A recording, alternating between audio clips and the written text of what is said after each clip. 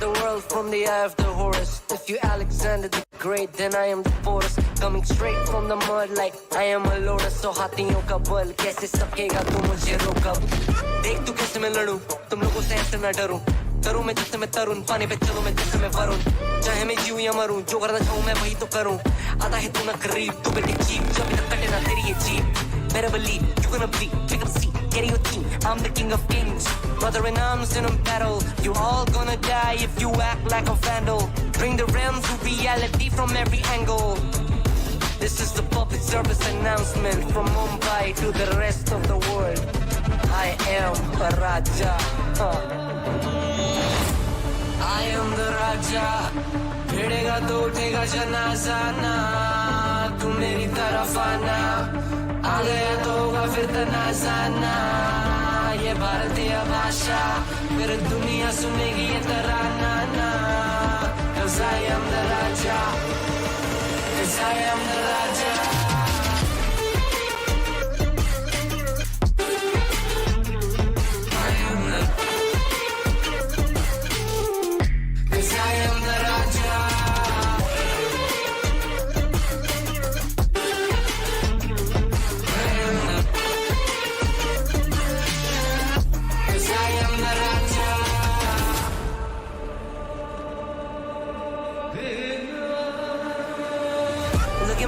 what do you see? I'm more than average, man. I'm a maverick, I can grow flowers on a barren land. Break a mountain with my bare hands and step back and cause a literal avalanche. Should have while traveling. अष्टभुजाएं मेरी जैसा मैं टरेंचुला ना है कोई तोड़ मेरा जब से पूर्वजों का ज्ञान मिला मेरे जैसा मिलेगा कोई ना तू और चाहे जो भी था सबकी कबर मैंने खो दिया तुम लगाओ के बोलियां कम पड़े गोलियां चंद्रगुप्त ने मौर्य या किला तू लोरियां come to me and you just gonna die that's really a given I am invincible and you are invisible see that's really a difference get out of my way or leave the world the choice is yours I don't kill my enemies I play with them that's what the toys are for from Mumbai to the rest of the world I am the Raja भिड़ेगा तो उठेगा जनाजा ना तू मेरी तरफ आना आ गया तो होगा फिर तनाजा ना ये भारतीय भाषा फिर दुनिया सुनेगी ये तराना ना 'cause I am the Raja 'cause I am the Raja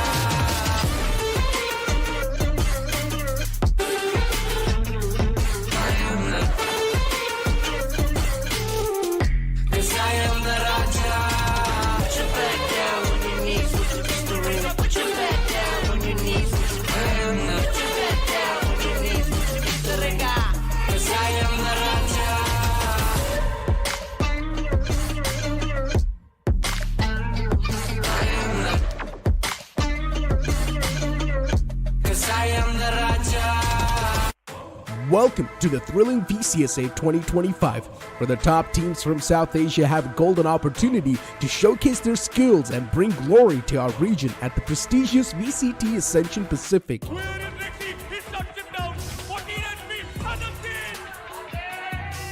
This exhilarating tournament unfolds in 6 stages. Let's dive into the heart of the action with the qualifiers. In the VCSA qualifier, teams from India, Bangladesh, Sri Lanka, Nepal, Bhutan, Afghanistan, and the Maldives will compete, with 4 premier teams directly entering the quarterfinals. Only 2 teams will earn their spot in VCSA 2025 Split 1 through a single elimination format. In Split 1, a total of 8 teams will compete. This includes 2 teams from the qualifiers, 2 directly invited teams, and 4 pre-qualified teams from VCSA Split 3 2024. They will engage in an intense round-robin competition over the course of 14 action-packed days. Only 6 teams will advance to Split 2, while the bottom 2 teams will face relegation. In promotion relegation, the 2 relegated teams will compete against 2 premier teams in a knockout round to secure their place in Split 2. Get ready for an unforgettable tournament filled with fierce competition and dazzling gameplay.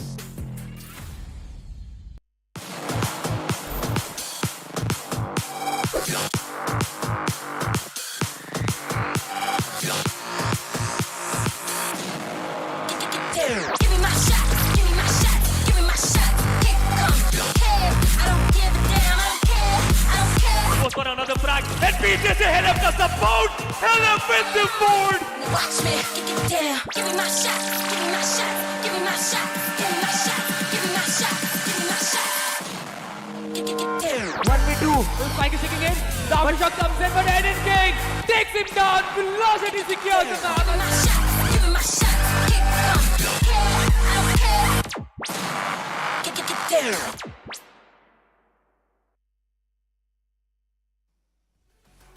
Well, last time we saw the teams that are gonna show up now, they dominated the other like none other. Ladies and gentlemen, we'll have to see if that domination continues today, or will we see some new names that are powered by billions of heart show up like none other. My name is Sahishnu. Alongside me, we're gonna have Aladdin, and we are up here in Valorant Challengers South Asia 2025 Split 1. Aladdin, VLT versus S8UL. This seems to be like a match made in heaven.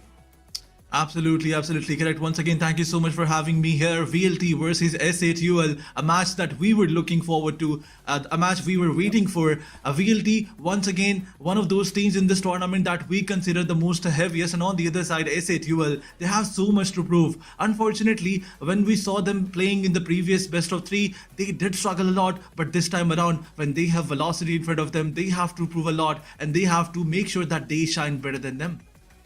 Absolutely, they have to shine brighter than the VLT side. But here's the thing, how are you going to shine brighter than the side that has got the experience of the Pacific Leagues itself? This team is just unmatched. And there's one more thing that's unmatched, and that's going to be the prize pool of this entire event, ladies and gentlemen. It's going to be 1.13 crore overall prize pool, and that's going to be divided into 26, 29, 53 lakhs respectively for split 1, split 2 and split 3. Plus, we've also got a 4 lakh rupees special prize. What's that going to be for?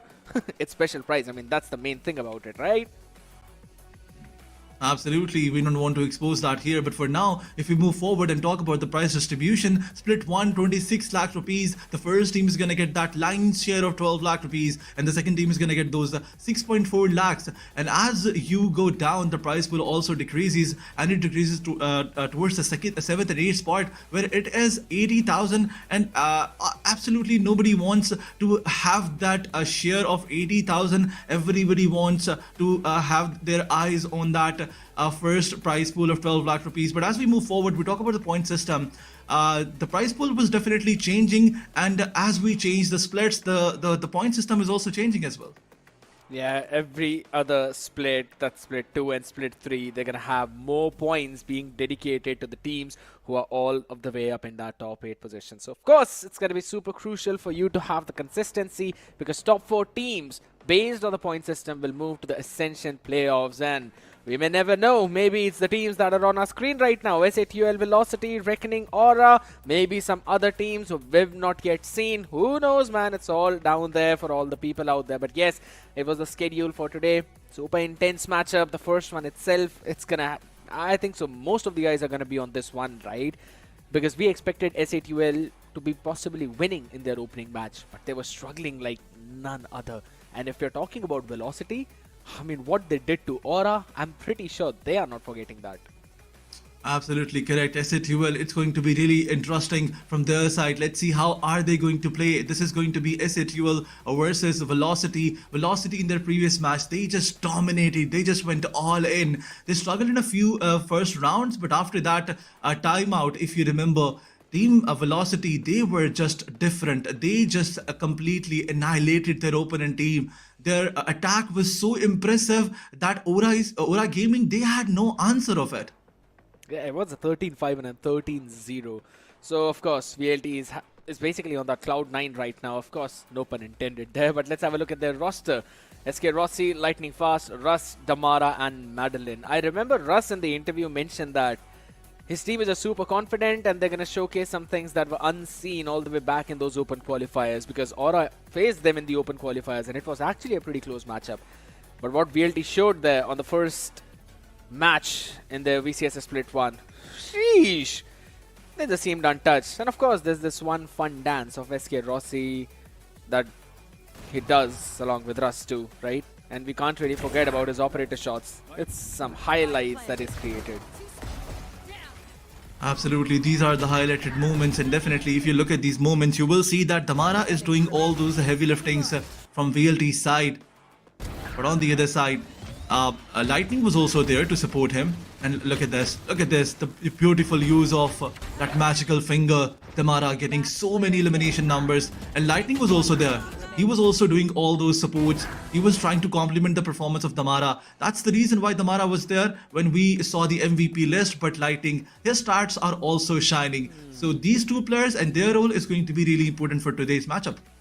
I still remember Lightning Fast having those 2 aces for himself.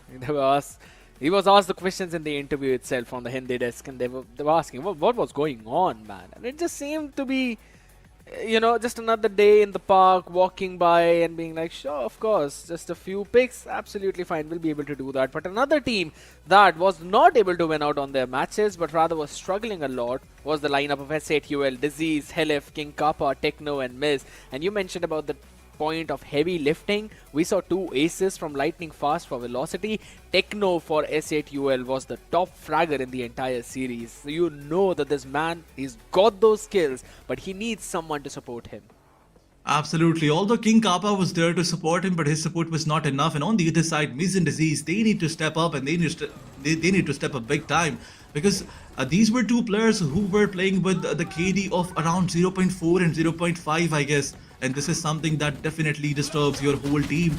But as we move forward towards the highlight, and you can clearly see that on one side where Techno was trying to get to do all the heavy lifting, King Kappa was also there, but this time around he has to make sure that he supports his teammate and their team wins at least one match, at least one map. They have to win it because Velocity is definitely going to be a bit more bigger challenge for them. Yeah, it eventually comes down to how many maps can you steal away from Velocity. In the form that they've been looking, defeating them is just a behemoth task. It's even more difficult than climbing over to the top of Mount Everest. So you eventually want to try and find other peaks, right? Maybe some Kanchenjungas, maybe some K2s, and that's probably just stealing those maps away from the other team. That's going to be the main priority because everyone loves S8UL. Seeing this entire organization hop into the Valorant scene itself, I don't know, I can't even count how many fans were waiting for this. And now that they have stepped in, expectations are super high. And whenever those kind of high expectations come around, you know that it adds on to that performance pressure. Techno showed that he does not care about it. He's going to play his natural Valorant. King Kappa as well was gelling up pretty decently with the team. But I want to talk more about Tricky, right? Because it's Damara, Tricky. One player on the other part, the other player on different roster. Both playing on the duelist role. Tamara has been looking super successful, but when we talk about Tricky, he's been struggling. I mean, we can say that he struggled in a few maps. He did struggle on Yoru, but his jet was really great. But on the other side, BGG, he was there. He was there to help him in Mono. These two Russian players, they are just making sure that their entry is seen by all the Indian competitive scenario of Valorant. They were playing so good. And BGG, if we talk about the heavy lifting from Revenant Esports side, he was there to support his teammates. Yeah, you know, but I kind of want to talk about the Smokes players right now because we've been talking about all of the duelists out there.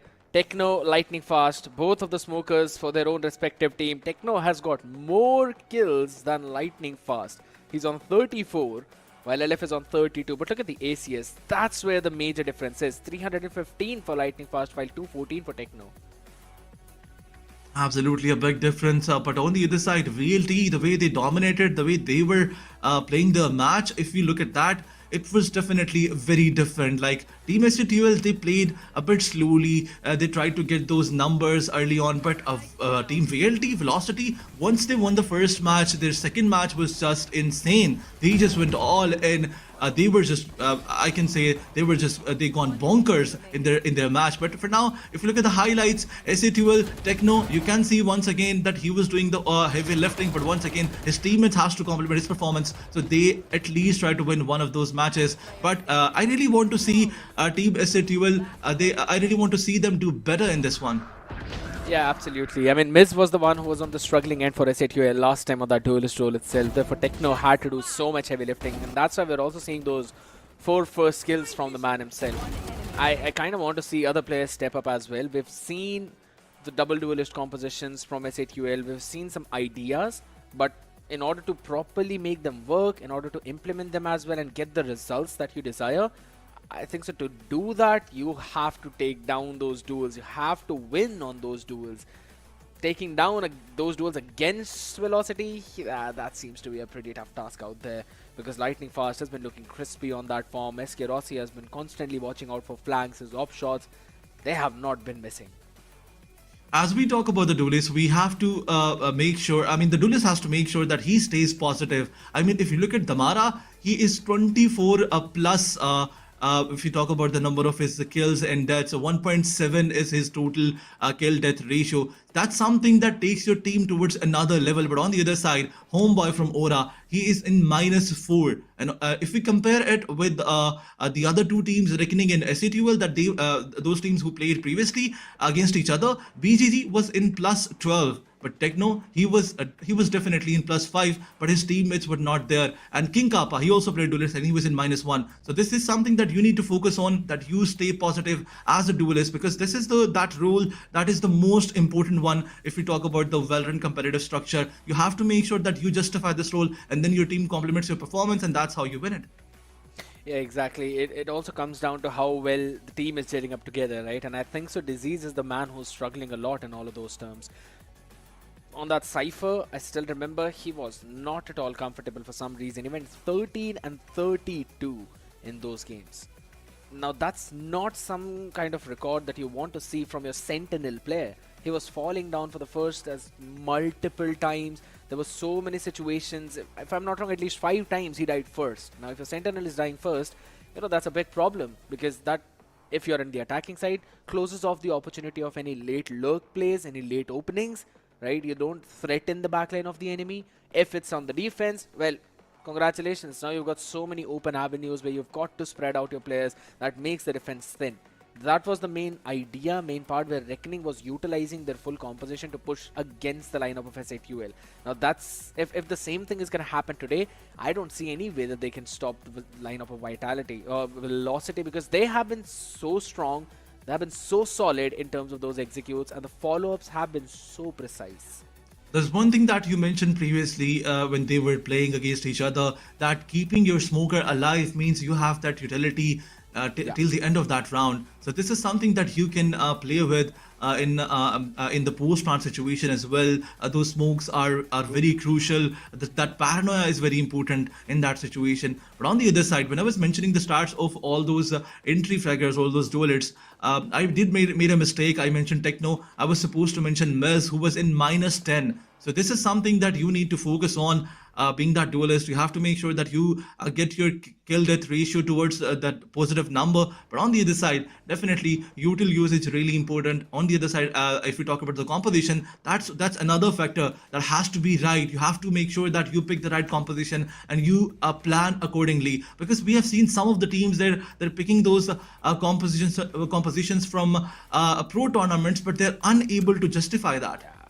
Yeah, there's been quite a few question marks out there, but there's another team that makes up their own compositions and they perform really well on that, and that's Velocity. We've been seeing this team time after time, even the chamber being pulled out onto the Pearl as well. Now there are so many questions that we need to ask, some things that need to be answered, but we're going to be throwing it to a very short interview, ladies and gentlemen. Here's the coaches of both the teams and maybe Russ. Guys, what's up? How are you guys doing? Hello. Hello. Yeah, good. How are you? we are doing perfect, man. Okay, Elranger, मेरा पहला सवाल सीधा आपसे. आज opponent में Rossi, lightning fast, Golu आपको देखने को मिलने वाले. How does it feel like to play against them now? I mean, if I'm being honest, they're just, they're just any other 5 player who are playing against us. I know them personally, वो अलग बात है, but it's just, they're just names for me. I'm more concerned about what they do in the round than who is doing it, and that's how we want to play. But on another note, personally, it's going to be fun. I know there's going to be banter for sure after the game between the 3 of us, which will not be on social media, but yeah. And when we talk about the entire thing, Godspeed, see, आपकी team is definitely soaring extremely high with a brilliant 13-0. वहाँ से अब SATUL है सामने. Is this sort of a challenge, or are you thinking कि भाई अब एक और केक वॉक होगा हमारे लिए? What do you think about this team right now, given the fact कि आप एक बहुत अच्छे एक domination के साथ यहाँ आ रहे हो? To be honest, we are just taking it game by game. We don't actually dwell upon our past results. वो हो गया 13-0, जो भी था चला गया. Now there's a new game, new opponents, a new challenge as usual. So we're taking it as it comes. Okay, Godspeed, follow-up question on that. Do you still going to pick up Pearl as a map? Because last time it was more like a run-through in the game, 13-0, ज़्यादा कुछ करने को मिला नहीं. तो क्या आज Pearl वापस ही देखने को मिलेगा या फिर कुछ मैप वीटो बदलने वाला है? Let's see. I mean, given the chance, why not? No, for sure. I mean, we are up for surprises, Godspeed. We are definitely up for surprises. But Hellranger, क्या आपकी टीम आज एक बड़ा upset करने को रेडी होने वाली है? मैं वो आंसर नहीं चाहता कि जो भी होगा देखेंगे. We have prepared strategies. Are you guys confident enough कि आपकी टीम, जैसे पहले गेम के पहले बात कर रहे हैं कि अभी तो नई टीम बनी है, जेलअप होगी. Do you think this is the game जब एक बड़ा अपसेट मे बी हमें देखने को मिले? I mean, last game के बाद एक दिन हुआ है, but I'm gonna say we are confident but not cocky. We are confident about what the style of Valorant we want to play, and obviously it's a process, but that doesn't mean we cannot win, and we are going to do our best to win. Well, I would just leave this here, and all the very best आप दोनों की teams को. We just want to see amazing Valorant today. Thank you. Thank you. We just want to see amazing Valorant. Perfectly said by Ocean out there. And honestly, with these two teams now going up against each other, I think so that's going to be the best Valorant we'll probably witness for the evening. Unless Aura has got something else to say against Reckoning for their second matchup. But for this very first one, Aladdin, we've been asking so many questions. Now I'm going to ask a question from you. Who do you think is winning according to you and according to the audience? I think it's going to be a 2-0 for Team Velocity. They will win it very easily. And on the other side, it's going to be a 2-0 from Reckoning side. This is what I think. I am being blunt. Okay. I am being honest. This is something that I believe in. I mean, Team SATUL, they will definitely give a lot of challenge to Reckoning Esports, but Reckoning will still do it. And on the other side, Aura versus VLT, it is going to be so easy for Team Velocity Gaming. Yeah, I mean, I think so, because again, Velocity going up against SATUL seems to be a pretty fairly simple cakewalk task for them with the form that they were carrying a couple of days ago against the matchup when they had against Aura, right? So I feel that this time SATUL, the best they could do is probably steal away a map or something like that. But I think I'm sorry to cut you off. I think I mixed some stats here. It's Reckoning versus Aura, right? And Velocity versus SATUL. Yep. You don't worry about that. There's so many stats. My out there, prediction is still the same. It's going to be 2-0 for Velocity and 2-0 for Team Reckoning. It's absolutely cool, my man. For now, we're just gonna throw quite those stats out of the window now. Let's have a look at the map veto itself, because I don't want to see a Pearl with the domination that there was. And guess what? That map's gonna be banned out. It's Abyss, Lotus, and Haven. Thank God that Lotus is not the first map, but it still is the second one. Now, SATUL has picked up Abyss as the first map. So, Aladdin, it becomes even more crucial for them to eventually find the win on this first one, because Lotus, I'm pretty sure, is going to VLT. To be very honest, both the teams that did not play on Abyss in the previous ones, Lotus is definitely going to be that map where Team Velocity will have an upper hand advantage, as this is the map where they made sure they win against Aura with a 13-5. And on the other side, there's one thing that is that I would like to mention. Team SATUL, they definitely dodged Pearl, because they know Velocity is so good on this map. Oh, but since we're talking about some good things, right, this Teho Breach combo is something that I love, and both the teams are bringing it. It's a full-fledged mirror composition with the Vice, Jet, and of course, the Astra for those smokes. Lightning Fast has shown how solid he is on that. We know that Techno is also super good on those smoking angles, but the fun fact is, this is the main duel that I'm excited about. Techno and Lightning Fast. One of the players who's been on the international stage versus one of the players who's been making a big name in the Indian community. What's gonna happen when these two giants collide? It is going to be really interesting. Velocity up against Team SATUL. The composition is almost the same. In fact, it's the same. Miz on Jet. This is the game where the responsibility is on his shoulders, as he was underperforming previously. Miz has to prove himself. Some miraculous performance is what we need from his side. But let's move forward. The first round is going to start in a few seconds. The pistol round, where definitely Team VLT will try to get that upper hand advantage. There's one thing about VLT, they make sure that the pressure is there on their opponents, and from the beginning of the game of the map, they try to push so heavily, so aggressively, that the opponent, they get a lot of pressure. And as they're on the attacking side, this is something that VLT will try to do once again. Now, being on the attacking side means VLT can set the pace, as you mentioned, as all the players are starting outside B, but that's exactly where the stack of SATUL is. This clash is going to be crucial. That determines the pace of at least the first 4 rounds. Out there, the Astra Star goes out early. VLT starting things slow, not being very explosive, just setting up for their executors. The drone goes out. Now they're going to follow up on the back of it. All the players on the container will have to move back, but what a stun! But still, it's Miz who wins out the fight. Damara not being able to land that shot. Rossi answering back, only good for 1. As Techno holds his ground. Can't really fight against this man, but the smoke is eventually gonna give Lightning Fast an opportunity as Disease finds out their angle. The Aftershock goes in, pushing them towards Techno. He needs to win the fight. He dinks one, and King Kappa is there for the support. He finds not one, but rather 3 from the heaven angle, and nice pistol start for S8UL. I mean, the advantage was there when Miz picked the first one. Although SK Rossi, he tried to take that trade, but unfortunately, he got dealt with so easily right after that. And King Kappa finishing all the last players that were remaining. Velocity, they lost the first round. I was expecting a heavy push from their side, but pushing so slowly towards a cluster, that was something that went wrong towards Velocity's side. And S8UL, they have the first round in their backpack, in their favor. Once again, 4 players are pushing towards B. The setup of Astra is almost there. But Astra, as he's pushing slowly and steadily, this can go wrong. This can go either ways. Techno, he has to be really careful about this. He has a bulldog. He cannot push and give this weapon to his opponents. And Velocity, they're waiting. They're just trying to get those numbers up. They're just trying to get that advantage. But S8UL, they know that they don't have to push, and this round is gonna give a lot of information. But this was good. A good idea. 2 players were hiding behind it. And this will probably force Team S8UL to push forward. Yeah, King Kappa quickly throws out his guided salvos as well, but can't really find anything. They've eventually given up the site entirely. Still a couple of players missing on the side of S8UL.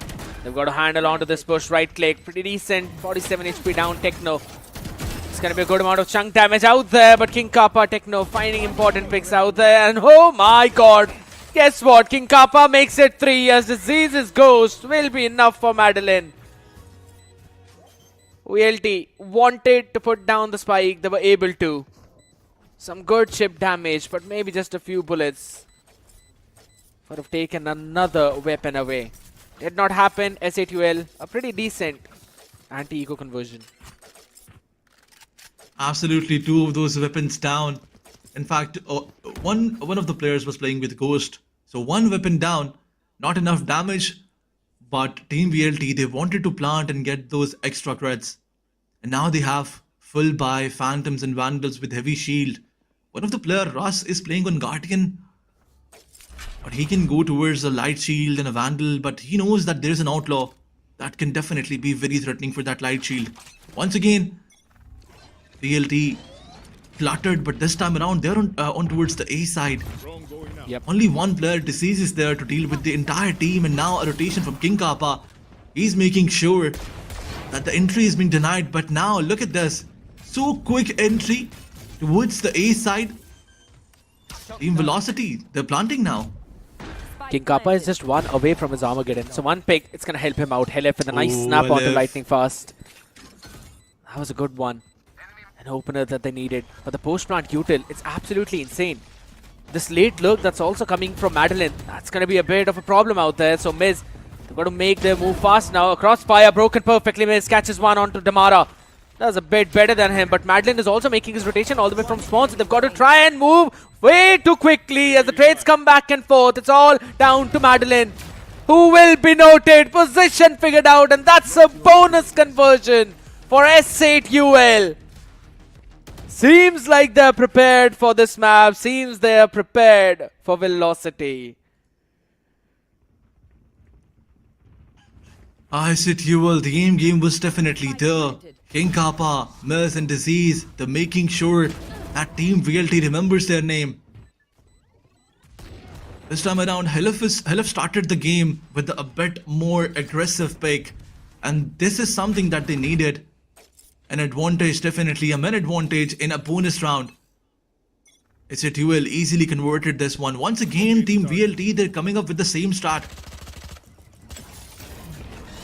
Kind of a scrappy force buy, but that's a very good fault, and the follow-up is even better by Damara, but he's only good for 1 as King Kappa trades not just 1 but rather 2 on the other side. Standing his own ground right now, concussed, and that's going to be a movement left-right for us. That stinger in the hand, pretty sleeky to catch. Takes it down to a 3v3. Helef with that outlaw, the drone. He did not scan who's under him. I think so. Lightning Fast's position is unnoticed. That's going to be a big thing. They're waiting for Miz to complete this flank. He's going to be coming from behind. Should catch on to one, at least Madeline. No ultimates yet to work around with. They're going to just hold it down. It's about time though. Crabwell being used up. Recon comes into play as well. Lovely utility coming in. Lightning Fast. Fence down. Techno Miz finding their trade. Down to a 1v2 situation. 5 HP on the guy. Russ. It's super crucial for him to survive, but he will not be able to ring around the Rosie. My ult's ready. As both the members of S8UL find him and put him to his grave. 4-0 start. A brilliant reveal to reveal out the position of Madeline. On the other side, this wraparound was just so good. That's one of the reasons why Team S8UL converted another round in their favor. But that fault line and that push in the beginning, that's something that we need to talk about as well. VLT, they did not do anything wrong. But unfortunately, they did not have that weapon advantage. I agree. One enemy remaining. And then follow up on the re-engage. Just beautiful from S8UL. Deploying drone. With the combinations that were missing the last time this team was playing against Reckoning, it just seems like that they have a lot of ideas now. A lot of information being gained out by King Kappa, who's got his Armageddon up by the way. Techno with a Cosmic Divide. Very ult heavy round. And Miz. He's already found a pick in mid. King Kappa just spams out his Vandal. And Damara cannot catch a break. Third time this man has been taken down. No map control given whatsoever. King Kappa. A one-way smoke is there. And now he's using his guided salvo to push all the players backwards. Once again, S8UL, they're just trying they're just getting the better of Team VLT. I mean, even in this round, there was no map control given. VLT wanted to push mid, but they were pushed back by the side of Team S8UL. Specifically that pick by Miz. And now the situation is down to a 3v5. S8UL, they definitely have that advantage. The numbers advantage is there. Miz finds another. One enemy remaining. Madeline was good for one, but the question is how can he survive this onslaught of 3 players now? LF gave him in the individual and won that individual. 5-0, another buy round converted for S8UL. Seems like VLT are tasting their own medicine. And it seems like Hellranger, he's technically being the kryptonite of Lightning Fast, Russ and SK Rossi. Because Rossi is going 1-5-1. Not the kind of score you'd want this man to be on. They've got some big ultimates up now. Aladdin, they've got Rolling Thunder, Armageddon, Cosmic Divide. But 3 are up on the other side and 2 of them are exactly the same. Armageddon and Cosmic Divide. A fun fact you mentioned. This can be those ultimate heavy rounds, one of those ultimate heavy rounds. But on the other side, if you look towards the composition of VLT, they have a bit more defense heavy composition. S8UL, 3 initiators in their team, definitely so many utils to play with. And that's what they're doing. Making sure that all those informations are being denied, all that control is being denied. For now, it's working for them. So I think Team Velocity, they just need 4 to 5 rounds in the attacking side, as their composition is defense heavy. That's what I think. You can definitely disagree. But Team S8UL, they're not gonna give them those 4 to 5 rounds. That's the whole point. Oh my god! Lightning Fast. He was concussed, and even after that, he just landed in a nasty headshot. Can he find the second one? No, he cannot. A good trade, just as fast as that first one was, and both the players just going to retreat back, run down to safety. But the question is, have they carried forward that one additional rifle which could be picked up by the members of VLT? Enemy Just have to wait for a few seconds to figure that out. Madeline's position is also noted, so he can't really make a move out there. And yep, it seems like SATL they've kind of played their macro game as well as King Kappa shuts down Madeline in mid. It was known to be at that angle, at that place. Rossi sees a retreating player and Helef baited him perfectly to set Techno up for that success. And in an off angle, Damara wants to quickly close the gap out, wants to pick Techno, but this man is just super sly. He's so slick. This guy just does not stop. A master of reposition, a master of disguise. Techno obliterates the push of VLT.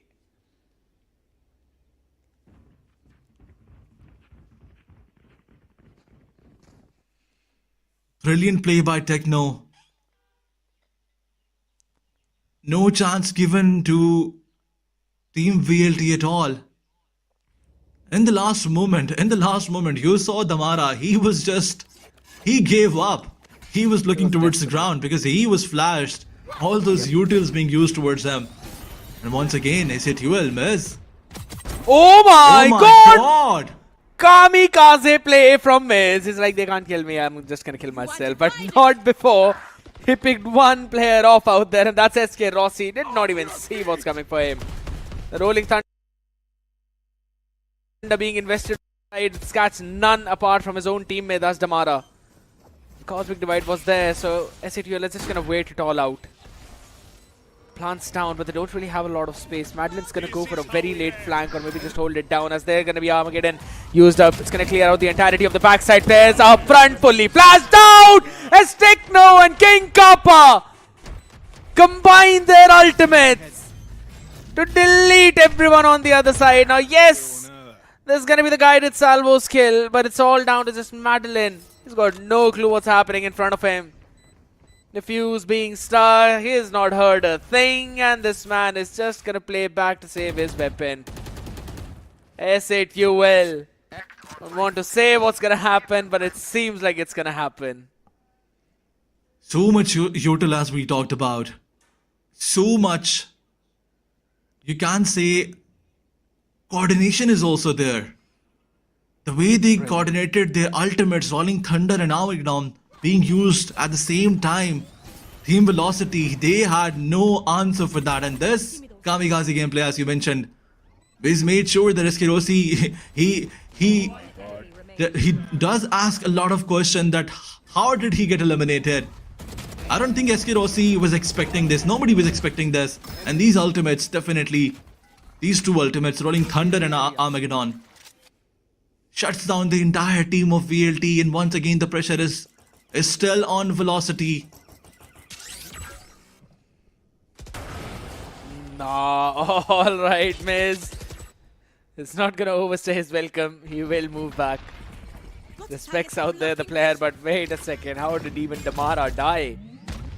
Seems like we might have missed the memo on that one. As the rest of the team of VLT slowly try and creep up. Everyone's been noted. Steel cage used up. But still a couple of players out there with a shorty in hand and smoke will do their job. Russ can't catch a break, running away, smithering away. One good thing that's happening is the fact that Madeline has slowly and steadily creeped up, moving all the way towards spawn, and it seems that Disease is not going to be aware about him. Miz has an idea, but not Disease. Absolutely, Disease can get surprised. Yes. This round, Aradhan, can be either made by Madeline or broken by Madeline. Absolutely, his position is so important. But now, a 2v3 situation it is, and Madeline, he's in that cheeky angle from where he can get two players at least. But as he has the information that three of the players are coming towards him, Madeline, he has that util as well. The guided salvo is the most important. Time. It's gonna be a bit more crucial. Yes, they're running out of time. They've got to stick onto that one. There's the salvos going in. One enemy remaining. You've got to try and take that fight now. Madeline moves up close. The shorty so far forward, but there's no one to stop the defuse. They've got over 3 seconds remaining.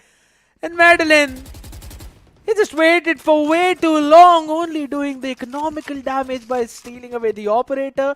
But look at the bank account of LF. It's capped out at 9,000. They've got much more than sufficient crits to buy another op.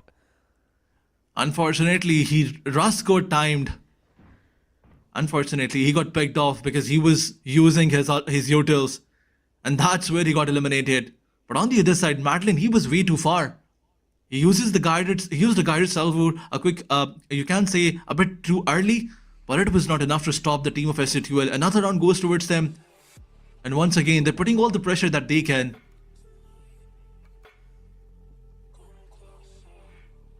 Velocity have to come up with a different plan now. The pressure is there and you can see by looking at their faces, not looking happy at all. Correct me if I'm wrong, Aladdin. I think so. It's the second timeout of VLT. They burned both of them up in 8 rounds. I mean, the first half is not so good for them. In fact, it's so bad for them that they had to waste or they had to use their both timeouts. But it's okay. We have seen Team VLT doing some miracles after timeout. Is this going to be that one? Let's wait and find out. Oh, what a play towards that mid. Yes.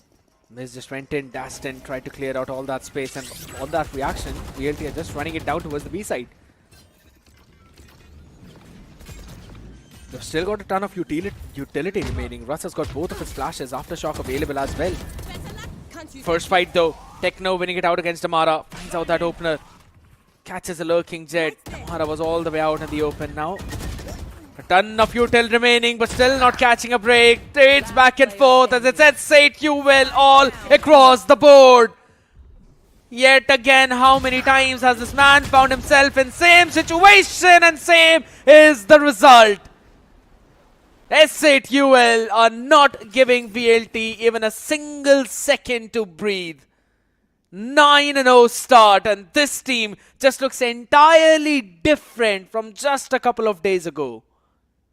Absolutely. I mean, not just the util game, not just the coordination, but the aim game is so crispy from their side. I mean, picking the Mara at the first place, and after that, Lightning and Russ, they went down. SK Rossi unable to take any of those players. It's like their bullets are not even connecting. Once again, the same strat. 5 of these players are pushing towards the B side. Heavy aggression is there, but Team SATUL, they are denying that push. With this Hunter's Fury, did damage 3 of those players, and Techno, he finds 1, and in fact, he finds 2. Through the smokes, and Miss, his position is so good. Oh! He finds 2 of those players. Miss with that cheeky angle. Nobody spotted him out. And now Damara, he had that responsibility, but unfortunately, Disease found him and eliminated him. Another round goes towards SATUL. I am unable to see any plan of action from VLT side. They are just going all in. No plan whatsoever. It just feels that they're not prepared for this one. Alright, so now this is the second time out of VLT. Techno just randomly spamming through the smoke, catches 2. And then Miz. Look at this complete shift. Crazy stuff. VLT are just looking like they are out of ideas. I mean, look at the numbers. On one side, SK Rossi is on 210, and on the other side, Disease is on 24. Not a big difference, but if you look at King Kappa, 15-3, these are some brilliant stats. On the other side, yes. I'll tell you one thing. King Kappa has basically been 15-3 for the past 2 rounds now. Oh my god.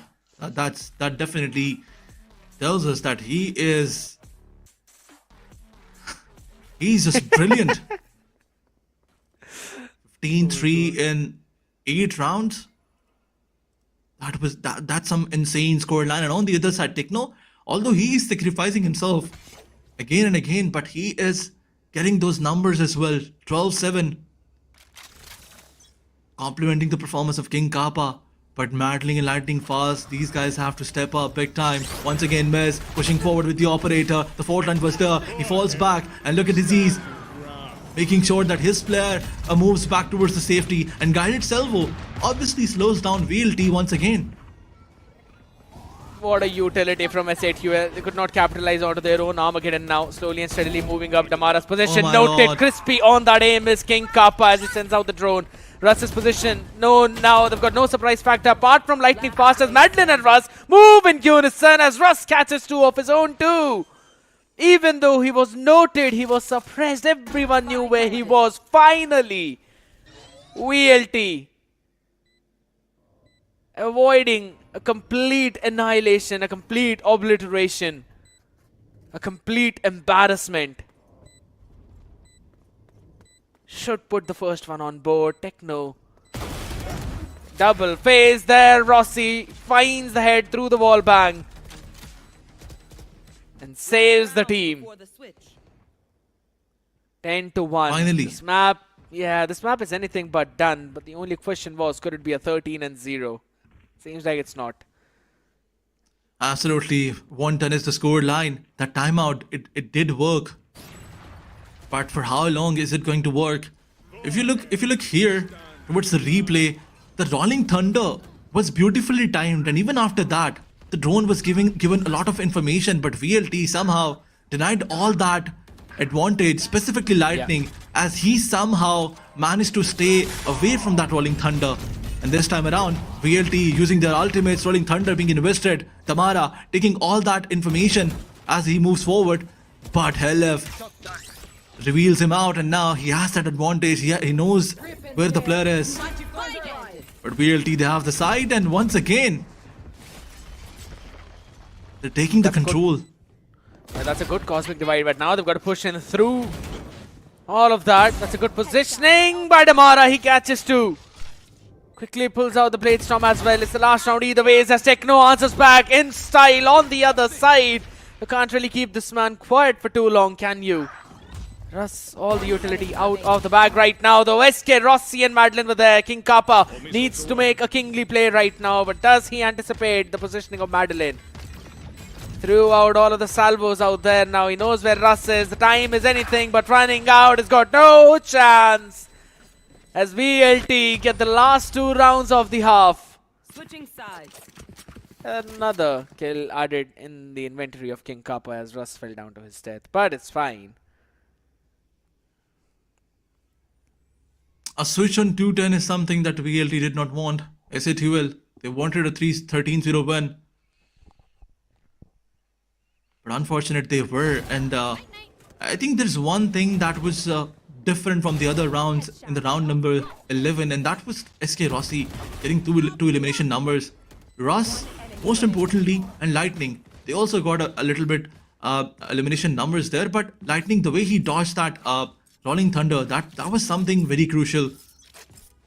Now that they have another round on the board, this is the pistol round where they have to win at any cost. Because if they lose this one, this game will be over for them. That early recon showed that there's no one playing aggressive, no one close. Clearing out at least one avenue for S8UL. And as you've said, side swap VLT desperately need this pistol. Madeline's position noted. Have they seen him though? That's the big question. You know that there's 3 people there, but Disease is the first one to build in that first blood. As Russ answers back, not good for King Kappa. Will be able to secure a good pick there as Helef just waited for Damara's aggressive play as he was forced to make a play there. And this B late split worked out perfectly. Techno is going to go for a late lurk though, while rest of the players are just going to try and move back, find timing. Miz. Where's that backside onto the side lane? It's just going to play to move behind those players. They've got no clue what's going to strike them from behind. First one. Okay, Miz. Alright. Find your own timing. It's fine. SK Rossi was good for 1. But that's about it as Techno shuts down Lightning Fast and it's a team ace. 11-2. S8UL. Pretty comfortable to close out this map now. This match is raising a lot of questions about the performance of Team VLT and the way Team SATUL, they put a lot of pressure on Team VLT. And they're not stopping even after the side swap. Mez taking all that risk and it's working out for him. King Kappa getting those elimination numbers and making sure that his team stays in the advantage. Everything is working out so beautifully. Once again, Techno is going towards mid to take all the information and 4 of the players are pushing towards B. Razorvine is there to stop the players, but are they gonna get stopped? Mez again upstarts and dashes towards the side. Eskerosi finds him. The Razorvine are slowing down all the players, but Helif, he could have jumped through that smoke and take Eskerosi down, but he did not do that. It was a risky play. There were still quite a lot of angles that were unclear.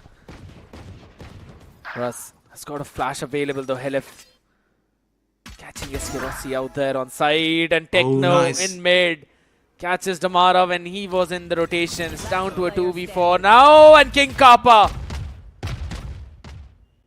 delivers a shot in the dome of Russ. It's all down to Madeline. You know where he is. You know all the utility is just so ready. Everything being thrown at him but the kitchen sink, as he's still when he hops away to safety. 11 and 9. The question is, can this guy do the unthinkable? Moves out of the smoke though, but that's a little too presumptuous of him. Techno Stinger was enough. Match point. And it seems like it is enough. 12 to 2. I think this is the 5th round that we saw Madeline as the last one standing.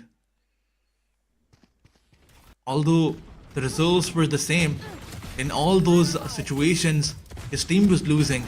But Madeline, is he staying behind? Is he not playing with the team? Or the team is dying so early?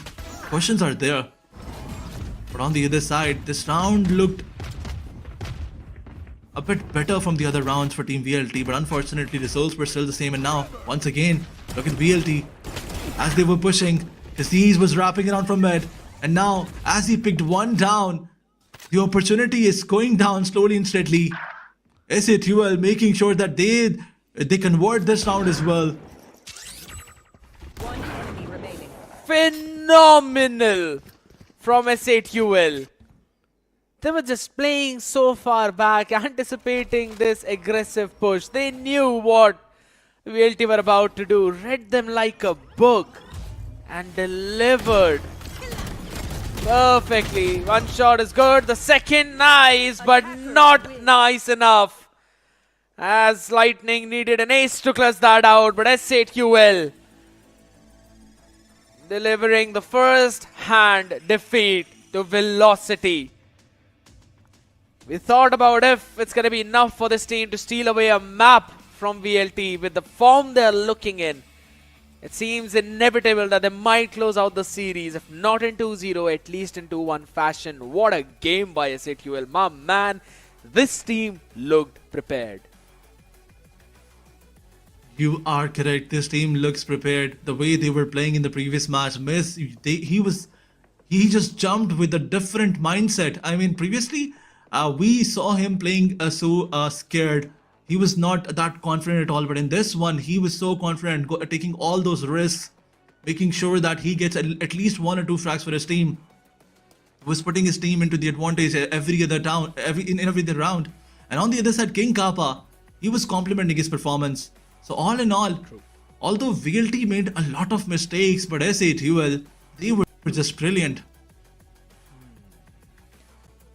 You know, there were so many situations where we could have said that maybe there were some lacking ideas. Maybe VLT were just not prepared enough. I'd have to say SATUL were way too prepared for this map. The way how they were playing in their own defense side, right? There was always a player in mid.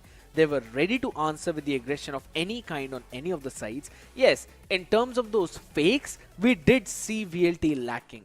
They were not late rotating plays, right? They were not playing disciplined. That's what I have to say. That they could create a fake on one side and then move towards the other after basically dumping up a bit more utility. Maybe just trying to find some contact plays over certain places. Or maybe just to try and, send in a couple of players to spring trap the other side's trap play and maybe counter that with your own. Those were missing, yes, I agree. But with the way how SATUL prepared this entire map for themselves, they were there wherever they were needed, sitting in towards the backside itself. And the best part, Aladdin, was the fact that they were not scared to give up the site. They gave up the site because they knew they've got enough utility to then retake the entire site. Absolutely, this is something that I mentioned. They had so much utility to play with. 3 of the initiators, I mean, the Z's and then King Kappa and Hilif, they had all that information. They had all those utils to clear all the angles and making sure that they can play good in the post-plant situation. But on the other side, as their util use was good, their aim game was also very crispy. And in multiple rounds, the way Miz and other players were going for a wraparound, the late logs were there, everything worked out so beautifully. And all in all, Team Velocity, they struggled a lot. But SATUL, they showed some brilliant Valorant out there. And to be very honest, I was not expecting the 10th% of this performance. But SATUL, they just surprised me. There were so many situations as well where you thought maybe VLT have done enough, maybe they pushed enough. But as I said, the ideas were SATUL, the way they were retaking those sites on the defense, giving away the space and then slowly moving forward. And there were every single time an angle or two that were left unchecked by VLT. That's where you always had the members of SATUL slowly and steadily moving. Miz there thought he probably might have had a headshot on the second one. Missed out that both of the body shots, but then this preparation, understanding that VLT are going to push. They haven't really done any kind of aggressive play on their defense. They were so very ready for that. Again, Everything. They prepared they prepared for all of that. That's the best part about it. It was their map pick though, Abyss. So the question is, can they replicate the same thing on Lotus? I mean, the confidence is definitely gonna be there in order to win that match. But let's see how VLT, they try to make a comeback when it's their pick. But if we move towards the stats, 12 first blood from SATUL side. Not just the composition, not just the util, but the aim game was also top notch. But on the other side, the post-plant situation, Team VLT, they did struggle a lot in every of those stats. But as it's their map pick, can they make a difference? Can they place a different kind of Valorant out there? But King Kappa, if we look towards the MVP, is definitely going to be the most valuable player with 3.1 kill death assist. 350 ACS, as you mentioned, 223 damage per round, and every other round he was taking at least one body, and then also extra bit of chunking damage on the other side. 27.8% headshot ratio. This guy was playing out of his mind today. It seemed like something just awoke in him. And then on the other side, Techno as well, providing a perfect support role. Miz on that jet, stepped up big time. 271. 3 players with an ACS of almost 300 is just nasty, man. It's obliteration. Madeline on the other side was doing his own job, was trying to find some timings, but again, how much can you expect from this one guy? Not a lot eventually. Tamara shut down 15 and 5, SK Rossi 6 and 14. It all just seemed like VLT were unprepared for this map. They were just not ready for Abyss, or at least they were not ready for what SATUL were bringing on the table. They've got to brush this one off and then slowly move forward for the next one. I mean, SATUL previously in their best of 3, they did not pick this map, so they were also not prepared for this match. But we can say for this map, But we can say that in the days that they were not playing, they did plan something, and that's what they used in this one. I mean, Miz taking all those risks, pushing towards the spawn when they were on the defense side with the ultimate, that was something unbelievable from his side. Yeah, I mean, he was constantly finding those timings and those openings as well. The gaps where VLT were. Even on their attacking side, they just seemed that whenever they were trying to send someone for that lurk play, someone from the other side was ready. Mostly it was Helif holding down those long angles, sent out all of his strong boys with the guns to take care of everyone on the side. The utility were on point, be those recons, you know, the couple of rounds that eventually VLT got. In one of them, Lightning Fast dodged the Rolling Thunder. They did not anticipate him to be so far forward and close. That was one round where he eventually got a double and saved his teammate from demolition. And then it was just the very next round where momentum was with VLT and they went in for another fast hit. I think so those were the two cases where SATUL were kind of, they were caught by surprise as to how fast this execute could be or how fast can VLT move. Apart from that, it was just their game to win. Absolutely. All of these players were struggling to stay alive, but on the other side, if we talk about one player from Team Velocity, Madeline was making sure to get those numbers up and as well as staying alive, as well as he was trying to stay alive. If you look towards his total kill, death and assist, it was 11, 11 and 2. So Madeline is the only player from this team who was in the positive numbers. But on the other side, Lightning Fast, Russ, Tamara, SK Rossi, every of those players were struggling. All these players were struggling. But as we were talking about previously about the prize pool that these teams are playing for, you can also play for something, and that is 7,000 VAL points. Absolutely. 7,000 overall Valorant points, 5,000 for the first winner, 2,000 for the second one. And there's a very simple way to participate in that. You just saw that question, right? There was a QR code. Make sure you go back in the video and scan that QR code, answer that question once the form it shows up, and then click on submit. You can eventually win those 5,000 points. Now I know you need some time to do that, so we're going to send it down to a very short break. On the other side of the break, map of Lotus between these two teams.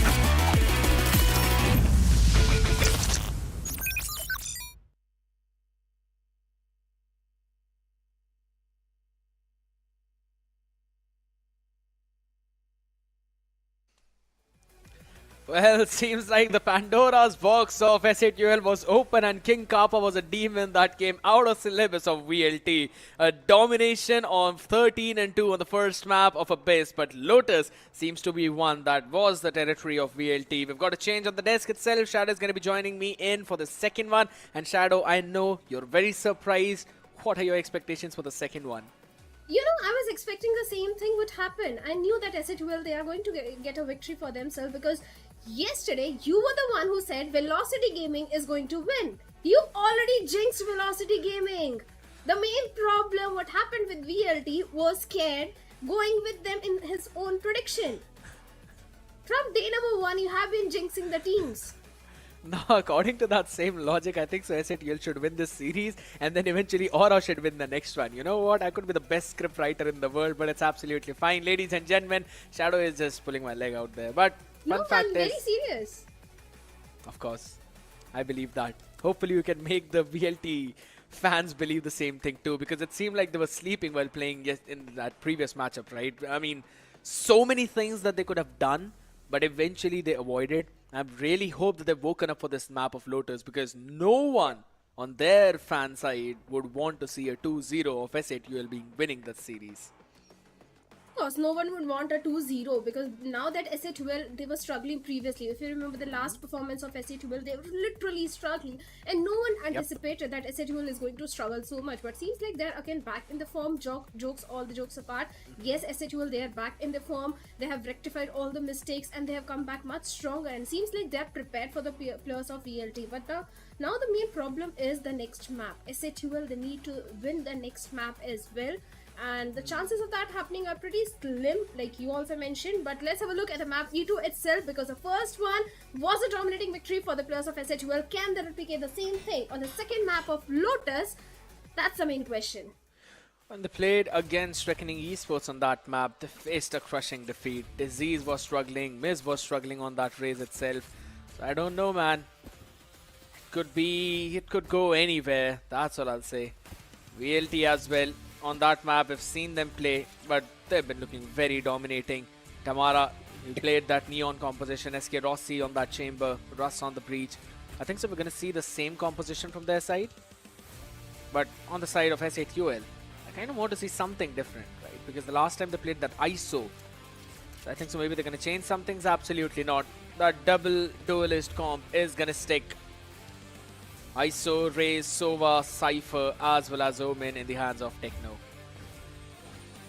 For a second, I thought either of these teams are going to pick the G2 composition. The Breach, Teho, Double Control, Viper, Omen and Yoru. But seems like that's not going to be the case. Yes, Breach is there. Neon is there. Fate is there. Chamber. Well, SK Rossi, last time I still remember that how he annihilated the opponents as a chamber on the map of Lotus, and Lotus has been a strong map for the players of VLT, so there is no reason for them to change the composition. It has been working pretty well for them in the past as well. Maybe in the later stages of VSCSA we can see that Breach Teho composition coming up, but for now for the players of SATUL also we have got Cypher, so that means we can see too many lurk players also coming in. ISO, Raze, double duelist composition, and Sova is also there. But composition wise, I still feel that VLT, they do have a certain upper edge on SATUL. But for now, VLT on the defensive half and SATUL on the attacking side. First pistol round, and seems like Russ is just ready with his aftershock, just in case if anyone comes for the trouble control. But SATUL, they're going for the beathead, and King Kappa was just prepared for SK Rossi this time. He instead shut down. Good shutdown indeed. Anticipated an aggressive positioning. Take flight. Punished. SK Rossi right there on that chamber. The aftershock being used up. Oh, LF. Lucky that lightning did not peak on that angle. 1 minute trouble re-clear, but the players, they're sticking over towards the connector though, so this is a trap play. Relay Bolt going in with a flash as well, not just one but two, with the Paranoia on the other side to slow them down. But Miz is isolated, and he cannot catch a break as Madeline jumps in, shuts down LF. Techno good for one, but one is all he gets. A lovely trap setup from VLT, and SATUL jumped right into it. course he did. Of course he did. And the first pistol round goes in the favor of the players of Team VLT. Yes, SK Rossi was not able to have his own shenanigans this time in this particular round, but yet the round goes to the players of VLT. And once again, SK Rossi, every single time, the players of VLT win a pistol, Rossi comes with an outlaw. A perfect weaponry for such rounds where all the opponents are just having 5 classics, nothing else, no shield, nothing at all. Alright, lightning fast. We'll be just running it back down. Paranoia used up to slow them down a bit. And with that, Rossi is just gonna run in as well to try and support his teammate.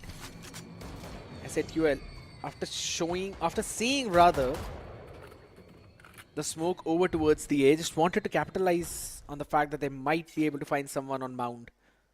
At least SK Rossi. That's why we saw King Kappa going in for that jump peak. But it's fine now, slowly moving towards the B. You've got the alarm bot.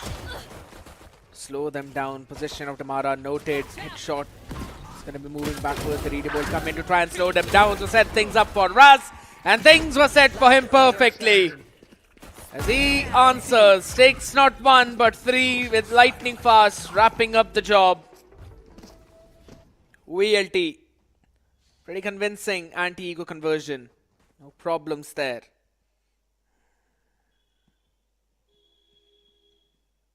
That was a save round for the players of Team SA12. And the third round is going to be really important because it's going to be the first buy for SA12, but Russ being Russ, this guy was really good in the previous matchup also. The first matchup of VLT which we witnessed, and seems like again Russ is doing just Russ things. The bonus round for the players of VLT, the contingency is there on the back of it. Damara was aggressive. VLT, they're really pushing the A rubble, and Damara gets the value out of it. Not just 1 but 2 players down from the side of SA12. A perfect plan, but Miz is going to answer back with 3 of his own. Not just 1 or 2, 3 of his own. Hedef gets 1 more, and suddenly scared the tables have turned. But hold it down, Shadow, because Miz is on a half shield. SK Rossi has got an outlaw.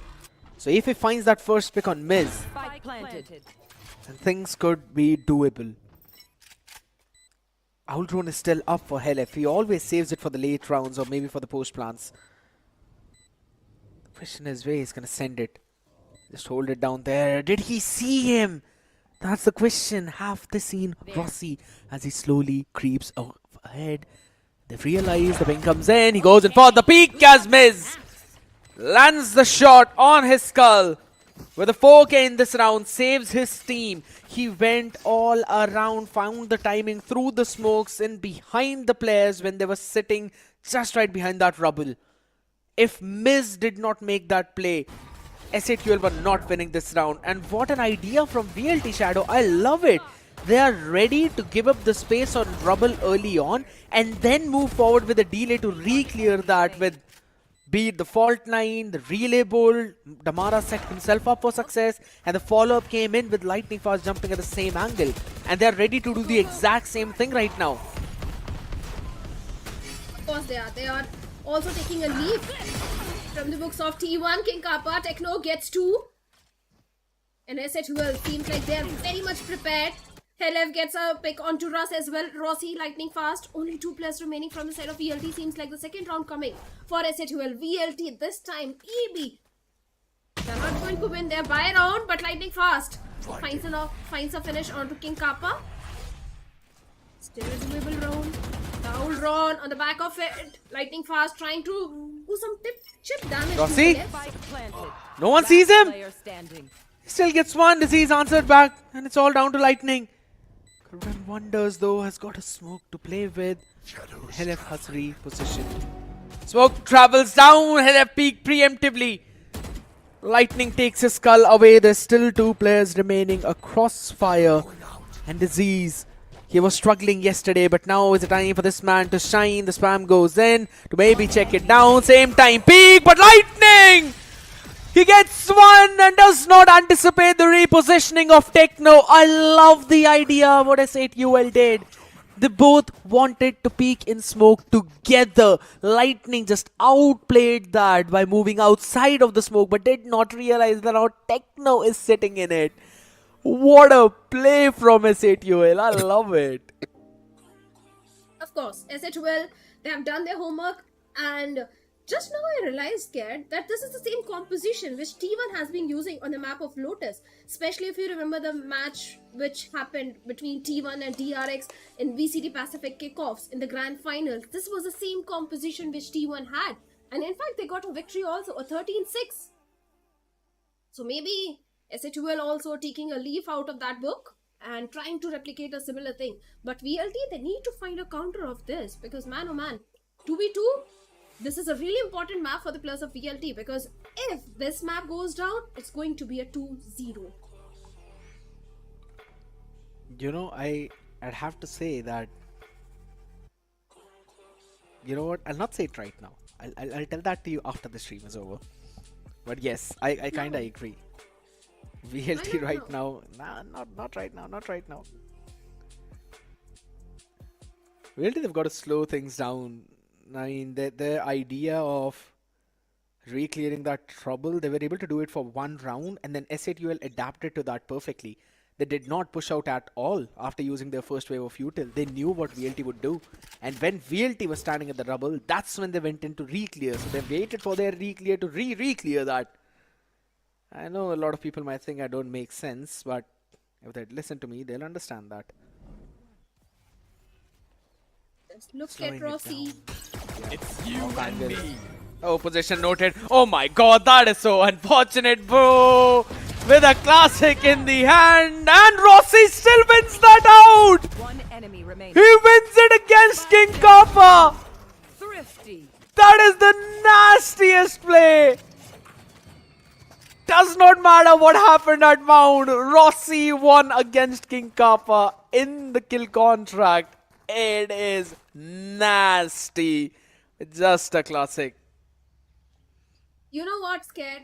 Only Rossi can do such things. That's why we always say Rossi doing Rossi things. Because no one in that situation would have thought that SK Rossi is going to win the duel against Kappa in that kill contract. And that was the only catalyst which the players of VLT needed at that point. Because after that, all the frags, all the trades came in the favor of the players of VLT. Sure, SK will need just some little time to digest the previous run, what really happened. Because they were full buy. Everything was just lined up for the plus of SA12. But now they are in the same round, eco round, where Techno with just a stinger. And down to only 4 players.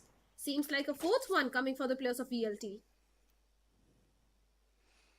But it's not just that right. I want to take the people back onto the journey of the previous round. That after that trap setup, as soon as Rossi was picked up in the kill contract, there was a paranoia set up by Lightning Fast that caught not just 1 but 3 players of S8UL, and that's what set things up for the rest of the team in motion with Damara with his own overdrive. But right now in this round, losing an early member, now the rotation is over towards the B. Russ sees everyone, throws in the fault line as he isolates Miz now. Along with that cage out there, the TP comes in from Techno as well, trying to move in from 2 different directions. The back and forth fight go in, but another 3k for Rossi from behind. King Kappa stays alive for a second, but not for long, as Madeline will be able to shut him down. It was a scrappy buy for S8UL, if anything, but just a few stingers into a Sheriff Classics. I'd have to say they did a pretty decent economical damage to VLT. Is the goal for the players of SA12. Because converting thrifty rounds with just a single and Sheriff is really difficult. So the main goal of SA12 was just to do some eco damage to the players of VLT, and that's what they did. 3 weaponries dropped. I've got few shields, few half shields and rifles. SA12, this should be around in their favor. Still 2 rounds deficit, and this time VLT, they're pushing the C mount. A paranoia on the back of it, and Damara finds disease, shuts him down towards the spawn. Just look at VLT, how proactive, how aggressive they are playing at this point. King Kappa finds Russ. Little bit opening towards the A side. Damara slowly moving down. Techno has got no clue, my man. Happy birthday. Want to try and move a bit far forward. Yeah, the Nightfall invested along with the Hunter Spirit from the other side too. But Damara, how is he getting 3? Please don't tell me he's gonna get 4! Make it an ace now at this point as Helef shuts him down. Where are the comms from S8UL? He just casually walked past Disease. Techno seemed to be oblivious of that fact. And then that was not just him. Even Miz and King Kappa. Oh my god, I think so this basically marks a moment to take a timeout. Because that was a mistake after a mistake. Seems like S8UL, they're only just trying to do eco damage. Rounds are not coming in their favor. 2 rounds, and after that, back-to-back 3 rounds have been lost by the players of S8UL. And once again, a scrappy buy coming in. SK Rossi once again on the outlaw, and all the 5 players of S8UL on half shields. A perfect weaponry in the hands of SK Rossi. But this time S8UL going all the way towards B side. The recon, but seems like the B side was completely empty. And VLT might want to play B on retake. A flood retake should be there. Spike planted. Oh, and SK SK Rossi. Rossi. Yeah. I think this guy is just enough. He himself is enough. The connector, it was unchecked eventually, and that's where they found the first one. Techno as well answers back on the other side. Now Madeline is going to be stuck in that corner, but he's not the one stuck with them. They are stuck with him, as he even eats up a showstopper though, but will be taken down by King Kappa. The paranoia comes in. Lightning could not win that duel. Shotgun just too good, but that's the thing. It's a shotgun. Paint shell, go in. He's sticking to half. He's got to move back. Can't really eat up all of those paint shells now. Taps in one more time. Moves up. And Russ will not miss. The IGL steps up for the team, moving them up to 6. 6-2, and that too in the defense. S8UL, they've got the composition perfectly lined up, but seems like they're not able to do justice to that composition. In the map of Lotus, attacking team should get an advantage, and seems like S8UL, they are struggling on the attacking half. This is not really a good news. And VLT, Lotus has always been their strong suit. Especially Raz, mid lane. Even they are also stepping up. Well, Damara has been a great addition in the roster of VLT. Once again, a chance for S8UL to go for the 3rd round. LF trying to get information of the C main. Establish the mount control, but nothing other than that. Towards the C side, it's a solo anchor, SK Rossi, but you can't underestimate him at all. And his setup. For the reason that there is a slow approach from the side of S8UL, scared. I want to see if there is a trap setup though, which does not seem to be the case, but Rossi not goes down. He takes 2 first, and then was eventually traded. He's done his job as the Sentinel. Lovely shot from Lightning Fast. Holds down that connector angle right now. The Techno has made that cross. 1 enemy remaining. Damara does not even matter, as Lightning was able to win out the duel. Now they know where the last person is, but just on the opposite side. LF was able to win 1. Lightning tries to go in for the spray down through the wall. Bang! And the classic right click. Just to possibly to try and steal that one from Madeline. But he was there providing the cover fire. 7th one for VLT on board. Pretty scrappy buy again for this S8UL. We are moving toward a decider, scared. I don't see any chance. Yes, the timeout is there from the side of S8UL, but still, 5 round deficit in the attacking half. I don't know what S8UL can pull off in the defensive side that they can get a victory on this map of Lotus. VLT, they are playing it to the perfection.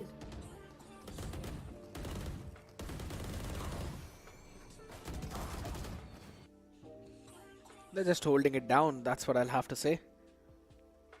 They tried to slow the pace down, and VLT are absolutely fine with S8UL playing it slow.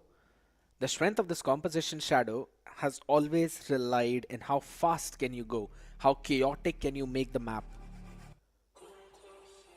how can you scatter the members of VLT and then move. Because in terms of utility, you don't have as much as what a Breach Teho brings on the table. Yeah. But there's still a possibility. It's gonna be very nasty towards Rubble. It's gonna get chaotic. It's gonna be a brawl. Kill contract ready. And it's a trap setup from VLT. The moment they hear something, the spring trap is gonna get activated. The outroad though, kinda have an idea, and as soon as I say that, they're activating that, Russ has been brought into the kill contract. On the other side, it's gonna be something different happening. Kappa needs to win this, and he will win definitely, but he will be taken down too. They knew where he was. Activating it from way too far close. Damara now dashes in, tries to style onto them, but that's two players in front of him. Big problem as Madeline now will use the Nightfall to try and figure them out where they are. Quite big questions. As Helef wanted to peek, Disease was using the neural theft, the coordination. It was just not there. And SK Rossi running it down as well over towards C. He knows what's happening. Teleport's ready. Already moving towards Waterfall. It's got the idea. Yeah, the cage goes up. He's hearing Plant as well. Knows where Disease is. Should win it out. But the question is, does he anticipate this cross? He did. Sees the rifle. Will not win out the duel as Disease wins the most crucial duel in this round. All mistakes are now forgiven. I don't know how on earth Rossi lost that duel, but of course that's a good news for the players of SHUL because they have got the third round on board. Kudos to Disease for pulling that one because of course he was under tremendous pressure. King Kappa this time in kill contract was able to find one. After that, Helef was also able to shut down Damara. Initially, SHUL were having the trades in their favor, but during the mid of the round is where SHUL do struggle the most. But finally, Disease do step up and save the round, but this time not. On the back of Paranoia, Damara gets one, not just one, but two. And the third one as well. The entire Rebel control, the aggressive approach of PLT. Seems like SHUL, they are not able to withstand that. And the last player also has been shut down by Russ. 8th one on the board for the players of PLT. And that too on defense. They just tried to do the exact same thing and the exact same result happened. SHUL, the composition is just not where you can directly brute force your way through Rubble. That's where you've got to play a bit more smart. VLT, they're just setting up a trap. As soon as they hear the first thing or as soon as they hear the first util, send out the relay bolt, send out the stun, they use the seize. And right now again the haunt not broken. Techno, that's the third or maybe the fourth time he's been thrown to the exact same fate, and King Kappa as well. And from the backline, Eskerosi jumps in, shuts down two. He will get the third as well. You all did beautifully. Switching sides. Seems like a 9-3 curse. It's just an unstoppable force right now. My goodness. Yes, they're just completely annihilating the players of SHUL. Seems like what happened with VLT on the previous map, the same thing is happening with the players of SHUL on this map. You know, it's the most basic idea, Shadow, that you send out the fast lane, you cut off any kind of backup that can come from the players who are at the choke point for the players who are towards the rubble. And towards the rubble, there's only two players. That's Techno as well as King Kappa. Techno has been eating up the relay bolt on his space for 2 or 3 rounds straight. So this time, he decides to be behind the rubble. But guess what? It still does not matter because this time Damara just slid past everything and finished him off. And eventually, because of the fast lane, there's no one who can provide the cover. King Kappa tried to go up towards the root, but that's where the aftershock is being put every single time. He had to jump down. He was shut down by Damara. So it's just so many basic ideas that VLT are bringing. But that shows you how well they've prepared for this map. And right now, they're just controlling out towards the B main, towards the C mount. Can go for any kind of split, just creating the question marks. PLT on the attacking side, yeah, they can definitely create few question marks, but for now the situation is looking in the favor of ELT, but a good reveal. A lot of information has been passed on to the plus of SH12 on the back of it. Helef do find lightning fast.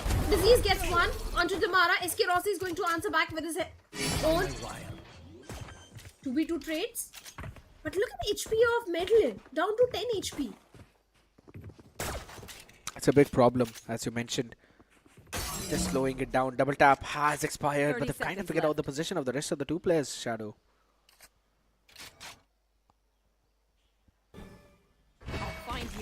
Even Disease is also having just 74 HP, but that tripwire did really work in the favor of the players of SH12. All the credit goes to Disease, but the retake, a 3v3 retake, let's see how that is going to pan out, because not too many missiles out there onto the side of SH12, but Medellin gets one, King Kappa gets a trade, and King Kappa gets 3 and saves the round for the players of SH12. The fourth one coming on board. This pistol was really important for the players of SH12.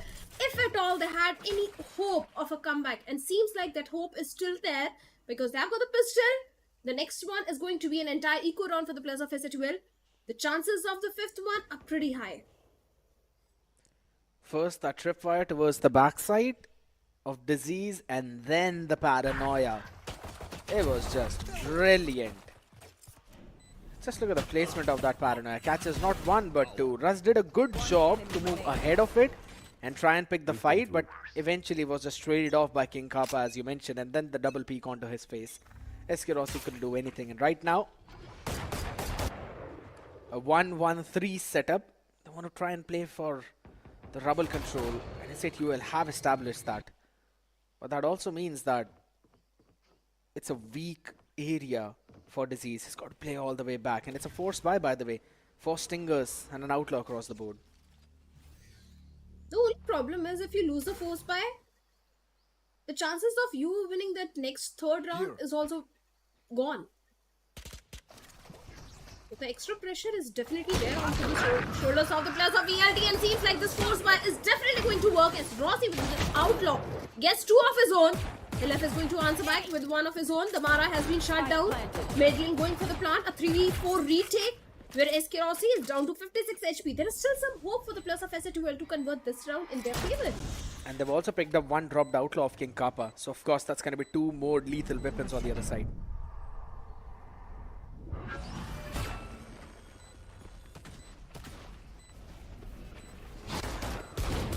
Rossi, timing is not going to be there. Helef will shut him down, humble him down, and Miz also takes John Lighting fast. Helef with a 3k of his own. Now, the last 1v1. Helef doesn't have much HP to work around with. Whereas Rossi with a stinger will shut Helef down. Helef was completely unaware about Russ. And the 10th round also goes in the favor of the plus of ELT. SK Rossi initially, those 2 frags were really important, but in the end, Russ winning that duel was equally important, and the 10th round, the force buy did really work in the favor of VLT, seems like. He just found the perfect timing to move through the blind spots of SATUL. They had absolutely no clue where he was going. And then he struck like an eagle. And as you mentioned, with that, now VLT should move to 11. It's a save for SATUL either ways. They're stacking towards the A. We'll just have to wait and see now. There we go. Undercut. Relay Bolt was already there. Not catching one. King Kappa with a nice shot of that classic. Along with Techno, who now picks up the rifle. Will be just lethal.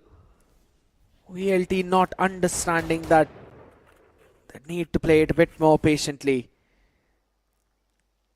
Still a couple of people that they need to take care of. One is Rossi with the outlaw. The other is Lightning Fast with the Vandal. It's going to be a game of ring around the rosy. A couple of players slowly moving from behind their position. Rossi and Lightning Fast. Friends of White Peak understanding the play of that outlaw, but Lightning still wins out on that duel. Low HP on Techno. Disease runs from the other side as Techno catches a right click onto Rossi's head, but Lightning Fast and Russ with unison catching all the other players. It's all down to King Kappa. Contingency undercut is 1 away from his kill contract. Lightning Fast, he sees him, but he still tries to run away on the left side. We've got to take him down. The TP used up as he will rendezvous with Russ on the side. King Kappa, all you need is 1. Lightning fast reload, heard, position, noted, breach after shock comes in, contingency was sent out, but 24 HP is enough for us to win out that round and to carry forward the two main weaponries, both the rifles. The hope which SA2L had after winning the pistol round seems like that hope has been demolished by the players of VLT. VLT onto the 11th one and SA2L still stuck on the 4. 59% of the audience think that SA2L will win. I don't think if they see this scoreline, they are going to hope for that win of SA2L in this one. Maybe in the next decider that could be a possibility, but the chances of that happening are really slim. If they want to stage any sort of comeback this round, obviously it's going to be really important. King Kappa in that kill contract is going to lose the duel against Lightning Fast. Miz also finds one onto the Mara. 2v1 trades in the favor of VLT. Techno, he has pushed onto the A double. The entire A side control is with the players of SA2L this time, but VLT, they went all the way towards the C side, where they've got the setup of Disease, but Disease is all the way towards the spawn. This should be an easy plan for VLT. But for the retake, SA2L, they've got the recon, they've got the paranoia, they have got the dark cover to work around with. Spike planted. Let's see if this retake can be successful, because it's a really important round for the players of SA2L. If this goes out of their hands, this entire map will go out of their hands.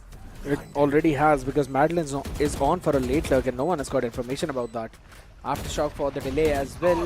Madeline should catch in a couple of people. There we go, the Rolling Thunder comes into play, but SK Rossi will fall by the hands of LFS. Rusman out in duel, but everything is visible as Madeline completed his lurk on time. 2 rifles carried forward, and it is the map point.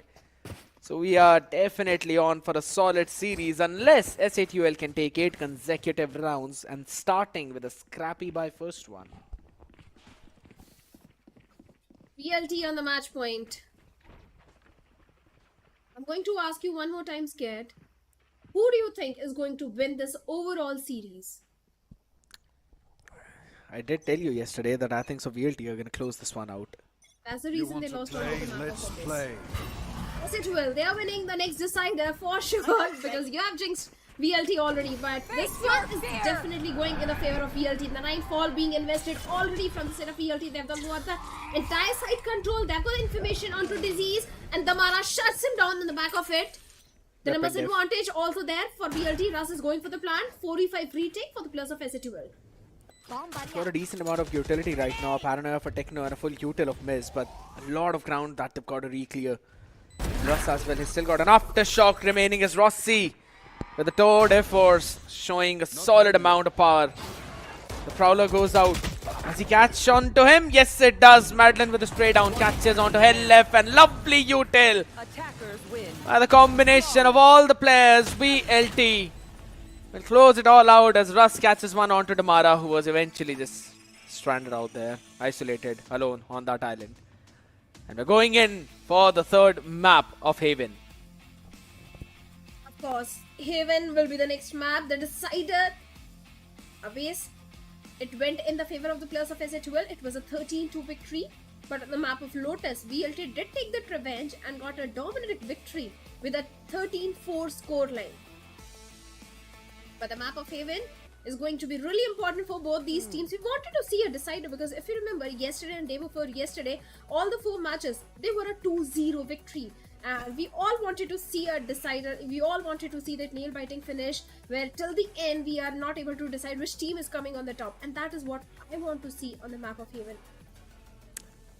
And you're up for a series. That's all I'm going to say. This is the best way that no one would have expected this series to go, to be very honest. You know, everyone who was predicting was saying that Velocity, with the way how they were looking, should close this one out. SA2L on that first map was just crazy good. And VLT said, you know what, we can do whatever they're capable of. Yes, there were 4 rounds for SA2L this time, but if I'm not wrong, almost 2 of them were probably pistol rounds, and apart from that, maybe just a couple of few gun rounds here and there. But overall, in terms of the macro, it still seemed that VLT were looking very crispy with all of that. But it's absolutely fine. We know that this was a map pick of VLT, and with the way how they played, really good. But what's going to happen on the next one is going to be a big question mark. But I'd have to say a good step up from Damara in this series. Of course, Damara has always been fantastic as a Neon. He has always been doing those wonderful things, 3Ks, 4Ks, every single time we see this guy coming up with. But looking at the highlights, we can also see that Russ was also stepping up big time, because in the initial pistol round itself, Russ was able to get a 3K. So many rounds were there where Russ was showing his own heroics along with Medlin as well. Madeline was just trying to find those times. Whenever we see VLT play on this map, Madeline is always the one who is set up for those late lurks, those late timing plays. That's what they were doing. Even this one round, you know, VLT, they just obliterated S8UL in terms of that macro. One paranoia, it was good enough. And again, some questions in terms of communication for S8UL. Damara catching 4 player, that's when he was going for the backstab, and that too when Disease was picked off outside of B main. And quite a big question mark, but it's fine. Slowly and steadily, they were trying to creep up. 7 and 3, we thought maybe they can move in for a 5-7 half, but it seemed like VLT, they were just on a steam-rolling engine, which could not be stopped. And over towards the end as well, just a bunch of utility saved up, right? That's the strength of Breach whenever it comes into play. Normally, teams are accustomed to playing just a Fade on this map, so you can go in for those executes with a Fade and an Omen. When you add a Breach into the mix, that means there's a whole new kit of utility that now you can use, be it for the aggressive play, be it for the side take, be it for the post plant, be it for the retakes. It just opens up a lot of possibilities. That's why a lot of teams love to run Teho as well onto this map and replacing Fade too. In order to gather the intel, you've got the drone out there. But in terms of the first kills right now, what happened in the previous map is the exact opposite of what happened right now. 13 for VLT. Exactly, 13 first kills for the players of VLT and 4 for the players of S8UL. The post plant is looking good for the players of VLT. 5 times they were able to get the site out of 5. 4 times they were able to convert it. The post plant is looking decent for the players of S8UL as well. They got the site 5 times, and out of 5 they were able to convert it 3 times. But post plant win percentage ratio is 0.6 for the players of S8UL and 0.8 for the players of VLT. And in fact, there was a 4K as well in round number 7, where Damara was able to shut down Disease, Techno, Miz and King Kappa. And of course, he's going to be the MVP as well with 1.8 KDA, and ACS is going to be 311. Damage per round 206. Headshot percentage 36.5%, and first kills are 7. I repeat, Damara has been a fantastic addition in the entire roster of VLT. And with the way how his team sets him up for success as well is also the key for his success. 7 first kills shows you how well he himself has got some of the utility which he can use to try and isolate some duels and then win it out too. You can just send out the fast lane with a relay bolt, slide in, catch in a couple of players maybe who are not ready for all of that push. But also at the same time, we've seen so many times Russ constantly going in for his own fault line plays, his own flash points, which eventually set Damara up for success. So it's not just that one player is performing good, but also the entire team that is now revolving around him. And you can also see SK Rossi, good amount of damage being dealt from him, 18 kills, almost a 300 ACS too. Not the same kind of performance that we're expecting from the other side, and Miz was shut down horribly.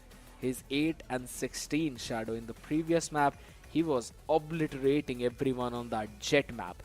So I think so when we'll move on to Haven, I would rather want to see him on Jet, which he's more comfortable. Of course, as a Jet he was doing really great, but as a Raze I think he was really struggling, because if you look at the stats also, there was not even a single 2K, 3K. In fact, in the entire roster of S8UL, Miz was the only one with 0 2Ks and 0 3Ks. There was just only 1 4K in round number 3 where he got Damara, Lightning Fast, Russ and SK Rossi. Other than that, I think Miz was completely missing. And in this composition, if you look at T1 also, Buzz was playing as a Raze and he was a top fragger of the team. So if you're playing this composition, you need, as a Raze, you need to step up big time. The entire team is relying on you, especially in those attacking halves, especially for those fast executes. And seems like that was not the case with the players of S8UL at all. Comes down to the calls and the success rate for the comp itself, right? You're mentioning about the T1's composition. I'd also want to highlight when they played on Lotus against G2, they got destroyed there. And it came down to the amount of utility at hand. Breach Teho, come on, Scared, let's be honest. A Breach Exactly Teho my composition point. is anyway better than this composition, and that is G2. I wouldn't exactly say that. Now here's the thing, right? If we're bringing in T1 for S8UL, I think so we can bring G2 for VLT as well. Now here's the fun thing. The way how a Teho Breach set you up is also Yes. kind of similar how a Neon can set herself up with a Breach. They can clear out a lot of area with their own combination of Fault 9 and Relay Bolt. While if you're going with a Teho, yes, there's going to be those drones, guided salvos going in along with the Breach's fault line. So that clears almost the similar area. But in terms of what puts you up for success, that's where I feel a Neon kind of shines a bit more. Because as a duelist, you can set your own self up. You can give the go signal to yourself and be like, all right, now I want to go in for the play. And I was constantly doing that. Every single time Techno was trying to take the entry, every single time we were seeing King Kappa move forward, they were always met with a brick wall named Damara, who was always doing such a good job. But now again, what's happened for the previous map, Shadow, has happened for the previous map. Now it's going to be the map of Haven. And we have seen S8UL play on that map. We have seen their composition. They go in for that Neon Breach Teho comp. And I think so, the ideas as compared to what they have on Lotus versus what they have on Haven, it's a lot more polished. So maybe we can see S8UL win this series out 2-1. Give you good news. G2 also loves playing Breach Teho on the map of Haven. I know. I know you know. I have So seen are that you entire expect- series. Are you expecting a similar comp or something like Omen, Sova, Cypher, ISO, and Yoru? Because Yoru is also a viable pick on the map of Haven, along with ISO, that do give you a certain advantage. Yeah, as I mentioned right now, right? We have seen S8UL pick up that composition of the Breach into the Teho along with the Neon too. So, of course, to scale up on all of those angles, you've got a lot of utilities. Techno was always playing on the smokes as well on that map. I know that he loves to smoke on top of the boxes on towards that A side. If in case VLT have done their homework, they should be able to catch those timings in between the rotations, those lurk timings that they were trying to catch. If anything, Disease has been the man who was always struggling on both Lotus and Haven last time S8UL played against Reckoning. And Disease, he did a good job on map 1 today, but on map 2, he was looking very rusty. So you have to brush all of that off for this map 3 if S8UL need to win. Disease needs to be the key player. He needs to be the threat who's always there, present at the back line, maybe trying to find some timings, finding some openings behind the enemy lines of VLT. That's when they're going to get paranoid. If there's no fear that someone might come from behind them, then they're going to focus all of their attention towards those choke points, towards those sites. And VLT have shown how good they are in terms of the retakes. But here's the thing, Scared. You are talking about that Disease needs to step up on the map of Haven, but last time when S8UL played against the Players of Reckoning, Disease were literally underperforming. He was 7 in 19 with only 3 assists. He was not feeling himself at all, and that could have been the reason that S8UL was not able to get a victory on that particular map. Yes, Techno as a Omen was doing wonderful, 23 in 17. And so many assists. Even Miz was also really performing good by getting those assists, 10 assists, 15 in 18. The entire team was coming online, but Disease was not able to perform up to the mark. So like you said, today on the map of Haven, for Disease to come online is really important. It's going to be really pivotal if they want to win against the players of VLT, because VLT's composition on the map of Haven might look slightly better as compared to the players of S8UL. That could be a great possibility. Last time VLT played on this map, it was against Aura, but it was in the open qualifiers when they ran with the double duelist Neon Phoenix comp, which I don't think so they're going to run again. So, you know, we will have to see. Maybe we might see them pick up that kind of composition, but who knows, right? It's again VLT. We might possibly see some Chambers as well into the mix if in case SK Rossi really wants to play that.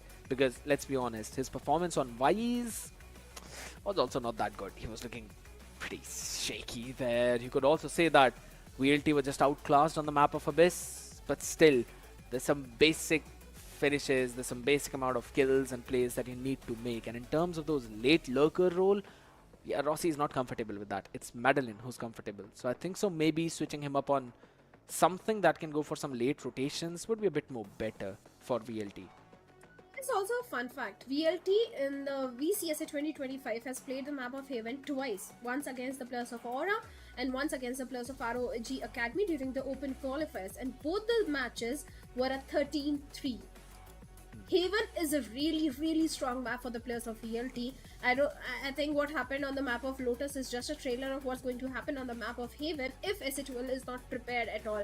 Because we all know for a fact that Disease was underperforming, and VLT, they're going to take an advantage out of it. They're going to set their plays in some way that the entire situation comes on to Disease, whether he's performing or not performing.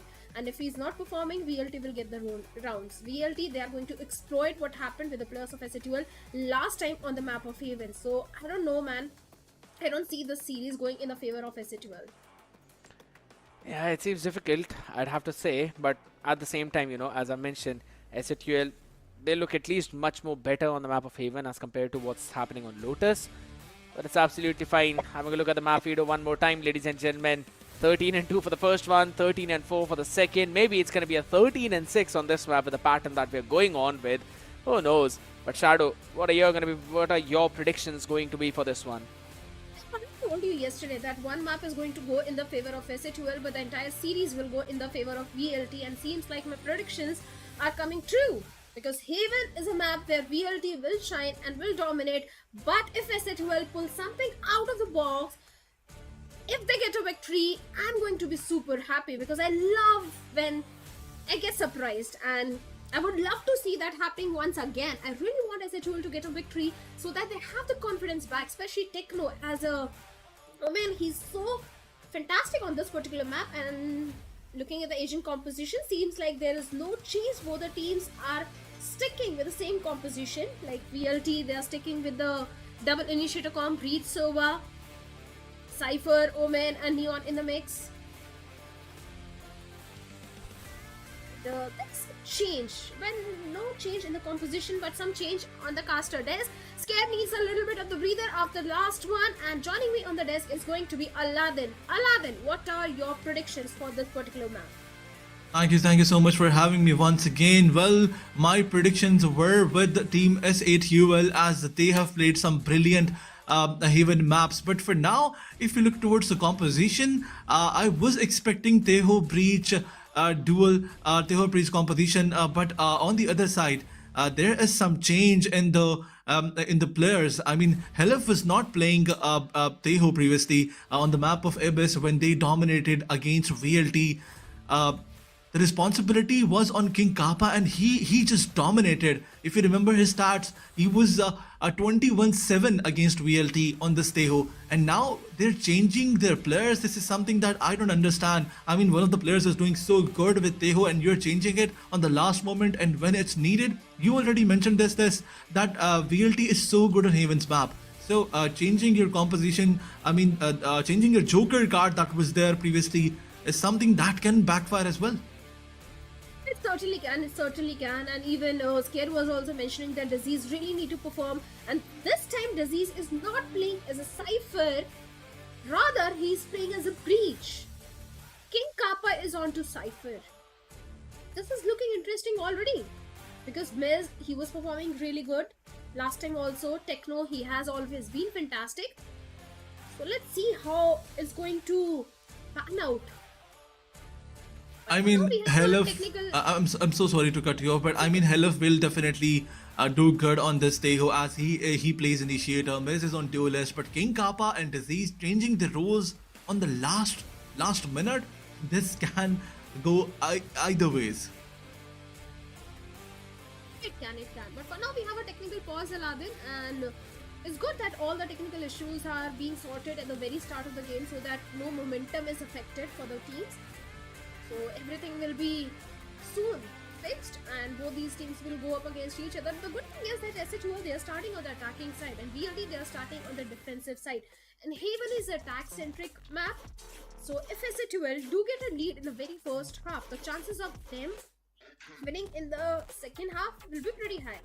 But if at all, just like on the map of Lotus, VLT in the defense, they get a lead. don't see Man SA2L converting this one at all. This first half is going to be really important, and it is going to be the decider for the players of SA2L. Absolutely. Previously, Team Velocity Gaming, they won 9 rounds on the defense side and 4 rounds on attacking, and this was it. The Lotus was their map with 13-4 switch, a brilliant victory on their side. But on the other side, we have seen Team SA2L doing some crazy performances, some miraculous performances on the map of Ibis. I mean, Madeline and Lightning Fast, they did try to carry their team, but King Kappa on that Theo, he was something else. Helif, he likes to play an initiator and he justifies this role. But on the other side, the smokers, this is something very important, and our co-caster mentioned this as well. That Techno, when he plays on the smoker, he likes to do some one-way smokes that on towards the A side. That will be very difficult for Team Velocity to breach. But Velocity, they do have a game plan on this map. Previously, they did struggle on one map, but this is not going to be it on another. Round number 1 is going to start in a few seconds. Thankfully, the technical pause is now dealt with, and now we're moving towards our first round. Yeah, all the technical issues have been already fixed, and SA2L on the attacking side, VLT on the defensive side. A decider map which is going to decide which team is going to get a victory. We already have a 1-1 where on the Lotus, VLT won with a 13-4 scoreline. That was a dominating scoreline, where else SA2L won the first one with a 13-2. Seems like the entirety of SA2L is going all the way towards the A side. So we have a solo anchor that is going to be Madeline. Absolutely. Established the A shot control, but Madeline is aware. And look at the proactiveness in Aladdin of VLT. The rotations are already coming through. I mean, they did give the information towards the A, but now they're rotating towards the C side slowly and steadily.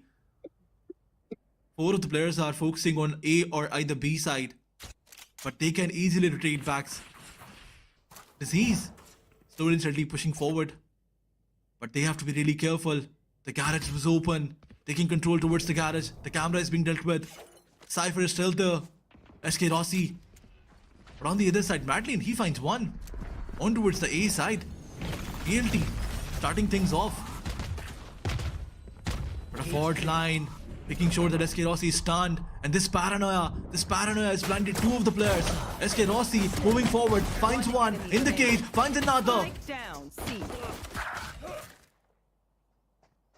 The entire round goes in the favor of VLT. A pretty easy round for Velocity and a good start. This is what I was talking about Aladdin, that VLT, they are on the defensive side. And if they get a lead in the first half, the chances of SA2L winning are very slim. And the first pistol was really important for the players of SA2L, but seems like they've lost onto the pistol. And now only 5 classics across the board, an entire eco round for the players of Velocity.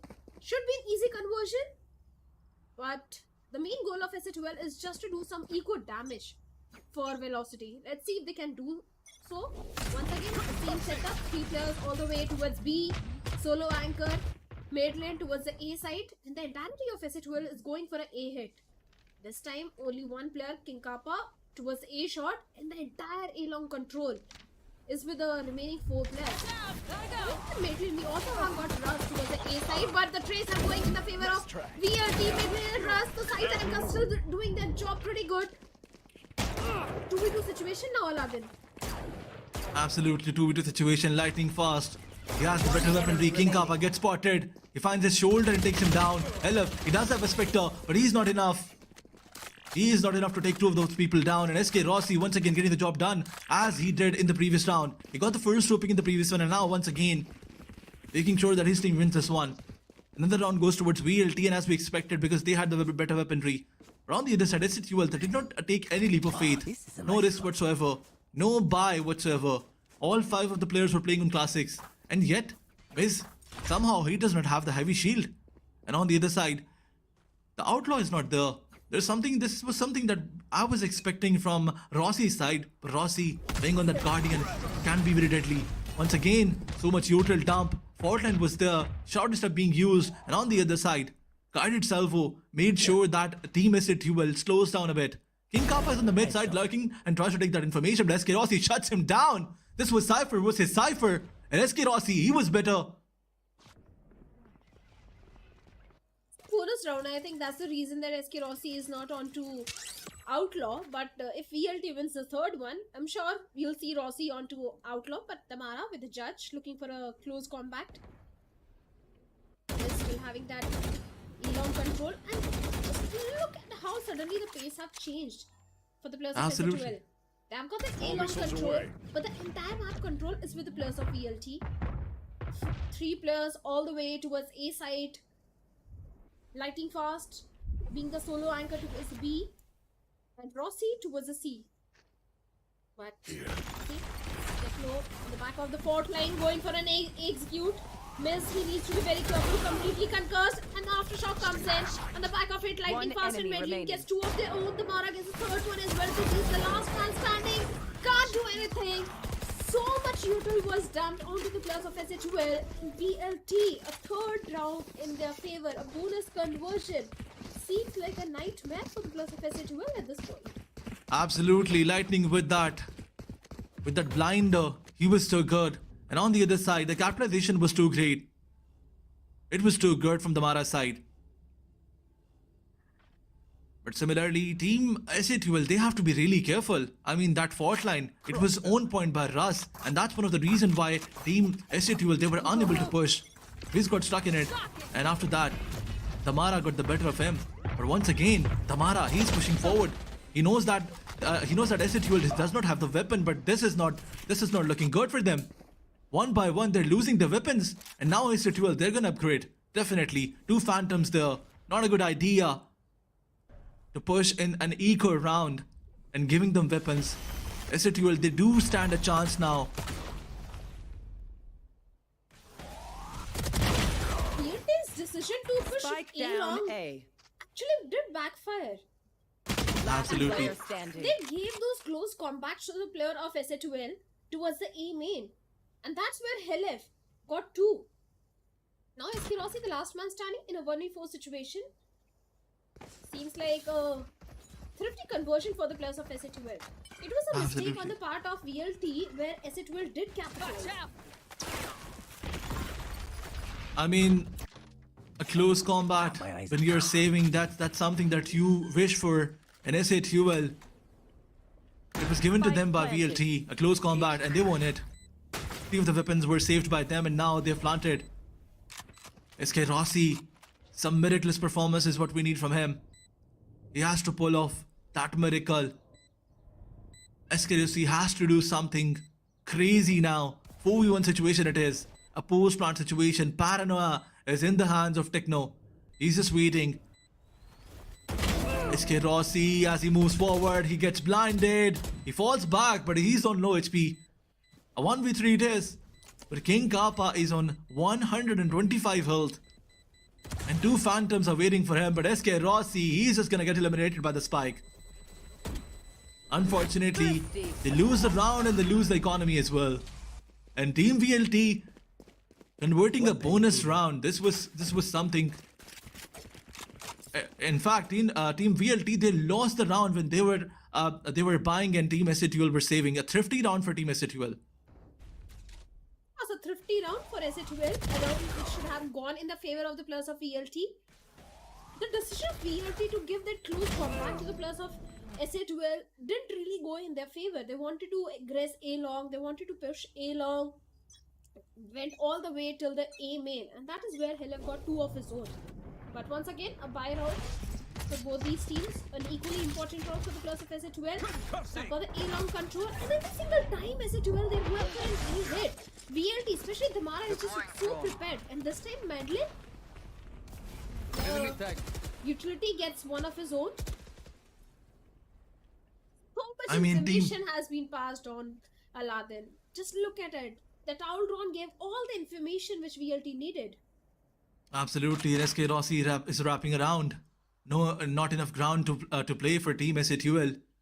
They did try to win those combats previously towards the A side. They wanted to repeat the same script, but Team SA12, they got denied by VLT, and now SK Rossi.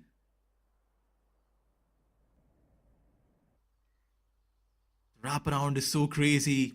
SA12 have nowhere to go. At one side, Madeline is waiting, and on the other side, it's SK Rossi. Slowly and steadily, they have to push back. And Helef, He finds Medellin somehow. 30 seconds left. SK Rossi has no idea. What's going on? SA2L slowly and steadily pushing towards the B side. They have the spike, they can plant. But do they have the idea that SK Rossi is there? SK Rossi has no clue that they have moved backwards towards the B side. The time is there. The clock is ticking. But this fault line can get Helef taken down. But he survived somehow. The timing was in his favor. Once again, SK Rossi, he is coming towards the angle where Team SA2L would not believe. The spike is down in a 3v3 situation. A 3v2 retake where SK Rossi do find Disease. Shuts him down immediately. But time is also ticking. Solely Helef, the last man standing, and Lightning Fast is sticking for that defuse. The neural theft gives the position of Helef as well. Lightning Fast going for the ninja defuse, and the 4th round goes in the favor of VLT, and Lightning Fast finds a confirmation onto Helef as well. A good plan, a good retake from the side of Velocity.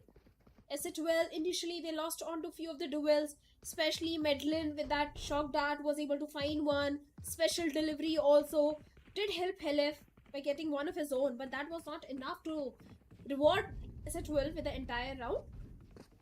But once again, SA2L, a broken economy, a scrappy buy coming in, just one single rifle, one stinger and a bulldog. That's it. Fire for the plus of PLT, Aftershock, Hunter's Fury, so much util being invested. But this time SA2L, they're going all the way for the garage control, but the tripwire outside garage is something they need to watch out for.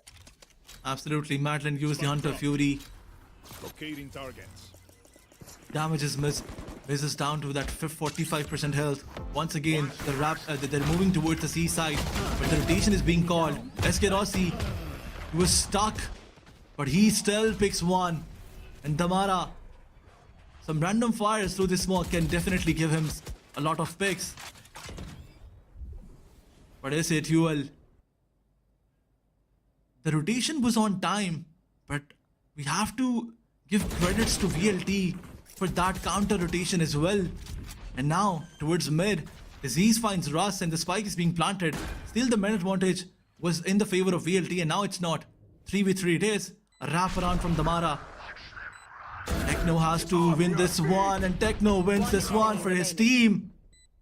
As Helef finds Lightning, a 1v3 situation it is. Madeline, the last man standing, gets blinded by Techno, and Techno eliminates him as well.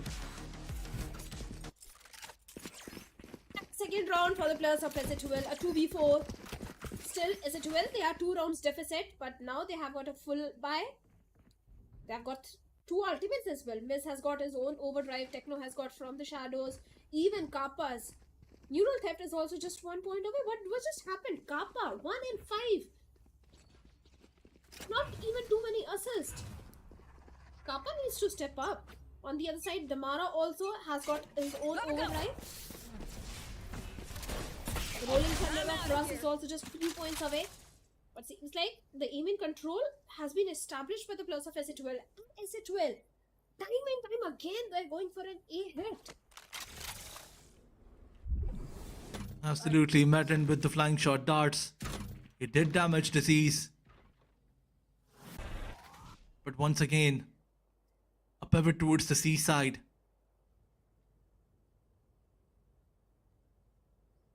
SK Rossi is holding that angle with his tripwires. He wants to play for a post-plant situation, and look at this. The fast end was there, high gear being used by Miz, and the whole side is in control of team SA2L. But Damara with this ultimate, can he pick someone? The flashpoint was being used. And Miz, a counter ultimate from his side. Look at this. Both the Neons are running each other down. But SA2L, they are just better. Finding players one by one. Down to the last one. And VLT gets eliminated finally. Another round goes towards SA2L.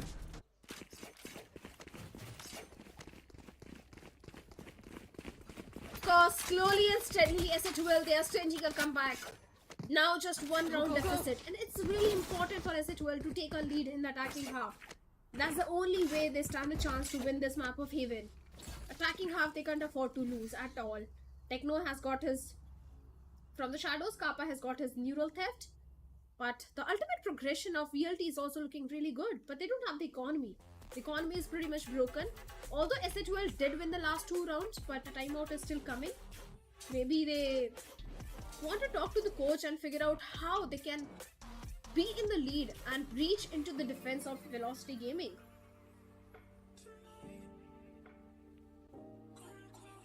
Let's see what the coach is going to guide the players of SA12.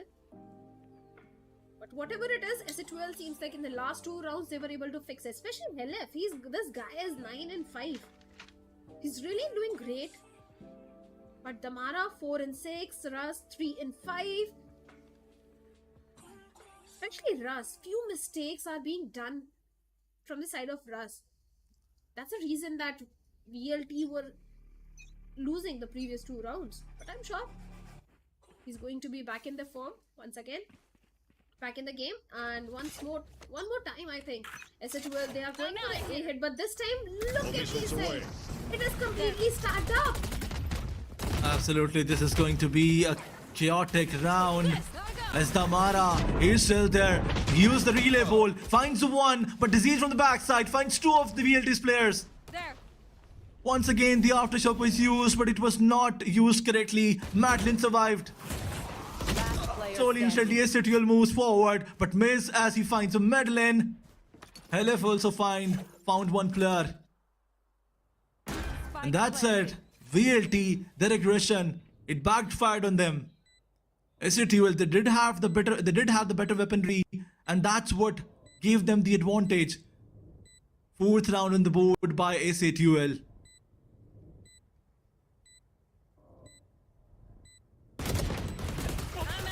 Finds the timing onto SK Rossi and shuts him down. An equalizer has been established by the players of SA12. The timeout is really working. Back-to-back 3 rounds, and now looking for the lead. SA12, they're back in action, they're back in the form, they've figured out that how to breach into the defense of Velocity Gaming, but now SK Rossi is back on his operator. The operator investment is there. Russ is having his own Rolling Thunder for the retake. Everything is lined up for Velocity to go for the 5th round. The operator, the Rolling Thunder. These 2 things can really work in the favor of Velocity Gaming, but SA12, they need to find a way to dodge that Rolling Thunder and SK Rossi's operator, but a good reveal, and Biz on the back of it finds Zamara, shuts him down immediately. Proactiveness coming in from the side of SA12. Absolutely. Once again, early on aggression towards the A side, but King Kappa towards mid gets so much damage and he's down to 10 HP. The win advantage is there, but HP advantage is not. On the other side, if you look at this guy, SK Rossi, I know exactly. pushes so deep towards C as he has all the information. But as Russ goes down, Team SA12, they're gonna push towards the C side. King Kappa still low in HP, and SK Rossi, as he finds one with the operator, King Kappa gets dealt with in the mid. Once again, the ultimate is being used towards the A side, and Techno, he has this control towards A. A rotation being called towards A. SA12, they're definitely gonna plant here, but Techno, he has to win this 1v1. 30 seconds left. Timing is in his favor, and he finds a mid lane. Makes sure that his team plays in disadvantage. And Lightning gets picked as well. The timing is not in the favor of VLT. One by one, the players of VLT are getting timed. SK Rossi with the operator, he wants to save this weapon. 5-4 for Team SA12.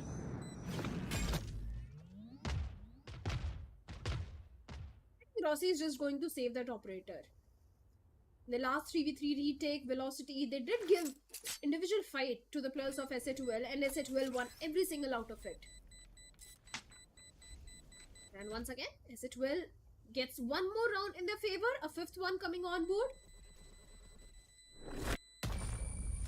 Momentum, the confidence of SA12 is once again back. A few mistakes were definitely there from the side of Velocity Gaming, which could have been rectified, but I think Velocity has pretty much done their job. In the defensive half, all they need is just 4 to 5 rounds, and that's more than enough. But if they do get a lead, that's going to be a cherry on the top. 30 seconds left. So there's still hope for the players of Velocity Gaming to come remaining. victorious on this map of Haven. But the pressure is still down on the shoulders of the players of SA2L. But for now, Velocity, they need to break the momentum of SA2L. Back-to-back 4 rounds is what Velocity has lost. Once again, a scrappy buy, 2 stingers, and just an operator in the hands of SK Rossi. Whereas SA2L, they have got a full buy. Gotta go. Absolutely. Round after round, the momentum is swinging towards SA2L. Once again, they have the weapon advantage with SK Rossi, the operator. And Rolling Thunder being committed by Russ. This is gonna push backwards team SA2L. They are in a bit of pickle now. But look at this. Asterisk now finds one. Slowly and steadily, what just happened? Team VLT. They went down. I have no clue what happened. Techno happened. Nothing else. Techno happened. A 4K for Techno. And a 6th round for the players of SA2L. Something is still cooking in the minds of Velocity Gaming. Last 2 rounds in the left in the first half. If these 2 rounds go in the favor of SA2L, it's going to be an 8-4 swap. And if the pistol of second half also goes in the favor of SA2L, maybe this entire map of Haven will go in their favor. And that's the reason that Velocity is calling for a timeout, because they need a 6-6 swap. They need to break the momentum of the players of SA2L. That's why this timeout has been called, to have a talk with the coach and figure out what's really happening wrong, how they can amp up their defense, because every single time and time again, SA2L, they're going for an A hit. Even a stacked up site is something where they were able to breach and execute the site. So yes, Velocity needs to figure out something now. Absolutely, everybody was waiting for a 2-0 from Velocity side, but SA2L, man oh man, a 2-1 can be something crazy, but for now, it's too early to say that. A 6-4 scoreline is what we're looking for. But on the other side, if we look towards the buy, if we look towards the loadout, both the teams, they have some Phantoms and Vandals to play with. But Velocity, 3 of their players are on Light Shield. And on the other side, the Hunter's Fury is there from Madeline. So let's see if he can use it.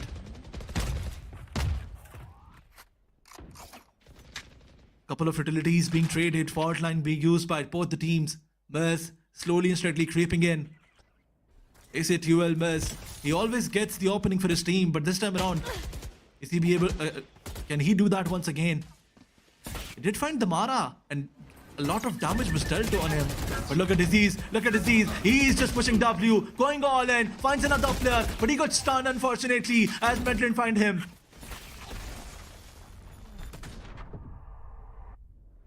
Certainly he does, but the timeout is working for the players of VLT. Hunter's Fury is still there towards Medlin. And SA2L, they have been denied the control of A site. Pivot is coming towards the C. The entirety of Velocity is all the way towards A site. The fire is already there towards the C to give the information. Finally, the information has been passed on. 30 seconds left. VLT, now they do realize that SA2L, they're going for a C, execute, the spike goes down, and a 4v3 retake. Hunter's Fury being invested.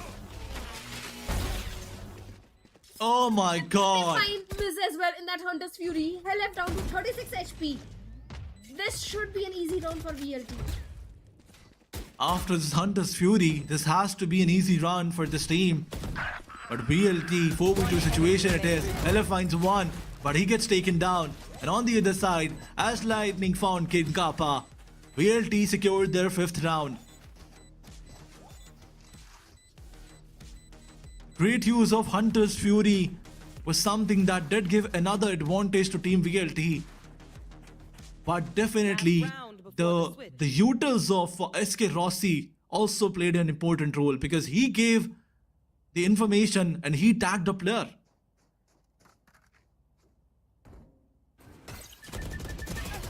Yes, he did. He did. But before that, I think Russ was the first one to get a first kill onto the players of SH12. After that, Midvians, Hunter in the retake did give a lot of value. It's an easy retake for VLT. Well, they have got a full buy. A fault line towards the A-long to deny that A-long control. A recon gives a lot of information to the players of VLT. A B side has been left mostly open. And that is where SA2L is trying to execute. We've got lightning fast towards the B lane. Few distractions all the way towards the A shot. Kappa finds a finish until lightning fast. How did he do that? I mean, there was a smoke, and through the smoke, finding lightning fast, Oh god. that was definitely difficult. What happened to Techno? So much util being dumped onto him. I think it was an aftershock that took a lot of HP of Techno. But once again, King Kappa, he finds another player. He's not stopping at all. King Kappa, as the game started, as the match started, he was the bottom fragger, but once again, showing his worth, showing his value. But Tamara is going for a flank. The tripwire was on a bad angle. 30 seconds left. They dodged it, and slowly and steadily, the wraparound is there. SA2L, they have to realize, but they did not. Techno got eliminated, and as the Mara found Helev, the situation is in the favor of Team VLT. It certainly is in the favor of VLT as Russ finds one more and Oh a my good God. flash coming in on the back of it. Damara finds Disease, shuts him down. Miz with that operator finds Damara. There's the last man standing, needs to buy some time, but Russ is 4 points and the half defuse already being done, and he's sticking. But Miz gets my met God. and Russ swings out and shuts down Miz, goes for the defuse. A 6th round for VLT, a 6-6 swap. Switching sides. Oh my god, that was so close. Miz was about to pull off a miracle, but what a monstrous play from his side. 1v3 situation it was, an operator versus couple of phantoms and vandals, and yet he found 2 players. For the audience, we also have a question coming up in the quiz. All you have to do is just scan the QR code to answer, and whoever answers the most correct questions every day, they might get a chance to win those Valorant points and your favorite skin as well. So quickly scan the QR and answer the question, and maybe you can grab your hands on those VP points. We have got something for everyone, for the players, for the teams, and for the audience, lovely audience as well. But moving on, the second half, Velocity on the attacking side, SA2L on the defensive side. Seems like Miz is the only solo anchor towards the A-long. Absolutely, Team VLT, they're committing towards the B side, but as the aftershock was used and so much breach utils was used, fault line was there. They fall back to they were falling back towards the A side, and slowly and steadily as Madeline got picked down, VLT, they have the control of the site now. And look at this, those random fires are gonna do a lot of damage. And once again, the aftershock was being used, and Team SA2L was pushed back. VLT, they have the plan secured. But King Kappa, he found one. His teammate got traded, but the man advantage is not there for Team SA2L. And one by one, Team VLT picked the players of Team SA2L and picked one round for themselves as well. Yeah, the pistol goes in the favor of Velocity. The first pistol also went in their favor. It was an important round for the players of SA2L. But seems like that's not going to be the case. That pistol will go in their favor. Entire eco for Velocity and a save round for the players of SA2L. They've got rifles coming up. Should be an easy round, but we do have a certain investment from SA2L as Miz is going for Sheriff. Absolutely. SK going towards the C side, wants to take some information for the players towards the A side. Team SA2L, they wants to push forward, but Tamara, he found Miz. Miz was trying to create some input, and he got shut down instantly.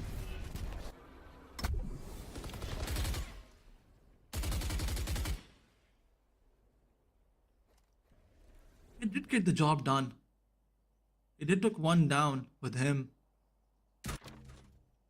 Now the entirety of team Velocity, they're falling back. In fact, Russ is down to low HP. Close to 0 HP. Now the C side is open for grasp. Team VLT. They have the side for them, but 3 of the players are coming from the flank. Planted. Team SATUL. I don't think this is going to work. Velocity will anticipate. They will realize that couple of players are coming from the flank, but now they're moving towards the garage. But Tamara, he found Helif. And SK Rossi, he knows that someone is there behind that cage.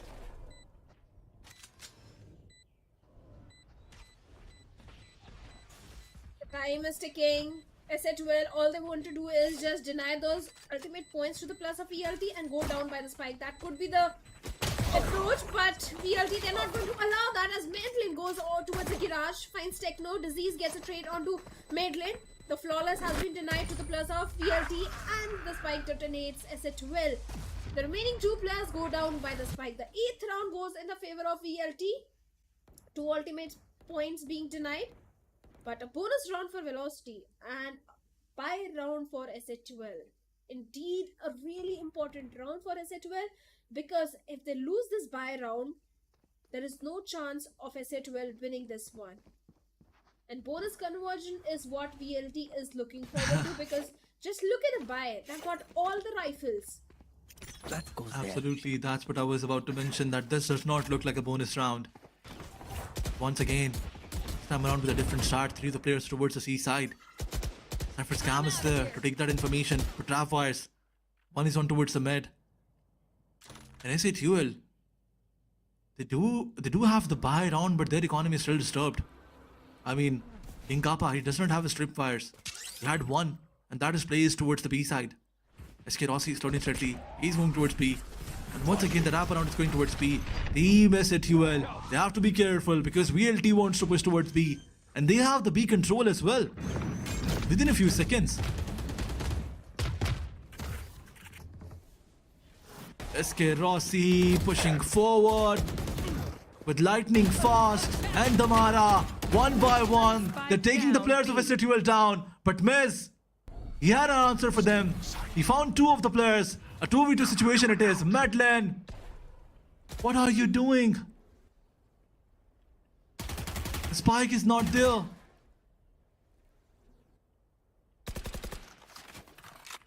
BLT, a mistake being made from their side. No, not yet.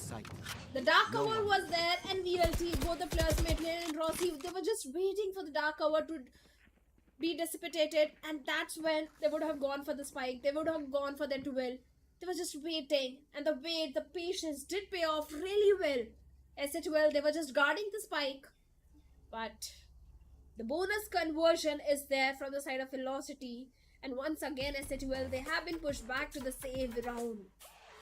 Not a good news. That's the reason that a timeout is being called, because they really need to figure out that how they can amp up their defense, because whatever SATUL is doing seems like Velocity, they do have an answer to that.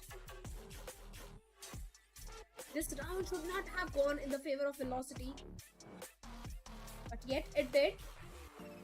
You can see the disappointment, the pressure on the faces of the players of SATUL. Sure, the coach is going to guide them. The patience is something that was needed from SATUL's side. They were supposed to guide the spike, but somehow they were just standing on it. And Team Velocity, as the dark cover faded, they got the better of them. I mean, it was not even needed. The only thing that was needed was patience. You had perfect plays to set up a crossfire, and yet you did not do that. I think not having the information about Madeline is something that made them do this. But it was a mistake. And Team SATUL, they suffered. And this time out, the only thing that they want to discuss is definitely how to show patience in such situation. But VLT, they do deserve appreciation, as SK Rossi, he did not miss. His aim game was strong right when the dark cover faded. But unfortunately, ladies and gentlemen, a tech pause is there. Something that we all hate. Of course, we do hate the technical pause, but all the technical issues needs to be fixed as soon as possible. And sure, they'll be fixed very soon. Nothing to worry about. But Medlin has got his own Hunter's Fury. Already a win condition for the 17th round, because in this particular one, they've got the weaponries, they've got a full buy, whereas SA12, all they have is just classics and pistols. Nothing else. So yes, the win condition is looking really good for the players of VLT for the upcoming 17th round as well. As Rossi's Neural Theft is also just few points away. Just look how relaxed the players of VLT are, especially Russ, Rossi. No stress, because it seems like an easy victory for them. Well, I do disagree with this. It's not going to look like an easy victory because SA12, it's not over for them yet. It's a 6-9 scoreline situation. Team SA12, if they stop making those small mistakes, as I mentioned, this is not how you guard the spike. A fumble, you can say from their side. They need to be a bit more relaxed and patient. And on the other side, if you talk about the ultimates, unfortunately, SA12, they don't have any of those ultimates ready. But if you look towards the VLT, this is going to be that round where Medlin tries to play for those post-plant situations. This Hunter's Fury can come in handy. Sometimes it guarantees you one round at least, if you try to play in that post-plant situation. And on this map of Haven, this Hunter's Fury can be very crucial. So it can be. But I don't see any reason for Medlin to use that Hunter's Fury in this particular round. Maybe in the upcoming 17th round, yes, they can use the Hunter's Fury. That can come really handy in the post-plant. And I'm sure Medlin is going to use that Hunter's Fury in the post-plant. That's how he'll be positioned. But for now, like I said, SA12, they don't have enough economy. Even the ultimate progression is not looking that good. Yes, Miz is closest to his ultimate. That is going to be Overdrive, but still, I don't see that coming online for the next 2 rounds.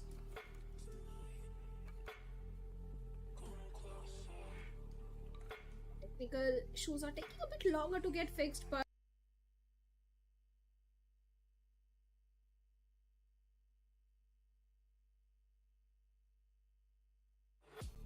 everything to be fixed just now, so that in the upcoming rounds no momentum is affected for either of these teams and they can play the best Valorant and try to go for the victory which they are trying to aim for.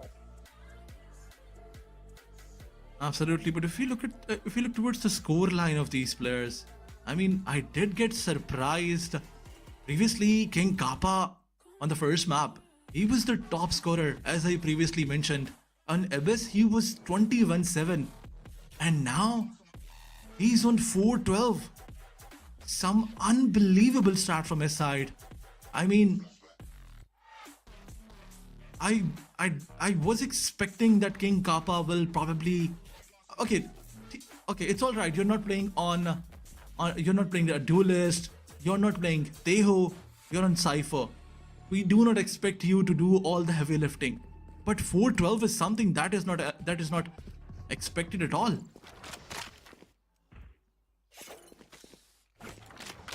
Of course, it was not expected at all. But 9-6, and we are again back in the game. Judge being invested from the side of Miz, and that's the only win condition that SA12 do have. Maybe they'll try to do some eco damage and maybe just pull off a thrifty round. But this time we have a stacked up C site. VLT once again going all the way towards the C. Like I said, Medlin has got his Hunter's Fury to play for the post plant. Look at that, Rossi.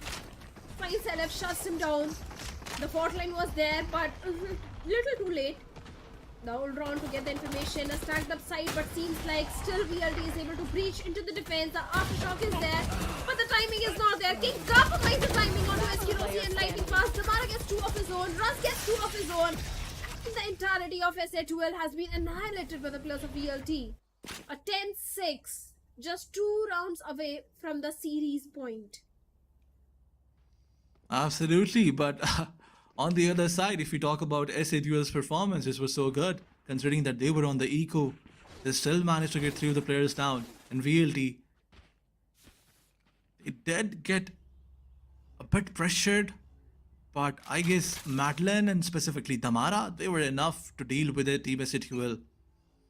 Once again, a heavy push is something that we're expecting, but a technical pause in the last second. Once again, something that we all hate. A tech pause is there because the players are standing still. They're not happy at all. But we do have a very capable team which can easily deal with such kind of technical pauses. As soon as we get the information about this tech pause, we will share it with you guys as well. That what's the reason of these technical pauses. But this certainly is giving a lot of time to Team SATUL to rethink and re-strategize.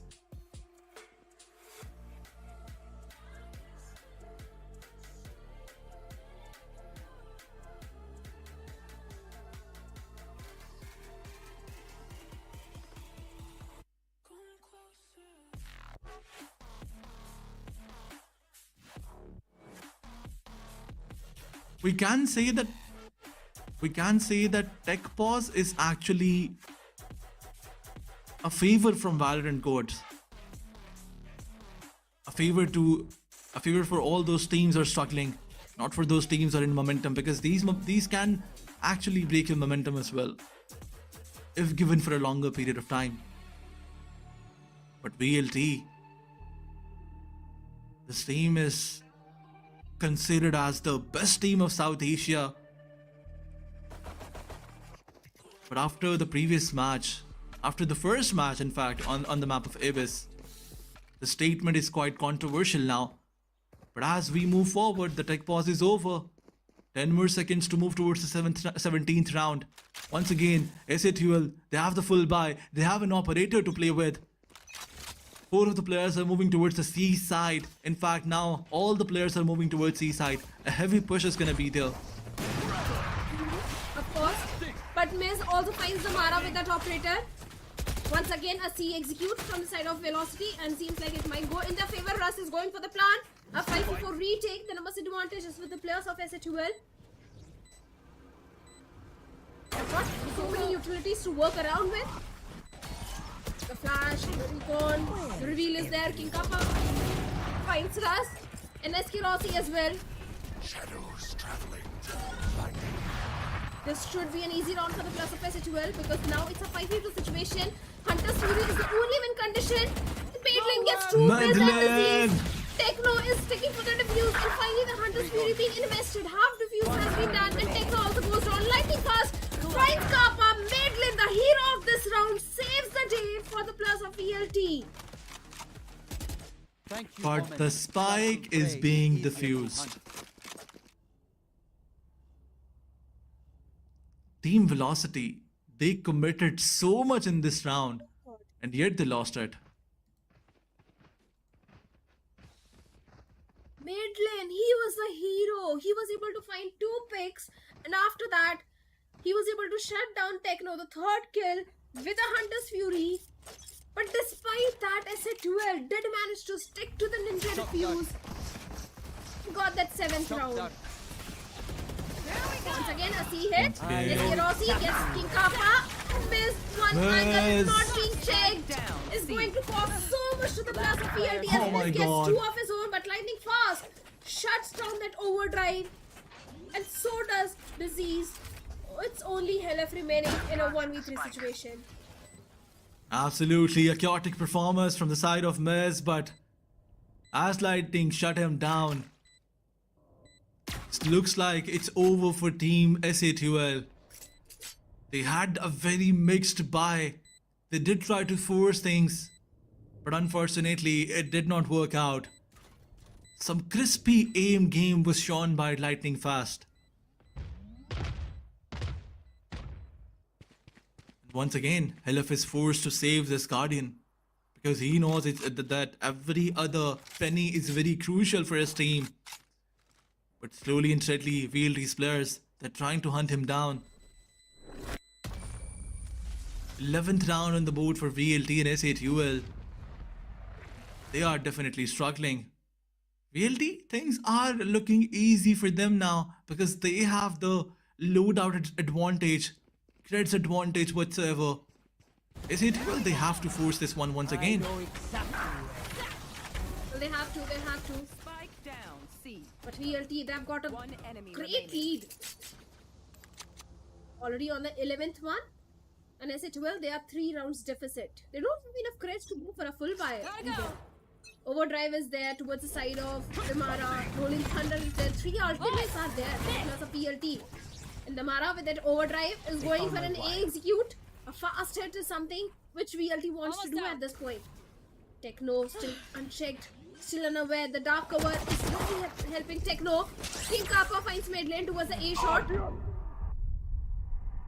Rolling Thunder being invested by the side of VLT and Ross on the back of it finds King Kappa. All the trades go in the favor of Velocity. Hell, the last man standing now in a 1v3 situation. He did try to use the Armageddon, but it did not work out. Once again, Helef is forced to save his Guardian. Missile He deployed. cannot do anything at all. They found my It's a 1v3. The clock is dwindling and ticking. SK Rossi. Does he have any idea about Helef? But it's a 1v3 situation. Lightning fast. A good swing. Onto the corner. And he found the last player. 12-7 is the scoreline. VLT definitely getting into the nerves of Team S8UL. Once again, 7-12 scoreline is something that looks very decent for VLT. But S8UL, the pressure is on them. They have to come up with a different start.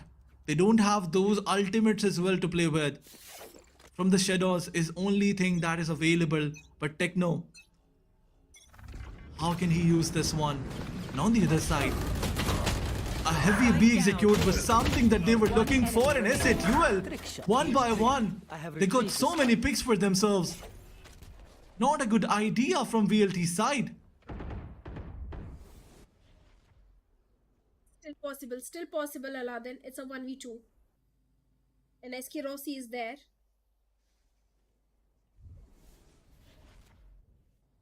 Slow walk towards the garage. Trying to go for the plant towards maybe seaside. Still checking all the corners, all the angles. Just making sure he can get the spike down, and finally the spike has been planted. The spike. A tripwire towards the ceiling. We'll give the information just in case if Techno decides to aggress. Still a 1v2. S8UL, they need to find the timing. Rossi, he needs to isolate the fight. That's the only way he can win this one. The cyber cage for a little bit of the cover. But Techno, under the dark cover, is going to defuse. The sharp step being used to the perfection. SK Rossi finds disease and Techno shuts it down with a 3K. And the 8th round goes in the favor of S8UL. A good round conversion. SK Rossi, he did try to clutch this one. He did try to clutch this one. The trap wire was on point. The cage was there to save him. But unfortunately, he got a little bit of impatient. And this is the moment of chaos. Look at this. Impatient is something that costed the whole round. And as we move forward towards the 21st round, once again, Wiz try to push towards the seaside. Takes all the information, no one is here. VLT wants to create something. They want to create some entry towards mid. And once again wrapping towards the seaside. This drone is going to give a lot of information. But is Team S8UL going to buy this? I don't think so.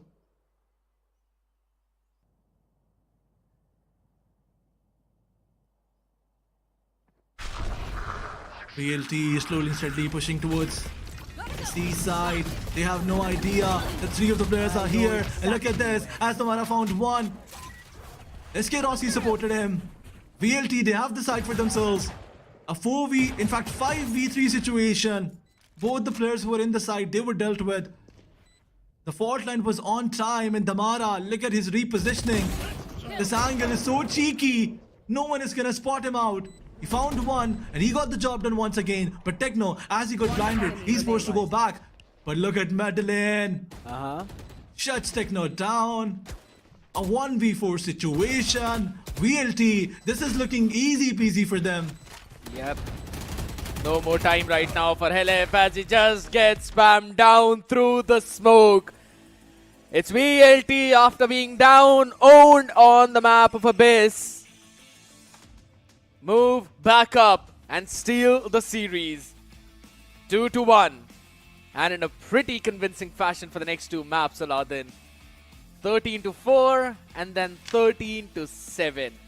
Just did not allow any possible comeback to the side of S8UL. VLT is looking untouchable, at least in the series. Absolutely, but this series, it definitely gives so much information to Team VLT, specifically the preparation about Abyss. It's so exposed now. They were so underprepared for that map. The team they dominated against with a 13-4 and a 12-8. True. This is the same team that dominated them in Abyss with a 13-2 scoreline. So they need to work on that.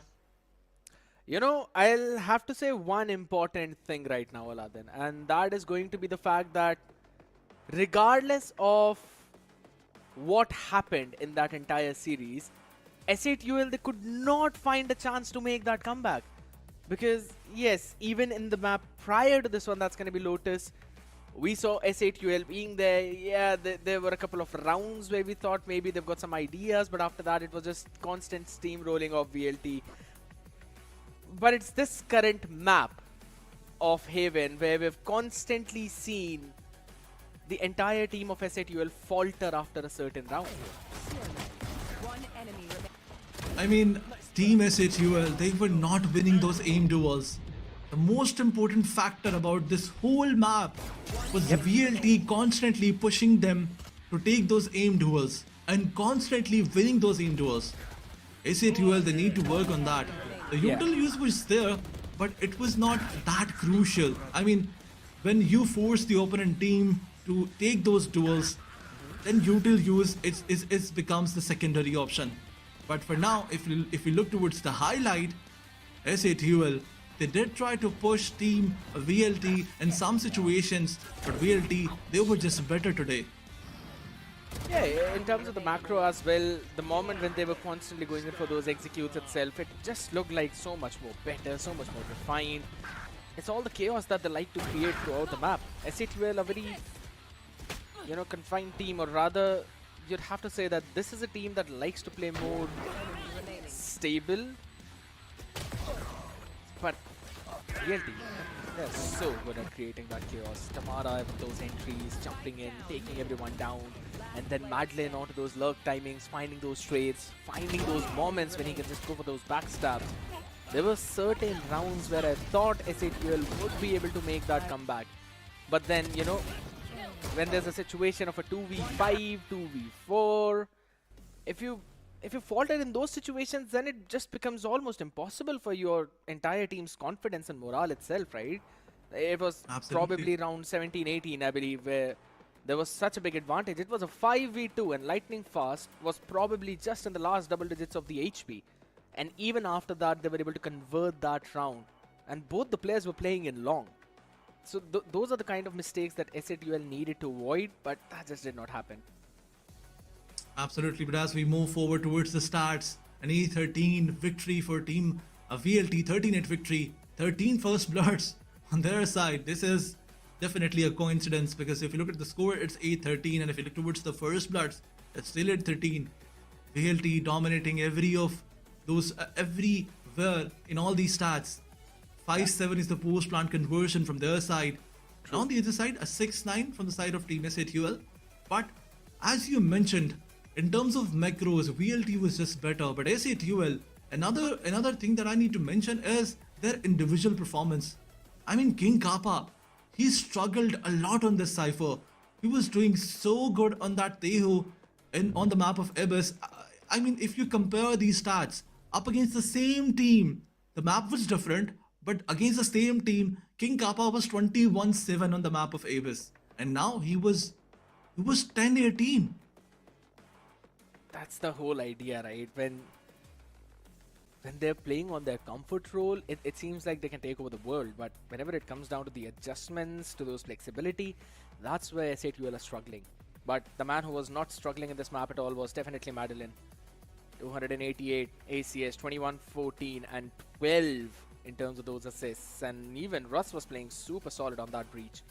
15 assists for the man himself. Tamara just having a fun time out there. Techno on the other end was looking pretty solid. Disease, even though in terms of those duels he was struggling, at least he was putting up some numbers with the assists. He was setting his team up for success.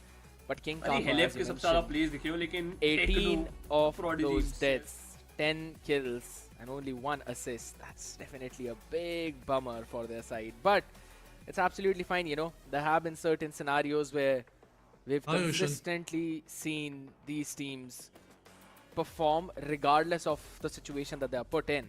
And right now, it just seems like SATUL is trying to gel up really well with all of their new teammates. So I think I'm still going to give them a bit of a leeway. But if they keep on faltering for the next few matches too, that's when the real trouble will begin. I mean, if you can win on the map of Abyss with a 13-2 scoreline, you can challenge the other team on the other maps as well. But SATUL, they lose their confidence once things go out of their hand. I mean, on the defense side, when Team VLT, they won a starting few rounds, that when Team SATUL, they lost their confidence. After 4 rounds, the score was 2-2. But once Team Velocity, they started winning rounds, they started diffusing as well, they started winning the post-plant rounds as well. That's when SATUL, they lost their confidence and they were unable to get it back. Yeah. Velocity, that's one thing that they were better. I mean, in terms of coordination, in terms of synergy, in terms of experience, VLT is way ahead of Team SATUL. But when we talk about pressure handling, Team SATUL, this is the main area where they need to work on. Yeah, those synergies, those constant playing behind the utility of the teammate, playing together, going for the double peaks. Some basic mistakes out there which we did not really expect from them definitely did come in. I still want to highlight that one 5v2 round where a couple of players of VLT were playing over towards the long. The only thing they could do was spam, and eventually the angle was also smoked off for them. First, it was, if I'm not wrong, Madeline getting a couple of picks through the smoke, and then eventually he got the Hunter's Fury on the back of it, was able to use that, get the third one as well. I believe it was King Kappa who was just sticking for the defuse regardless of the fact that he was tagged. And then eventually the last 2 players were taken down by lightning fast. So those are the kind of things where even if they would have decided to just run it down through the long and maybe take those fights to the members, the maximum would have lost 4. One still would have been alive. They would have had enough time to go for the defuse. But yeah, it comes down to the fact where there were certain mistakes being made, but it's fine. SATUL will have time to rectify all of them. But now my main attention, my main focus is moving towards the next match. That's going to be between Revenant Esports up against Aura. We have seen Aura struggle. The maximum rounds that they've got till now in VCS split 1 is 5. That was against VLT on the map of Lotus. After that, it was a 13-0 on Pearl. So there's a lot of bouncing back that they have to do. Absolutely, but there's one more thing that we need to talk about Team VLT and Team SATUL. In Team VLT, when Damara does not perform, Ras is underperforming, there's always Madeline who steps up. There's always Lightning Fast who steps up. But on the other side, if we talk about Team SATUL, there's no other player other than Techno and Helef to support them. I mean, sometimes, only sometimes King Kappa steps up, but on the very next match, he struggles a lot. But before we talk about that a lot, let's talk about SK Rossi, the player who dominated entirely in all these 3 games. A 0.6 KD in the first one, 1.7 in the second, and 2.1 in the third. slowly and steadily, as the game progressed, his performance increased. Yeah, it's also a significant increase there. Plus, he's been playing on to more of those sentinel roles. We've seen this guy shift onto a lot of roles. He used to play duelist for Global Esports, and then shifted on to sometimes the initiator role as well back in the VCS 2024. If my memory serves right, there were quite a few times when he played onto the Sky, maybe onto the Sova, and now he's shifting more onto the sentinel type of role where he holds the angle, tries to decide and go for those lurk plays, maybe supports the team as well, is good on that trigger in terms of that trade. So I'm really liking the adjustment and adaptation that SK Rossi is bringing now. And if this is the way he's going to play, I mean, I'm pretty sure that we're probably going to see him IGLing certain team as well.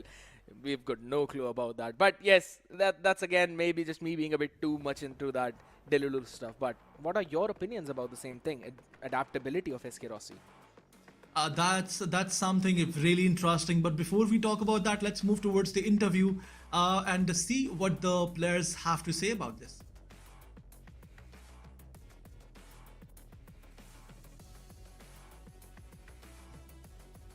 Wow, well. Yes, man. What's up? How are you, Rossi? What's up? What's up, guys? How are you guys? I'm good.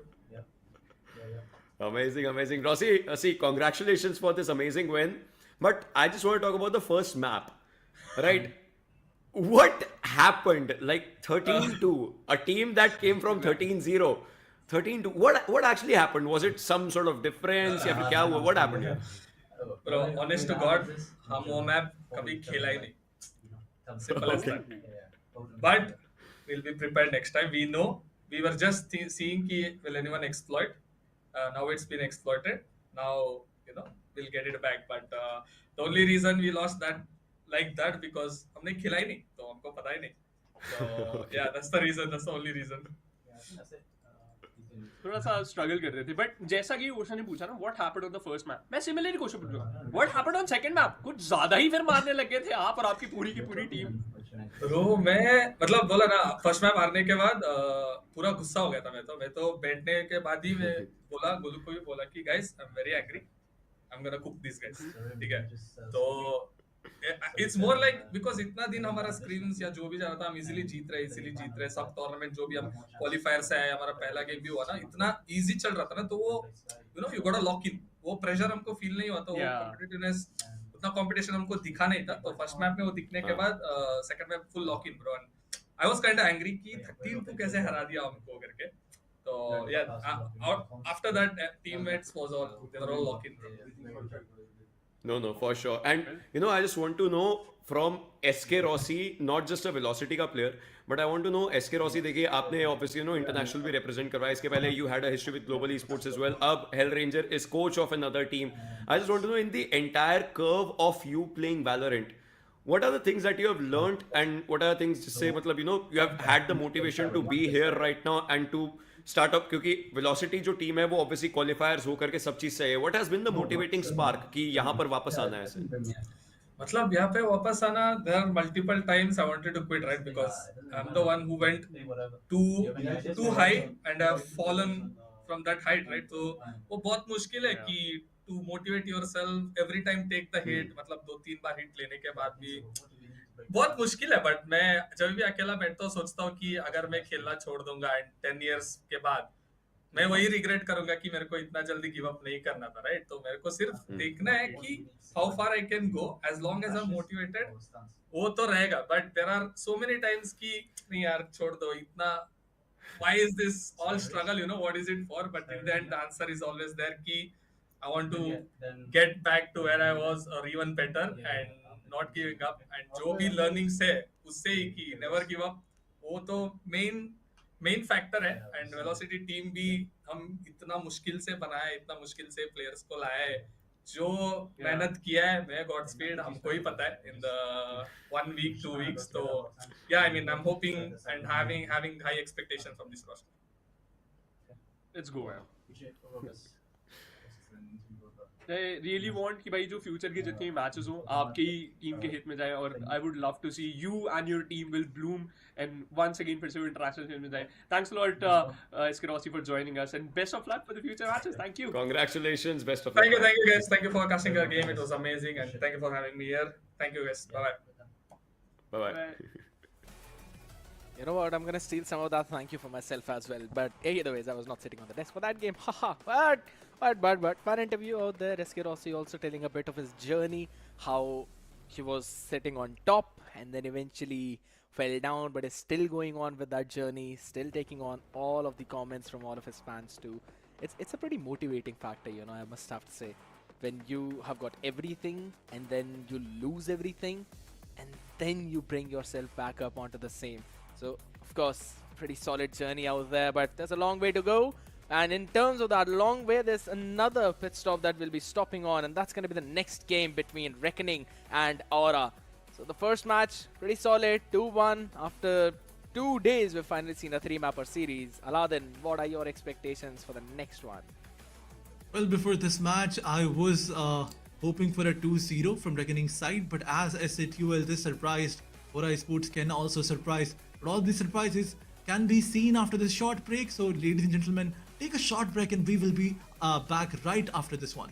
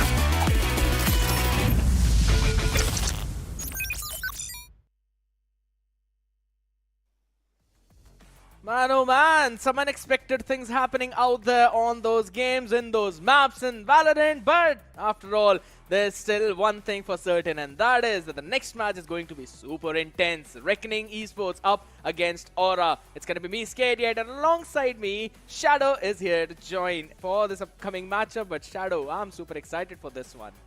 So am I, Scared. Really excited for a matchup against the plus of Aura and Reckoning. You already said Reckoning, they are going to win this one. So I'm very sure that Reckoning, at least one game, you will jinx for them, and Aura will get a victory at least on one map. Oh my god, And maybe oh my both. god. At this point, I just want to say that I probably think Aura are gonna win 2-0, you know. But alright, you know, I really have to mention about the fact that regardless of what happened against Velocity, I still feel Aura are actually going to take at least one map away from Reckoning. Yes, Reckoning have been looking very clean with the addition of BGG as the IGL. He's been doing a phenomenal job in terms of fragging, in terms of calling, and also in terms of just pulling team together while giving them some opportunities to move from over towards the other parts of the map, finding some timings. Everything combined, this team is looking like a well-knit unit. But at the same time, I don't want to take a lot of things away from Aura as well, right? Yes, there are players, there's Gambo, there's Robo, Sinks, NZ, Prime. All of these players have been pretty fantastic in terms of their gameplay. They just need some confidence.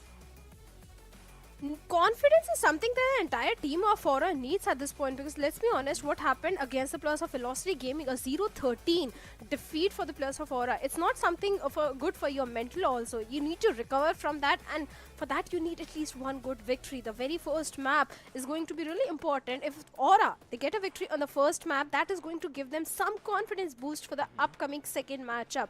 So yes, first match is going to be really important for the players of Aura, because I'm sure all the mistakes which happened against the players of Velocity, they have been rectified. Hopefully, I mean, they really would need to hit on that reset button and then eventually come back into this one. But a team that would not want to hit the reset is definitely Reckoning Esports. A dominating performance in their previous game. BGG, Monair, Tricky, Deadly 10, Rio.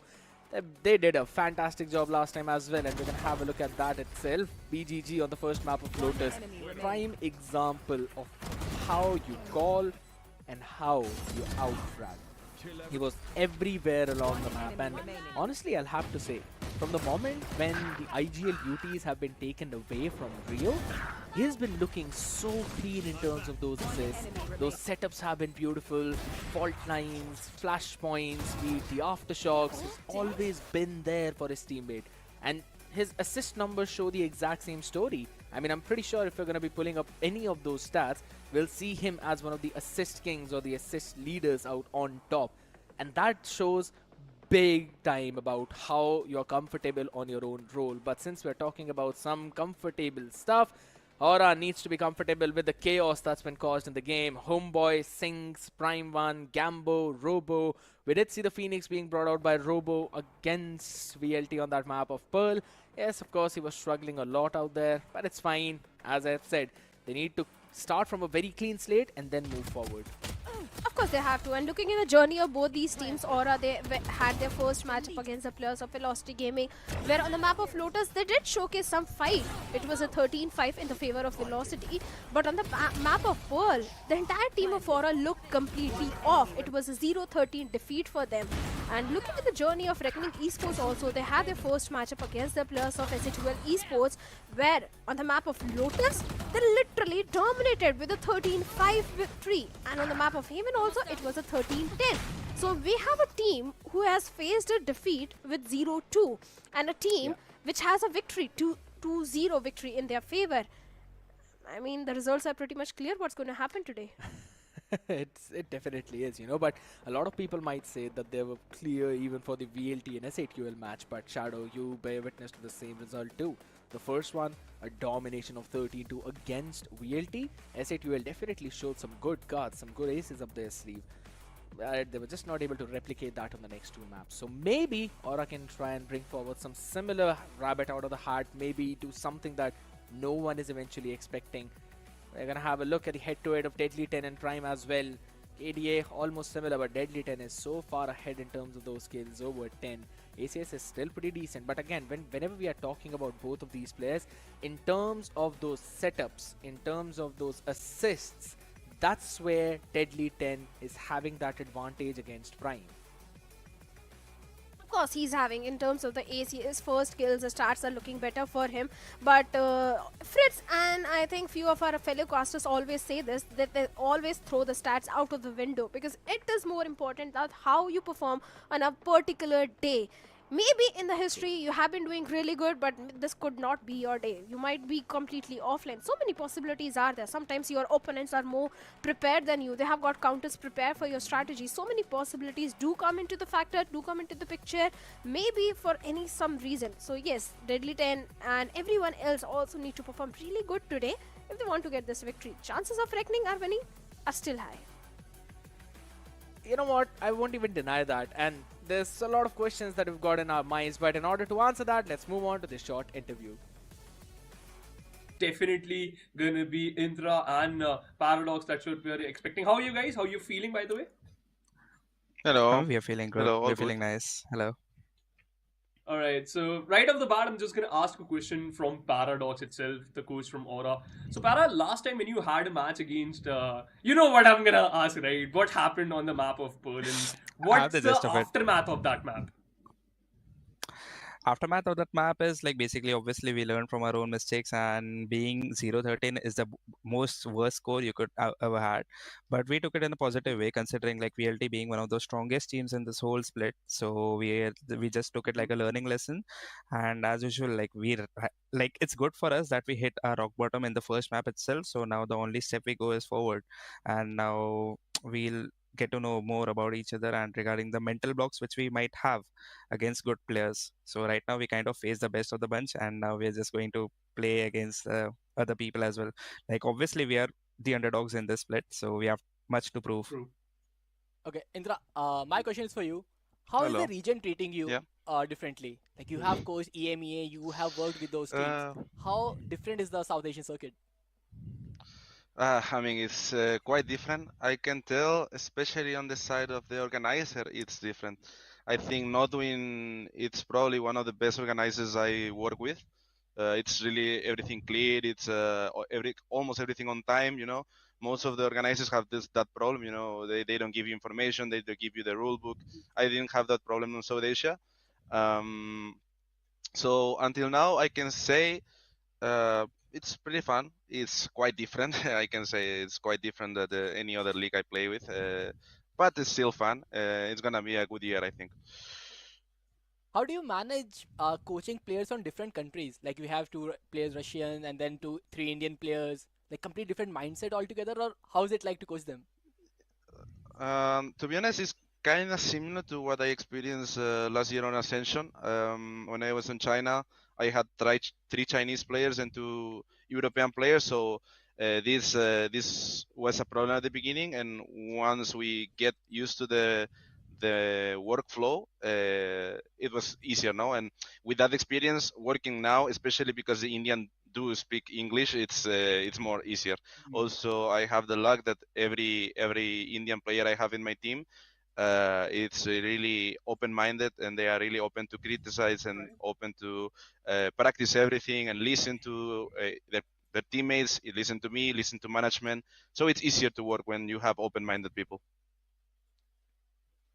That sums up, and Spartus, you already asked my question from Indra too. So I have left one question for you, Paradox. So now after that defeat, and this is going to be your second game for your team. What's going to be the mindset for today, and what you actually told your players what they have to do today to perform well against a Goliath-like Reckoning? So like basically I've always told them like Reckoning being an org, like since I mean, they're over here since a long time, but obviously they haven't won a trophy as well. They've always been the dark horse of the events. So considering that, I've told them that there's not much difference between Reckoning and Aura. If you see, there's just an Aura backup support, I would say. And obviously, so you should not underestimate anyone, and at the same time you should not overestimate anyone, because no one is greater than someone and there's no one worse than anyone. So it might depend on your day and how you communicate as a team, as a player group of 5, because it's a team game. No matter if you drop 60 bombs in one map, but there might be a possibility you might lose the game. So that's how you need to like properly coordinate with your team, and how you should stick to your own like fundamentals and everything. So basically like my lads are just bunch of talented people. I just told them like all those pep talk and also added a few things which were kind of in the VLT's game, and also like how hard the mental block also blocks the potential, like on what level on scale they can perform. So right now I'm expecting a very good game out of them though. Let's see, man, if that's going to happen or not. And we are also expecting a very good Valorant today. Thanks a lot, Intra, and thanks a lot, Paradox, for joining us for this amazing segment. Thank you. And best of luck. And I really hope we thank can you. see some crazy Valorant plays. Thank you, guys. Yeah, Thank good you. luck. Good luck. Have fun. Well, treating both the country's players as well, and that too so smartly. Of course, that's the coach of Reckoning for you, but Paradox as well. I want to bring the conversation, revolve it around Aura a bit more, with him mentioning that the team have hit the rock bottom in the very first match of the series. That shows you the possibility of them to move just up, right? Because when you're at the very bottom of the ocean, the only place that you can go is up.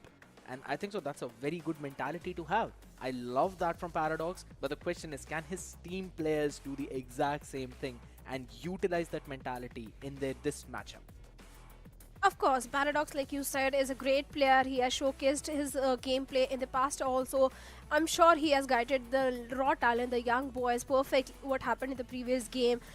I'm sure he has given some sort of guidance also to them, but let's see how much they can implement that guidance, how much can they implement what all have been taught to them. But for the audience also, we have got a quiz. Whoever gets maximum correct answers gets a chance to win the VP points. All you have to do is just scan the QR code and answer the question, who is the youngest player in VCSA 25 and which team does he play for? Sinix, Makavali, Tricky or Venkaitis? Do you know the answer, Scared? I do know the answer, but I don't want to reveal it out for anyone. Only one of those options is correct, ladies and gentlemen. So, very simple steps. Just go back into the video, scan that QR code, and make sure to fill out that entire form. Click on submit. That's all you need to do, of course, by putting in the correct answer. Now, the one who gives the maximum correct answers throughout this entire week will win 5,000 VP, and the second person in that list, basically the one who will come second, will receive 2,000 Valorant points for themselves. So of course a lot of prizes out there which you do not want to miss out, but we are not gonna miss out on the map of Veto, Haven, Lotus and Split. All right, we're up for a game now. Haven has been picked by the players of Team Aura, Lotus has been picked by the players of Team RGE, and Split is going to be the decider map. So Haven, what are you expecting? Because Reckoning, they have already played on the map of Haven and they got a victory also against the players of SA12 Esports, and in fact it was a 13-10. The double initiator composition where Breeze, Sova was there, Omen, Killjoy in the mix, and Jet was also there. A good composition indeed, but do you think Aura, are they being too optimistic with this pick? I think so, yes, a bit, right? Because you mentioned about Haven being played by Reckoning yesterday itself. Yes, they also played Lotus, and on Lotus they had an even better dominating victory over SA12. So I think so maybe Aura, they're kind of doing themselves in this map video, but it's absolutely fine. I want to see what Aura have got on table to surprise us eventually, and this double duelist composition could do exactly that. The running the ISO into the Yoru composition along with the Sova. I do like the idea. The question is how well will they be able to execute? It comes down to those executing plays, that execution, how you'll be able to slowly and steadily build upon that. Moner on the Killjoy. He was a pillar last time. We saw BGG as well. We'll just have to wait and see how it eventually falls down. Deadly 10, Rio, Tricky. Deadly 10 was looking super cool. Rio, in terms of assist, is leading in his own team. And it comes down to Tricky, how comfortable he falls onto that duelist role. We've normally seen him as well. If I'm not wrong, he used to play as a stand-in for Revenant Esports long back, I believe, when they qualified for that ascension. Of course, he knows how things run. You know how to be able to slowly move forward. But now with that said and done, we're going to be moving into the game. Like a good amount of people in front of Homeboy. Overstayed his welcome out there. Tricky finds the opener. And now they're rushing in over towards that A side where there's a huge opening. Of course, the opening is there and the side control is also there for the players of Reckoning. But seems like Aura, they'll be playing this one on the retake. Rio is going for the plant. The numbers advantage is there with the plus of Reckoning. 4v4 retake. The recon goes in but gets no information at all. It's all about the timing. It's all about the flood retake. Prime from the Heaven. Trying to do something with those shock darts, but nothing has been done much. The fault line on the back of it. Tricky gets one. Tricky with a third one as well. And Prime gets two of his own.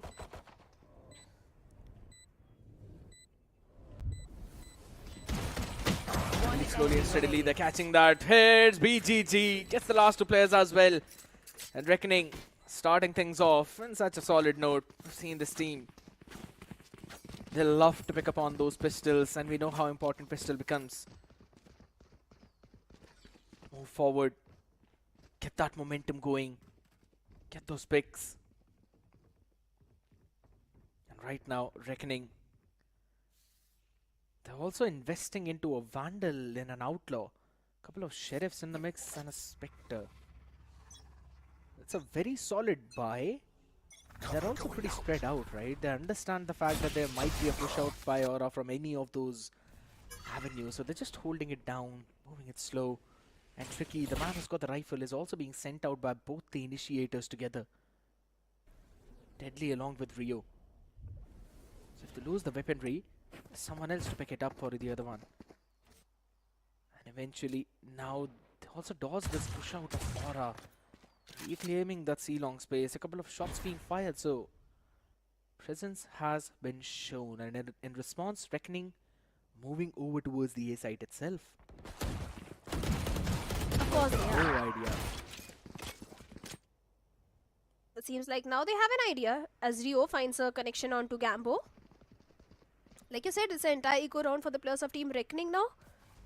Just look at the position where Prime is, but timing won't be there as BGG shuts him down. Moner shuts down Homeboy. Seems like a flawless round is coming for the players of Team Reckoning because Robox is the last man standing and position already compromised. The shots are there and Moner also lands a final blow in the second round for the players of Team Reckoning. The next round scared is going to be important one for the players of Aura.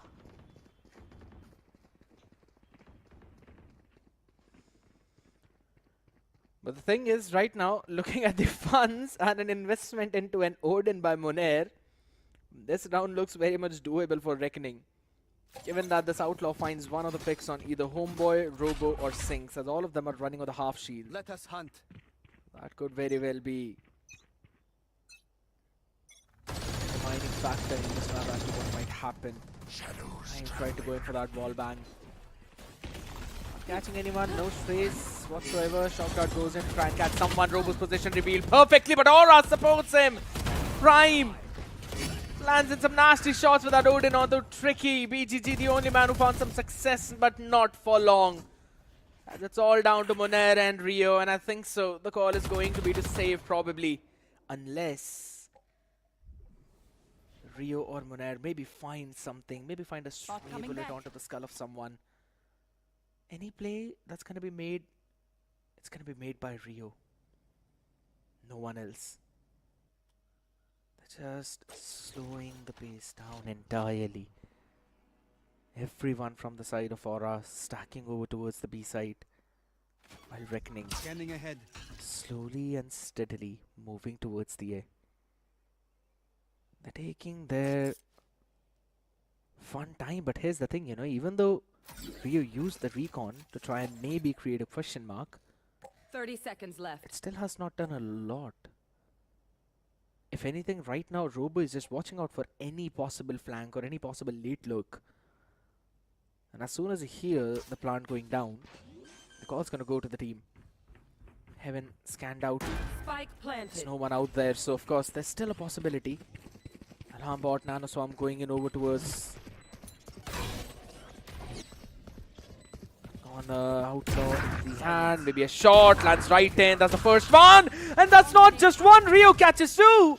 This round is turned around entirely on its head, 14 HP for this man, but he's still holding it on, the spray down from Gambo, good enough, and now it's about how well can you play, ring around the rosy as Moner brings it down to 1v1, the Odin v Odin, Spam is there, Prime's reposition, he changes the weaponry as well, but Moner wins it for the team, he's gonna knife him out as well! you bring on the table if you do not watch the map? The awareness, impeccable. And Monair is immortal. A bonus conversion for Reckoning.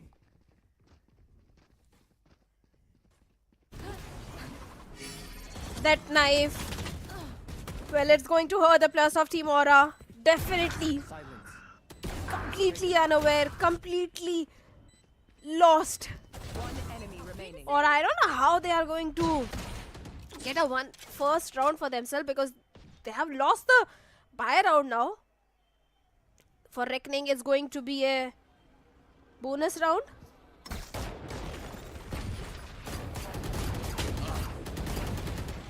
The bonus conversion should be an easy one. It should be. And eventually, Homeboy had some other plans, but Monair put him back on his grave. Sent him back on the ship where he came from. Right now, Sinks as well, unaware of BGG's timing. The lurk, perfect. And with that, now they're going to just jump in onto the seaside. There's the spike all the way down there, but it's absolutely fine. You've got a lot of people falling up to pick it up and maybe go for the plant. Maybe Monair should go. He's 3 points away from his own lockdown. One could eventually build up on it. And maybe you're going to send him out to hunt someone. Planted. That does not seem to be the plan though. Gambo, well, he did give him an orb, just not in the way how he wanted. Right before that smoke went down, was able to quickly catch one. He's got the outlaw in his own hand. Ho ho ho! Gambo with the ball bang though. Finds the answer on the best angle to hold it down to. 1-for-1 trade though, but Rio's positioning unnoticed and unchallenged. 19 HP, and with that, they get the round. Phenomenal.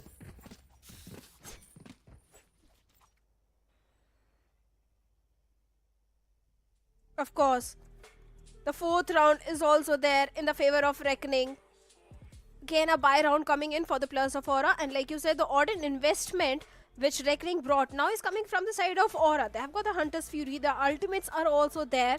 This is one of those rounds which Aura can't afford to lose at all.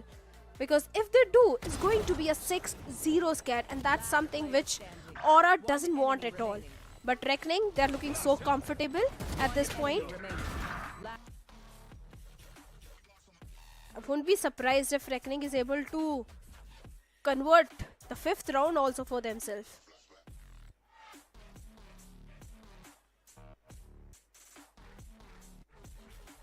It seems difficult. It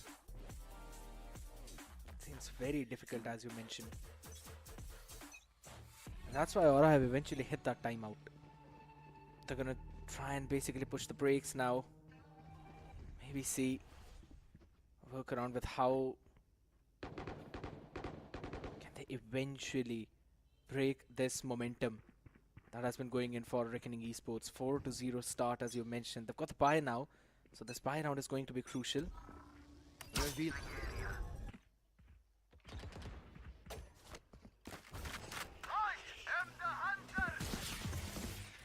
Another round now coming in. Hunter's Fury used up very early on.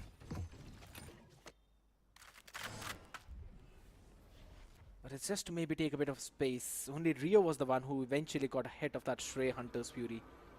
One though, but not more. That's why he's still standing on his feet. 70. And as long as he stands, there's a Hunter's Fury on the other. And as well, that could definitely threaten more that hit. Just holding it down slowly and steadily. As I've said, they're taking their time, but also clearing out the entire map, taking on all of that space. Reckoning Esports, Elon control, Silver's control. This A split is looking solid, but there's a couple of tripwires that they really need to deal with. That's a kill trip actually. That's the first one, and on the back of it, Sinks will be able to take Tricky. Shock dart 30 seconds thrown out. Sinks is still alive. My god, it's just making risky maneuvers. Maybe putting a cam there. Could not do that. So it's just now need to reposition. Rio down to 70. And in the post plant, he has the Hunter's Fury, but there's someone for the backstab too, and that's going to be Robo. That's how the contingency. Hunters will use a preemptively. Gambo got there. And on the back of it, Moner as well finds one. Prime drops down just like Optimus Prime. Catches down Deadly 10. But how much more can he do? It's a 2v3. And a lockdown in play. You'll have to respect it, not deny it. And a lovely shot by Prime. Swaps up the weaponry, switches up to the Vandal. Revealed location. He's got to do so much, not a lot. He can, and BGG will put the man to rest. We'll give him a break. And with that, it's a 5-0 start. Yeah, 5-0 is what we have in the favor of Reckoning. Aura looking completely off at this point. Rio's Hunter's Fury was able to find Gambo. But not just the Hunter's Fury, it was BGG and the team of Reckoning. The way they are playing, looking so confident. Once again, a save round for the players of Aura. Converting a Thrifty won't be easy at all. Moner gets the first connection onto Senex. Immediately shuts him down. Moner finding Roblox as well. Down to 3 players. Aura. Just now slowly and steadily gonna take that space. Eventually, Aura are now going over towards the A side. Well, that's the exact wrong side. Reckoning all the way down towards C on this first map of Haven. Moving up. C entirely empty. Aura in the meantime though, skating up all the way towards the A. 3 sheriffs in hand, a paranoia, a recon, homeboy, his full kit apart from maybe just a great crash, one away from his dimensional drift. But how much can they do is the big question. All the 5 players healthy as anything. 5 headshots needed at the very least. Swarm grenade out. And now they're eventually gonna maybe play for some of the exit frags. The turret's gonna give out the information that there's someone for the backstab, and everyone from Reckoning will eventually move towards the spawn.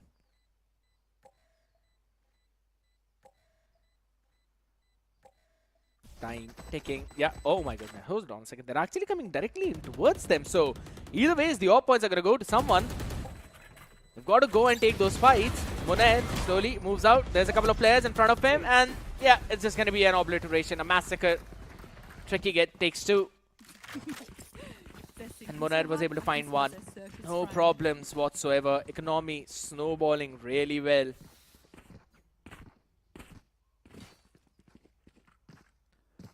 And now, on the back of that though, 6 rounds already picked up by Reckoning. It seems more like how in every first map we're seeing a 6-0 start, but the audience thinks that Reckoning will be able to win this one. 71% of them, while 29 are still hopeful for Aura. I like the optimism that's always there. TP was already used up though, so eventually dealt with. Understanding where normally the players might show up on that omen whenever there's from the shadows available. Tricky tagged up by the camera. It's still going to be a C-split execute. No one playing on towards that side, and a good amount of util now being used up. There's still a trip down there on the feed though, but no one to catch a flying jet. Singh holding down in that smoke. Oh my god, that's a big paranoia. A play comes in along with the kill contract too. Position noted by Robo. He needs to win the fight, and he will win it against Deadly 10. Nothing he could do out there. Rio BGG standing strong, holding strong. And it's still a flash available. They're going to scale up on the back of it as they catch 1, but the trade is even better. A 2v1 contingency out in the play. Swaps up the weaponry for the healthy 1. And Moner's position unnoticed, unchecked. And he pulls that one out from his pocket. The way how this guy has been playing, 12-2, just seems untouchable.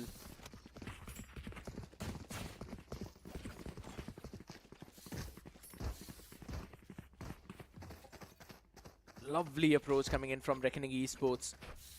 Outlaw in his hand. Now BGG just holding on to that weapon. Half shields, that to 4 across the other side. So definitely played a good, but that's a trap play. And a lovely shot by Homeboy right on the face of Tricky.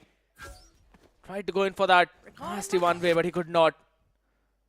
Did not anticipate something that would come out of Aura so quickly. But now that they've established that C-long play, they've given up the control entirely. And they do not really have any other space on map to work with.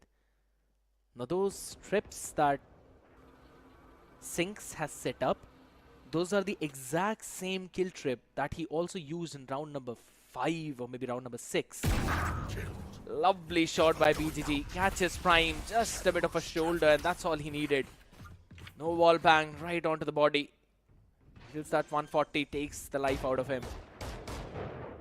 Numbers equalize, smokes all the way out, and the players on site.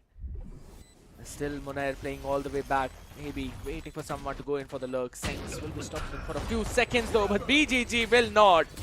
Still moves in, the cage is out there, but as soon as it blooms, deadly 10. Super crispy on that aim, Robo with the trade. But he's the only one with any kind of trade. Oh my god, he missed onto the double tap. Now that could be a big problem. Picks up onto that outlaw. Monair though is constantly using those nano swarms. It's about time. He sends out the contingency. It's not in line. And Monair peaks in at the perfect time. Getting another round in pocket. Reckoning Esports are looking impeccable. And what happened to Aura against Velocity a couple of days back is happening right now. You can't even start to fathom the mental that these players would be going through. If anything, it's one of their first official tournament out there. All they could do is just stand and fall as this outlaw is like an operator with half shields and a force buy across the board. No creds left for the next one either. And with the way how Reckoning are slowly stepping things up, they're creeping ahead for the unthinkable scoreline.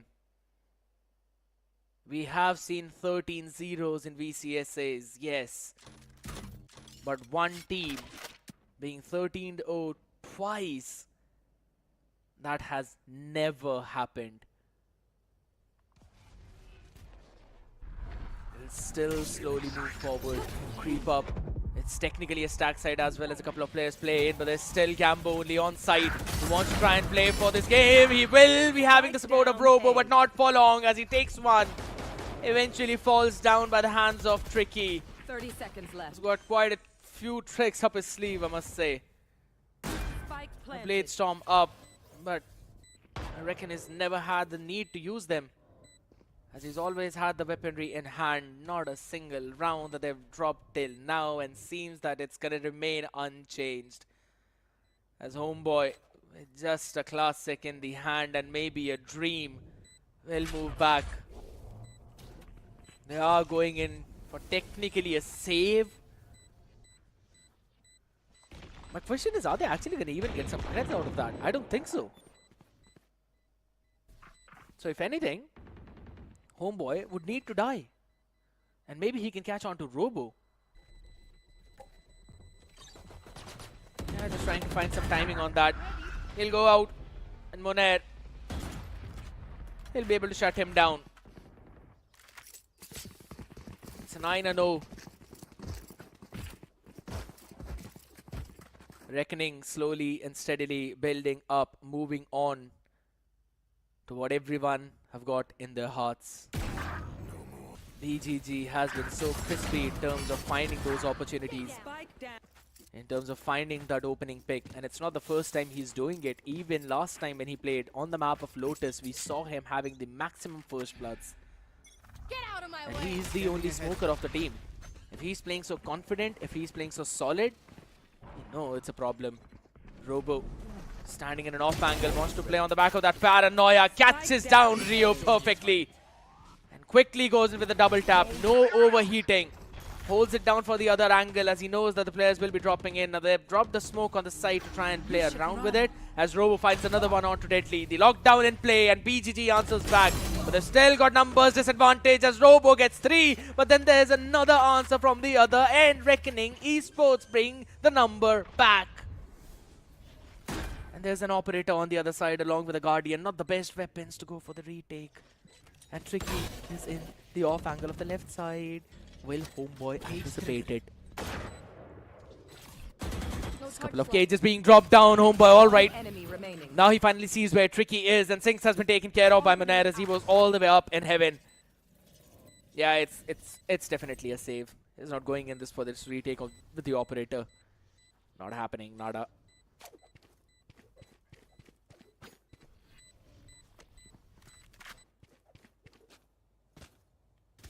Lovely approach. Again, as we mentioned. Reckoning. The moment they are down in numbers,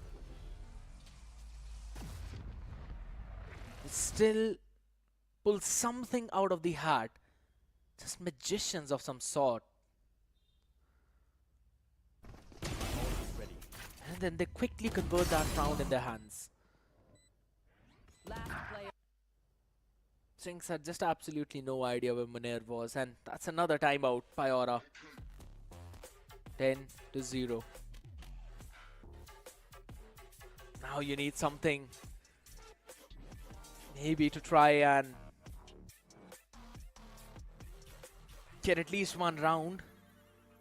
One is all you need to work with. If you get one, the momentum flows and you get the next few. But catching that first round is the main name of the game. It's a big problem.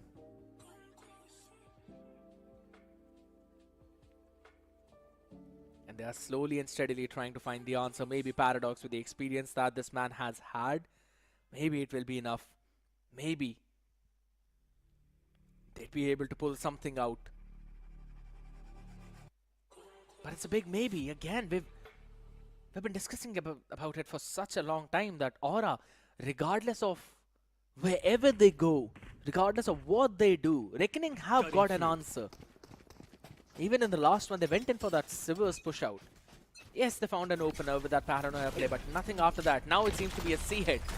Full-fledged C-hit. A lovely fault line to try and push all of them back as Homeboy has got the operator in the hand either way, so he'll have to play safe. He'll have to play smart.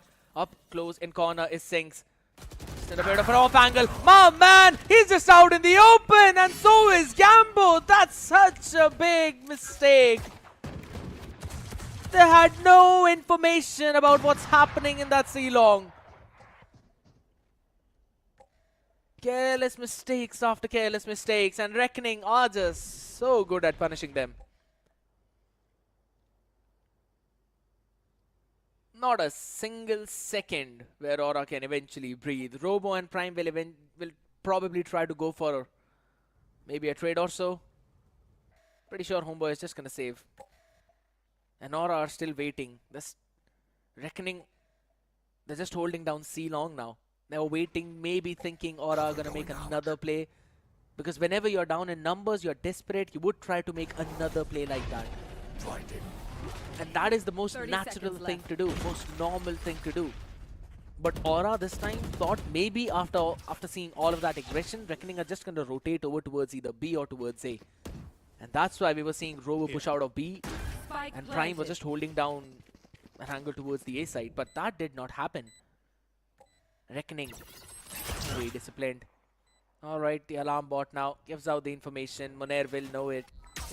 There's already a smoke going out to help him, as he's going to play inside his smoke. Oh, never mind. He's just going to push out of his own smoke. Who cares? As long as you can get those picks. And it's all down to Prime now. You know what? At this point, I kind of want Reckoning to just let this one man go and not allow him to either die or even do the save. It's fine. It's fine. Nice to see the one shot. Tricky moves behind from the spawn and will be able to get this man down. It's all down to Homeboy. Now here's the thing, I mean, Reckoning are not even going in to hunt this operator because I'm pretty sure that they don't even have an idea that there's an op in play. Last round in I don't think so. Homeboy has fired even a single shot with this operator since the previous round.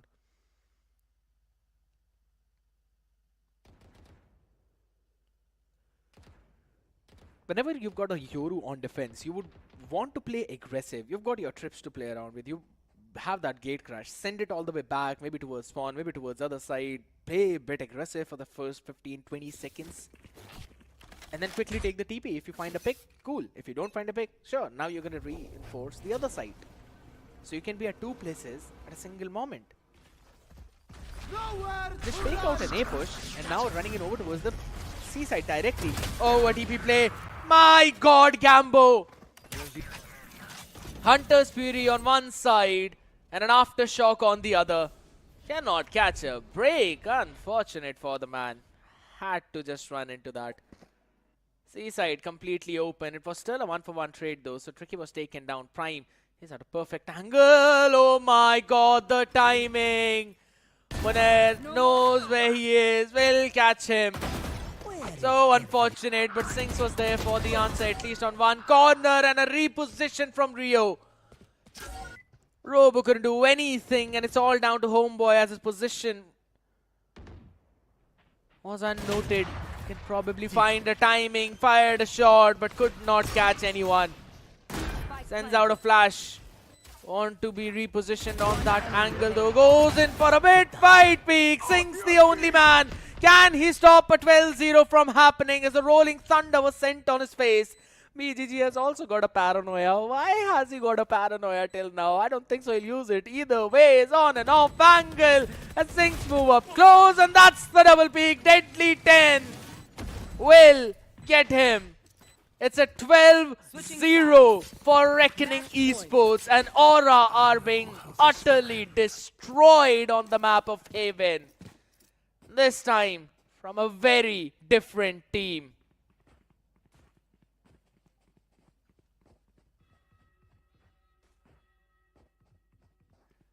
Well, it seems like even in a situation where Reckoning Esports are winning 12-0, there's a possibility for all of you people to win some Valorant points. Who is the youngest player in VCSA 2025 and which team does he play for? Scan the QR code, fill in the form, answer that question. The one who answers the maximum questions correctly will eventually win 5,000 Valorant points. Only one option out of them is correct. So make sure you quickly find your answer, because this match, or at least this map, is being ended way too fast.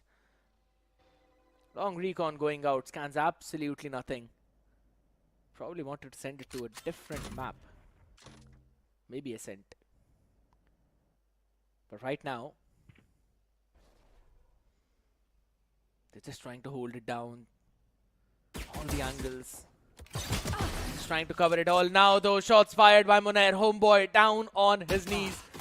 Aura not the start that they wanted. Double tap activated. Tricky in the corner. Catches Prime now. Paranoid, entirely blind, but Robo will eventually shut him down. 25 HP for him. Sinks on 22. He is being chased by Moner.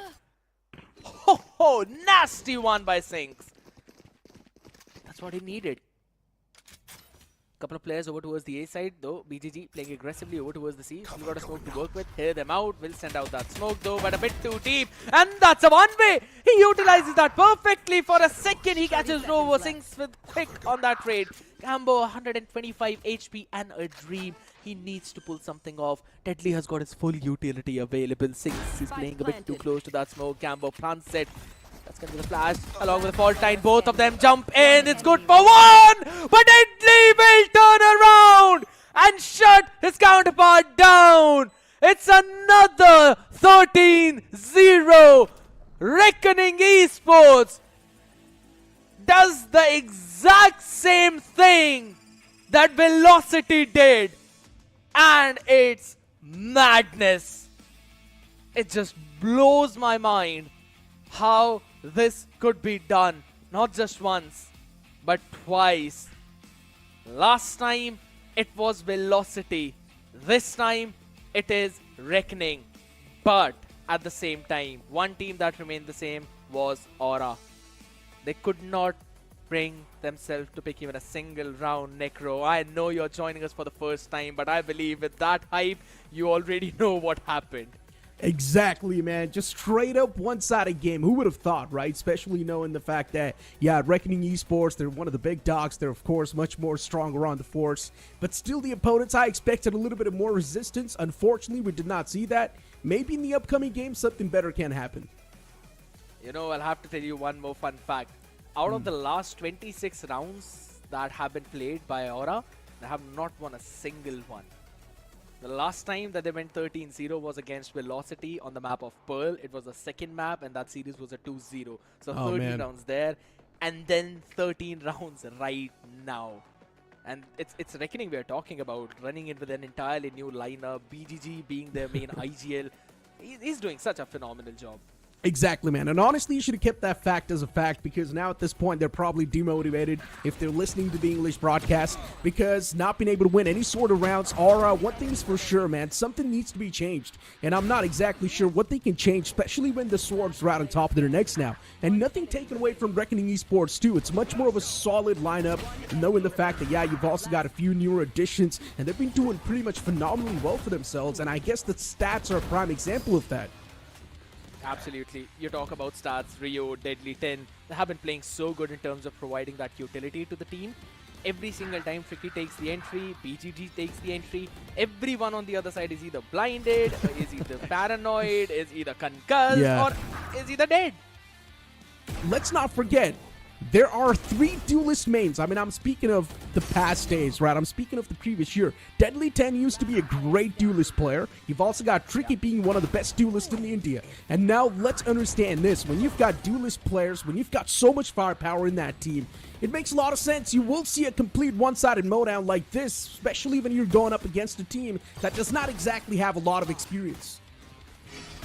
Absolutely. Even last time when Robo was playing on Phoenix on the map of Pearl, he was struggling. Right now on ISO, he did feel a bit more comfortable. He was top fragging for his team, but the rest of them were just not able to capitalize onto anything that they were setting up. There was a lack of macro itself, and more than anything, I think so it eventually came down to that lack of confidence, man, lack of momentum. Exactly, and let's not forget, Reckoning Esports is one of those teams that has also defeated great banners like It's a 2L in the past, right? So Reckoning Esports, there's someone who are pretty much like the stronger teams, and you speak of Aura, they're sort of like the dark horses in the tournament. So it makes a lot of sense. There's probably going to be those jitters too, but as you mentioned, the fact that they haven't really won a single round in that previous matchup is a big sign of concern. Now you move on towards an upcoming map, and you still do wonder, is the outcome going to be the same, or are we going to see at least a decent amount of comeback from them in the series? I mean, it's going to be difficult, right? Because the next map is also Lotus, and Reckoning have shown how solid they can be on that map. But before we move on to that one, of course, the stats onto this one, 13-0. 8 times Reckoning got the first kill, but it was only 5 times that Aura got it. Now, here's the thing. Even in a 4v5 disadvantage, Reckoning were able to pull themselves back. Just look at the first pick itself. Reckoning Esports having 8, and then Aura just having 5. A complete difference maker in the stats too. I mean, unmatched, unparalleled. At this point, these stats don't even make sense, because it feels like Aura, they're not even close to matching up to Reckoning Esports' level. I do understand I might just sound a little bit too brutal over here, but hey, it is what it is, man. That's what the stats say. Just look at the post plans too. Reckoning Esports has succeeded every single post plan they did, because it was a complete one-sided stomp. They won by 12-0. They won by a 13-0 scoreline, so nothing taken away from that. We've also got the MVP of the previous game. It's going to be Moner with the KDA of 5.8 and the ACS of 387. That's some insane stats by the man. Just a bit more damage, maybe he would have gone over 400. And look at the first kills. He's got 3 first kills on a Killjoy, and that too when they played 12 rounds in attack. This does not make sense. 19-4-4. Rest of the team as well. Every single person in a positive KDA.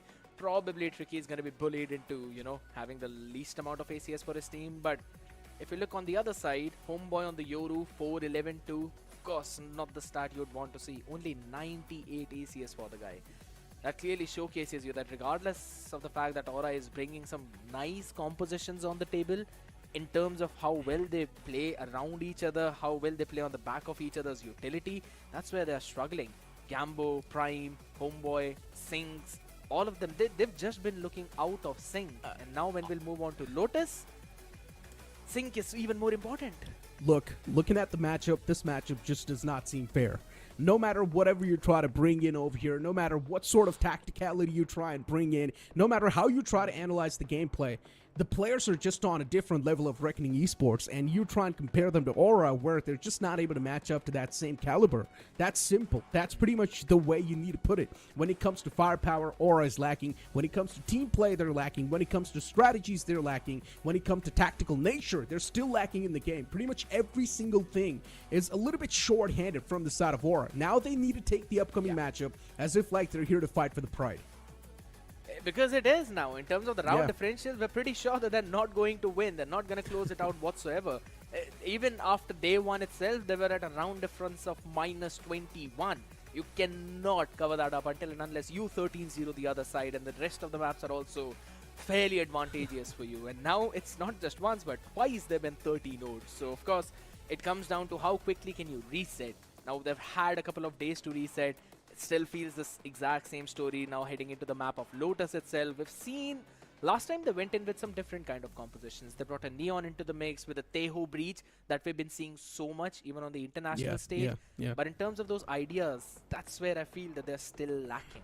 Look, in my opinion, utilizing the new agents, fine, it's understandable, right?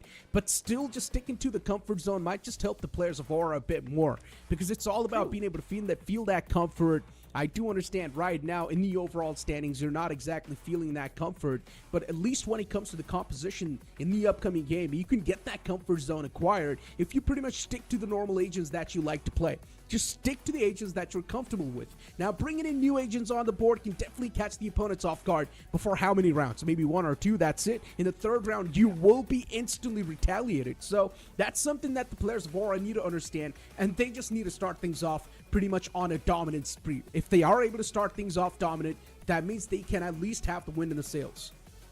You know, maybe at this point, I just want to say, pull out a rain out of the hat if you want to. just do whatever you want. Comfort zone, yeah.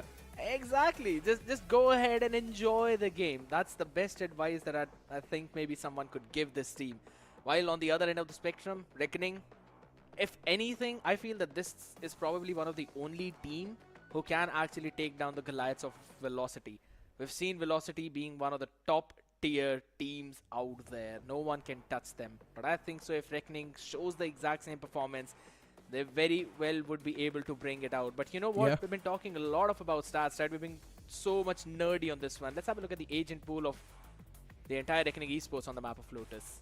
Lotus is one of those maps that is quite controller heavy, right? Because you've got 3 sites and quite the exposed ones as well. And if you really do want to get the control, you need a strong controller on the entire team. So Omen, of course, is going to be 100%. You've also got Vice if you want to anchor down a site and at least have the defensive side on you. So Vice is going to be pretty important too. Yoru, you can pull off some weird shenanigans, put the teleporter on a complete different site and just try and bamboozle the opponent team. You've also got Teho, considering he's new and also super overpowered. So everyone would love to bring Teho on the board. Well, alright, we've changed back our own original forms, but yes, I agree.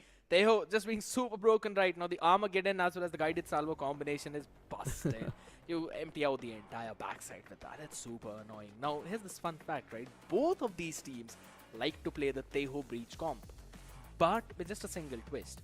We've seen Aura going in for the Neon, while Reckoning they like to play with the Yoru. Both of these agents, yes, they've got their own utility, but in terms of setting things up, I think so Neon sets herself up a bit more better as compared to Yoru. He would really want someone else to put out the utilities and then move in with a flash and dash combination that we really talk about, that we've seen on the international stage itself. And BGG and his lads were pulling that off last time.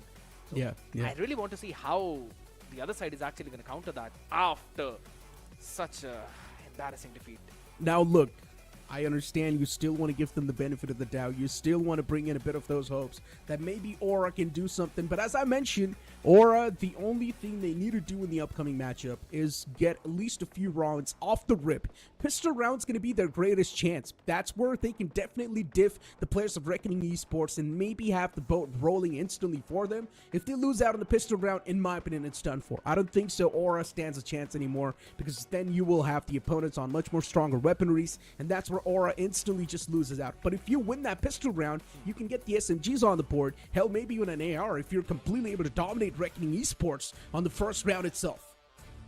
Yeah, absolutely. And we've been talking about those flashy things right now. There's no flashy thing in terms of the composition. It's going to remain exactly the same as what we saw last time. Sings on that Killjoy. Teho Breach comp along with the Neon Omen into the mix. The only change is in the Sentinels and in the Duelists. But in terms of the ideas, now that's where I'm super excited to see what Aura has got in their bag. Is there anything left in the tank of this team? Or have they gassed out already in the beginning of Split 1? Necro, I know you're super excited for this one as well. Pick up your team. Who do you think is winning this? Reckoning or Aura? Of course. Listen, is that even a question? What sort of questions are you asking me over here, man? Of course, it's Reckoning Esports who's probably going to take this matchup in hands. But still, just to be a bit of a believer, I think Aura can at least squeeze a few rounds away from Reckoning Esports this time and maybe give them a little bit of much more a tougher matchup. We'll just have to wait and see as night away. We'll be heading into that pistol round. A full-fledged utility coming in by Gambo. Only a classic into his hand, but that's what we always see from those initiators. Widespread setup. Now we've always seen Monair being that key, being that lurk. Aura needs to shut him down. He's been stopping any kind of flank possibilities of Aura itself. So Monair becomes the prime target, and he was also the MVP of the previous game. So he's carrying that momentum, and that's why we see a sheriff in the hand of this guy.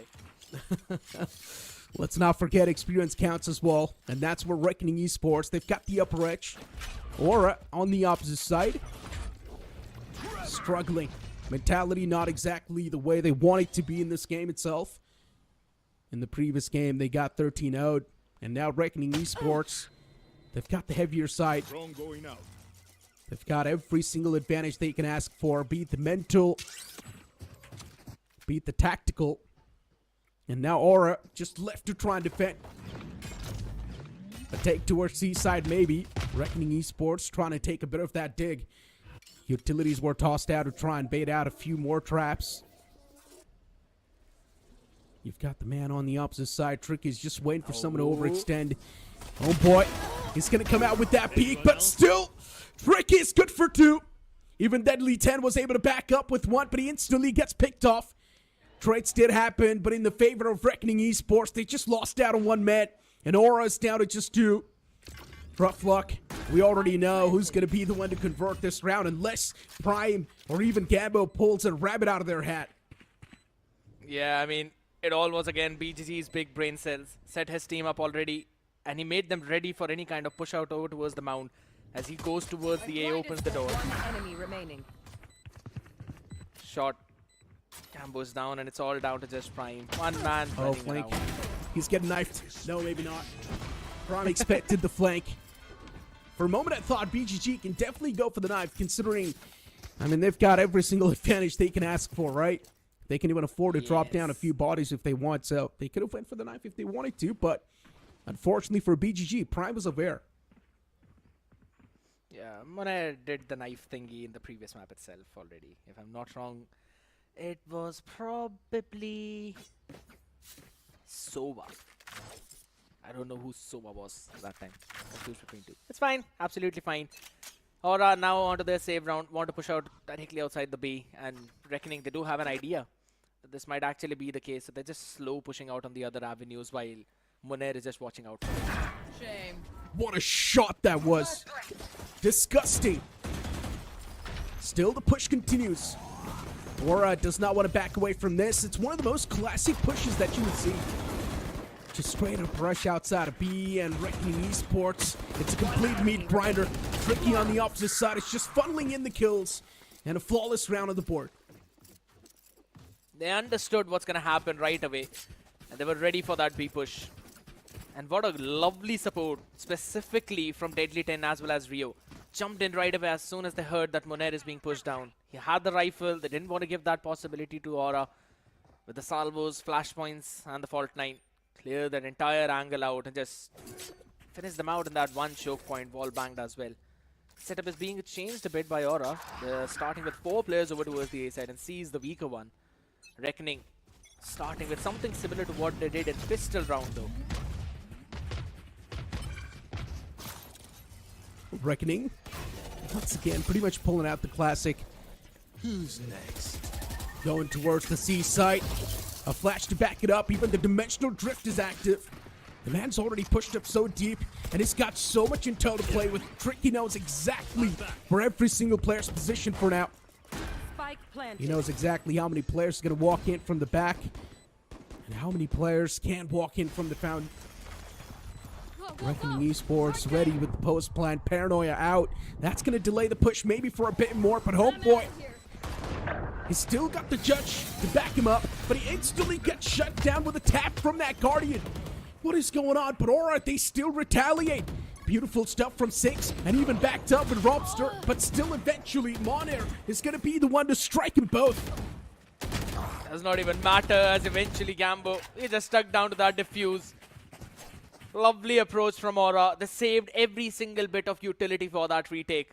And Reckoning, whenever this kind of things happen, the main idea is just directly to push out those extremities, maybe towards the waterfall, maybe towards the spawn. They did not do that. So Aura, they had everything for the side retake. Paranoia, pair it up with the flashpoints, aftershocks. Even the razor vines that were put out by Monet, they could not stop a lot out of the other team. So it's absolutely fine. But this is the first gun round of the game. What is going on? Oh boy. The man was on a suicide mission. I understand he wanted to pull off a heroic play since they won that previous round, probably feeling at the top of the game, but still it's one of those moves that you might as well would not want to pull out. And judging from the way Aura is playing this game, it feels like Aura is just playing a normal competitive game. It does not feel like they've got any sort of strategies to work with. The previous round, luckily enough, the utilities were on point. Even the players were able to find the picks exactly when they needed to. And on the back of Sinks, they were able to get some nice picks. But look at Reckoning Esports. Once again, systematically dismantling this site. And now every single piece falls in their hand. The Paranoia with the aftershock was just phenomenal. And this position from Monet, even better. A flawless conversion of the first buy round of the game. And on the back of it, Monet now has got the Steel Garden available for the next.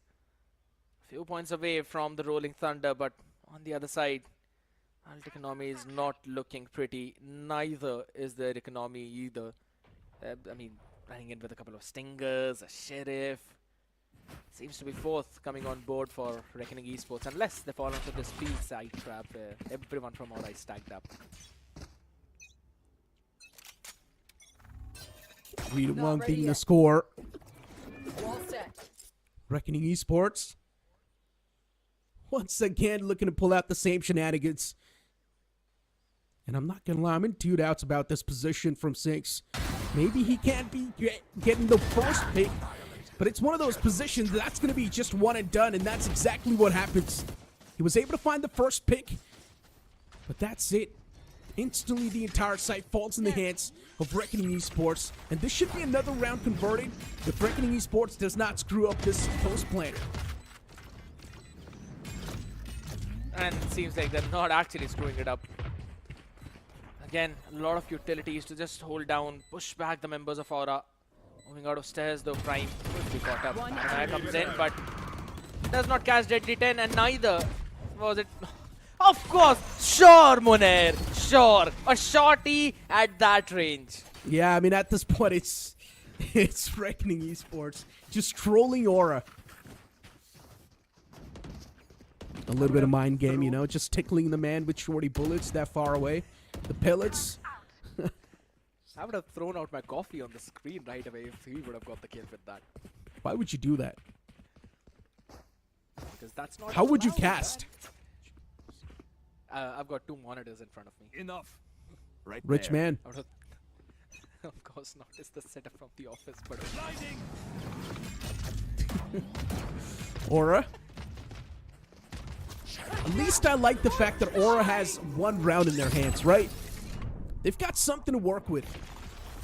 And look at Reckoning Esports now. Tricky, what a pick that was. On the back of that pick, they instantly get the B-side control, but Tricky, hands were too busy. And he instantly gets picked off. Trades happening back and forth, but Reckoning Esports, they've got the advantage. Prime all by himself in a 1-on-3. Deadly 10, BGG, and Monair on the opposite. 3 men just waiting for the man to walk out, and that's exactly what happens. And Morris Crosshairs was trained. And now for the last few rounds, Reckoning were just going in with their slow hits. Aura, they're basically conditioned in order to believe that it's probably going to be another slow hit, and that's when they decide to change the pace. Like, it's fine, we've gone for a lot of those slows. We're going to rush it down towards B side. Utility, again, perfect. Held it down. And even though Tricky was taken down, he set Monair up for success. His flash was the one that basically let Monair pick that one player who was playing it towards that A connector. And this is the ability to play on the back of your teammates' utilities that is making this team super strong. Look at that. He sends out the flash, and right away, Monair peaks. And also, he was standing in the soft angle to take down Prime. And there was no chance for Prime to win that one. Yeah, One you see good him. thing. Yeah. Look, the main problem for Aura at this point is that Reckoning Esports, they're cycling through their ultimates pretty quick. Exactly. And if this keeps on happening, that means it's a default lose situation for the players of Aura. They do have a lockdown available in the upcoming rounds that can be used for a post-plant situation. They can get the site back in their hands. But still, it's Reckoning Esports we're speaking of, right? And they probably do know what exactly is going to be cooking up in the heads of Aura. I was about to just mention the same thing, that even Gambo on the Rolling Thunder is one away from it. So if they want, they can really try to play for that orb, which seems to be the case as they're playing 4 people towards the A side to try and put a trap under Reckoning's aggressive play. Homeboy can't be serious with these moves. He is. As I told you, it feels like Aura is just playing a normal competitive game. It does not feel like they're playing a tournament. Unfortunate for Aura, Sinks gets picked off. One of the strong anchors not in the game anymore. That means C site's open. And that's exactly where Reckoning Esports, they're going to find themselves at home in the comfort zone.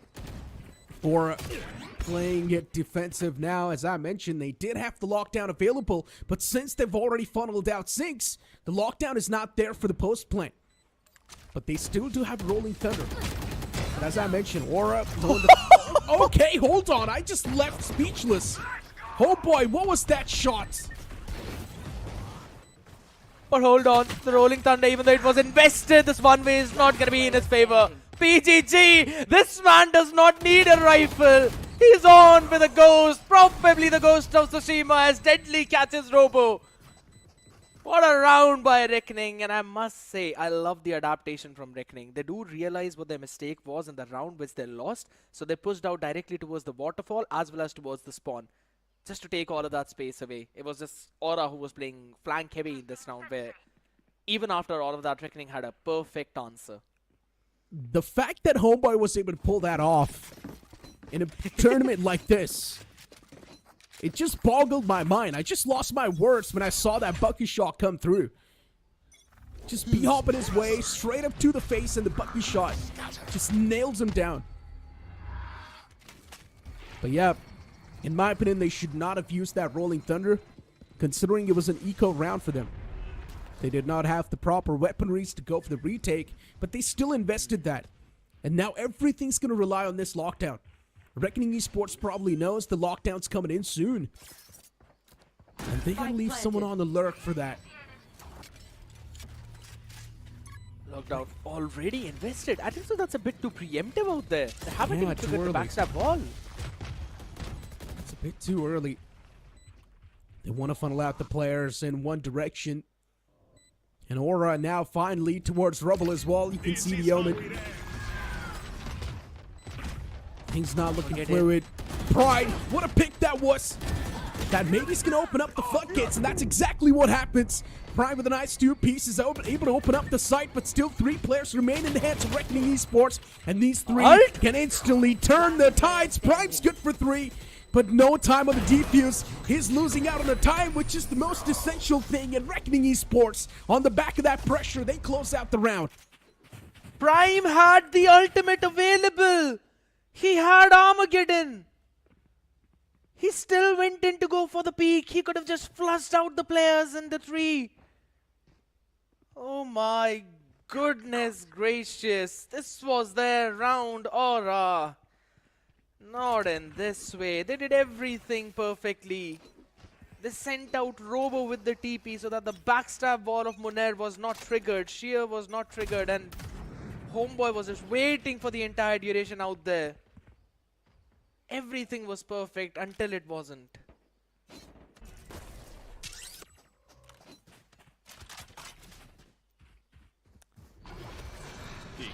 What do they have left now? Nothing. They do not have proper weaponries, neither any ultimates. They do, I guess, too. From which one of them is from the shadows. Can be utilized for a quick rotation, but let's be honest, I don't really see a proper usage of that. Beautiful shot from 6. That too with the Marshall. Able to get rid of that player, just deletes him out of the server. Monair still waiting for the man on the flank to peek out. From the shadows was utilized as well, and Roblox for Enemy remaining. even his position's now noticed. They know exactly where the man is. 29 HP. This clutch does not seem possible. And what a flick from Rio that was to get rid of Roblox for. And I'll tell you one more fun thing. You know, as soon as Sinks got that headshot with the Marshall on Tricky in A Heaven, Deadly quickly moved up forward and took that rifle away so that Sinks cannot pick it up. Yep, I saw that. That is such a small microplay, but it's so crucial, and it shows you the discipline that Reckoning Esports has right now. That it does not matter what the scoreline is, they're still going to do all the things that you're supposed to do to get the round in your own team's favor. And even if the odds are 75-25, you'll make sure that it turns to 76-24. And It's that's simple. why, yes, yeah. Reckoning Esports just wants to trap the opponents in an economical loop. Simple. That's pretty much what Reckoning Esports wants to do. They want to keep the opponents struggling. And as long as that happens, Reckoning Esports, of course, they will have the upper edge in every single fight they go for. But Homeboy once again aggressive towards the rubble, strikes down the man. Now the controller's not in the game anymore. That means Reckoning Esports, they need to be quick. And that's what they are. They instantly get the C-side in their hands. Now extending towards the backside might just be a little bit too much. But they're still doing it no matter what. All the way down, Homeboy. Just 10 HP. And it's a full-fledged flank heavy take.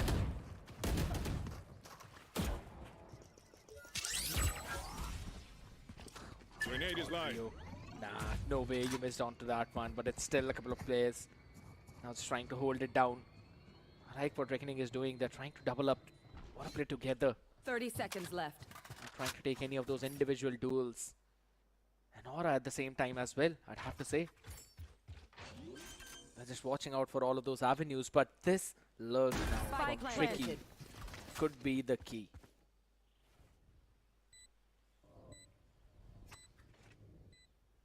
A 4-on-2 in the favor of Aura. Homeboy's dropped down pretty low. Just 10 HPs. And let's not forget, Homeboy is one of those players that's been taking risk. Look, line center. Lovely. You blink it and you miss it. Just like that. Aura, they squeeze in the second round of the first half. Such a pretty play. Aura went in yet again with a flank heavy retake, sending in 3 players. Rio had to go big. Got one, but could not catch anyone after that. And the moment that happened, that's when Tricky looks away from the angle, and that's when Homeboy moves from the spawn to take him down. Nice approach by Aura, 8 and 2. So at least that's 2 more steps closer to improvement. Not got kind of ultimate to play around with. Rio has got the Rolling Thunder up. Okay. And Tricky is 2 away, along with Munair. For Dimension just as well as the team card.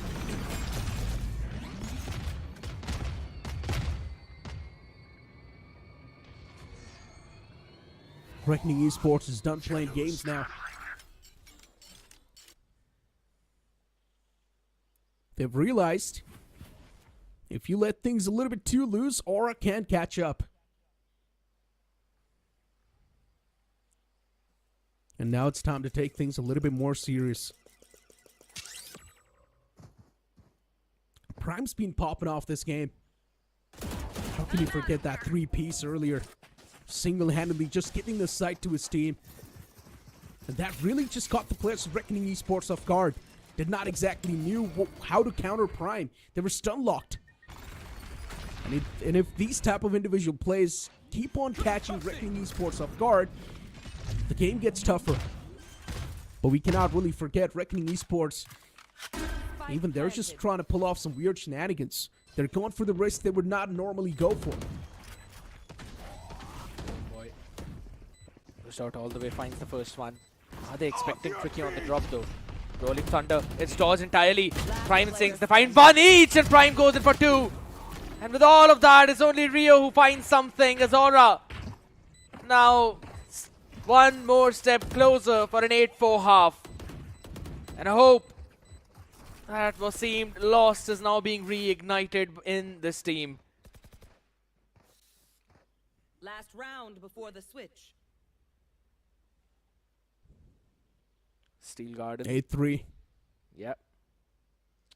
Honestly, look, Aura, it's still winnable for them. Now, if it is going to be a 9-3 swap, then they would need to rely heavily on the pistol. If it's going to be an 8-4, maybe there can't be a bit of that room for error. But still, Aura, pistol round's going to be the most key thing in the second half when they move on. But if they're able to squeeze in this one, that can just be the sigh of relief they're looking for. Probably a trap setup play currently for Aura. This could very well work out for them. Yeah, but that's the Steel Garden now being invested. No more weaponries to work around with as Gambo finds one with the Aftershock.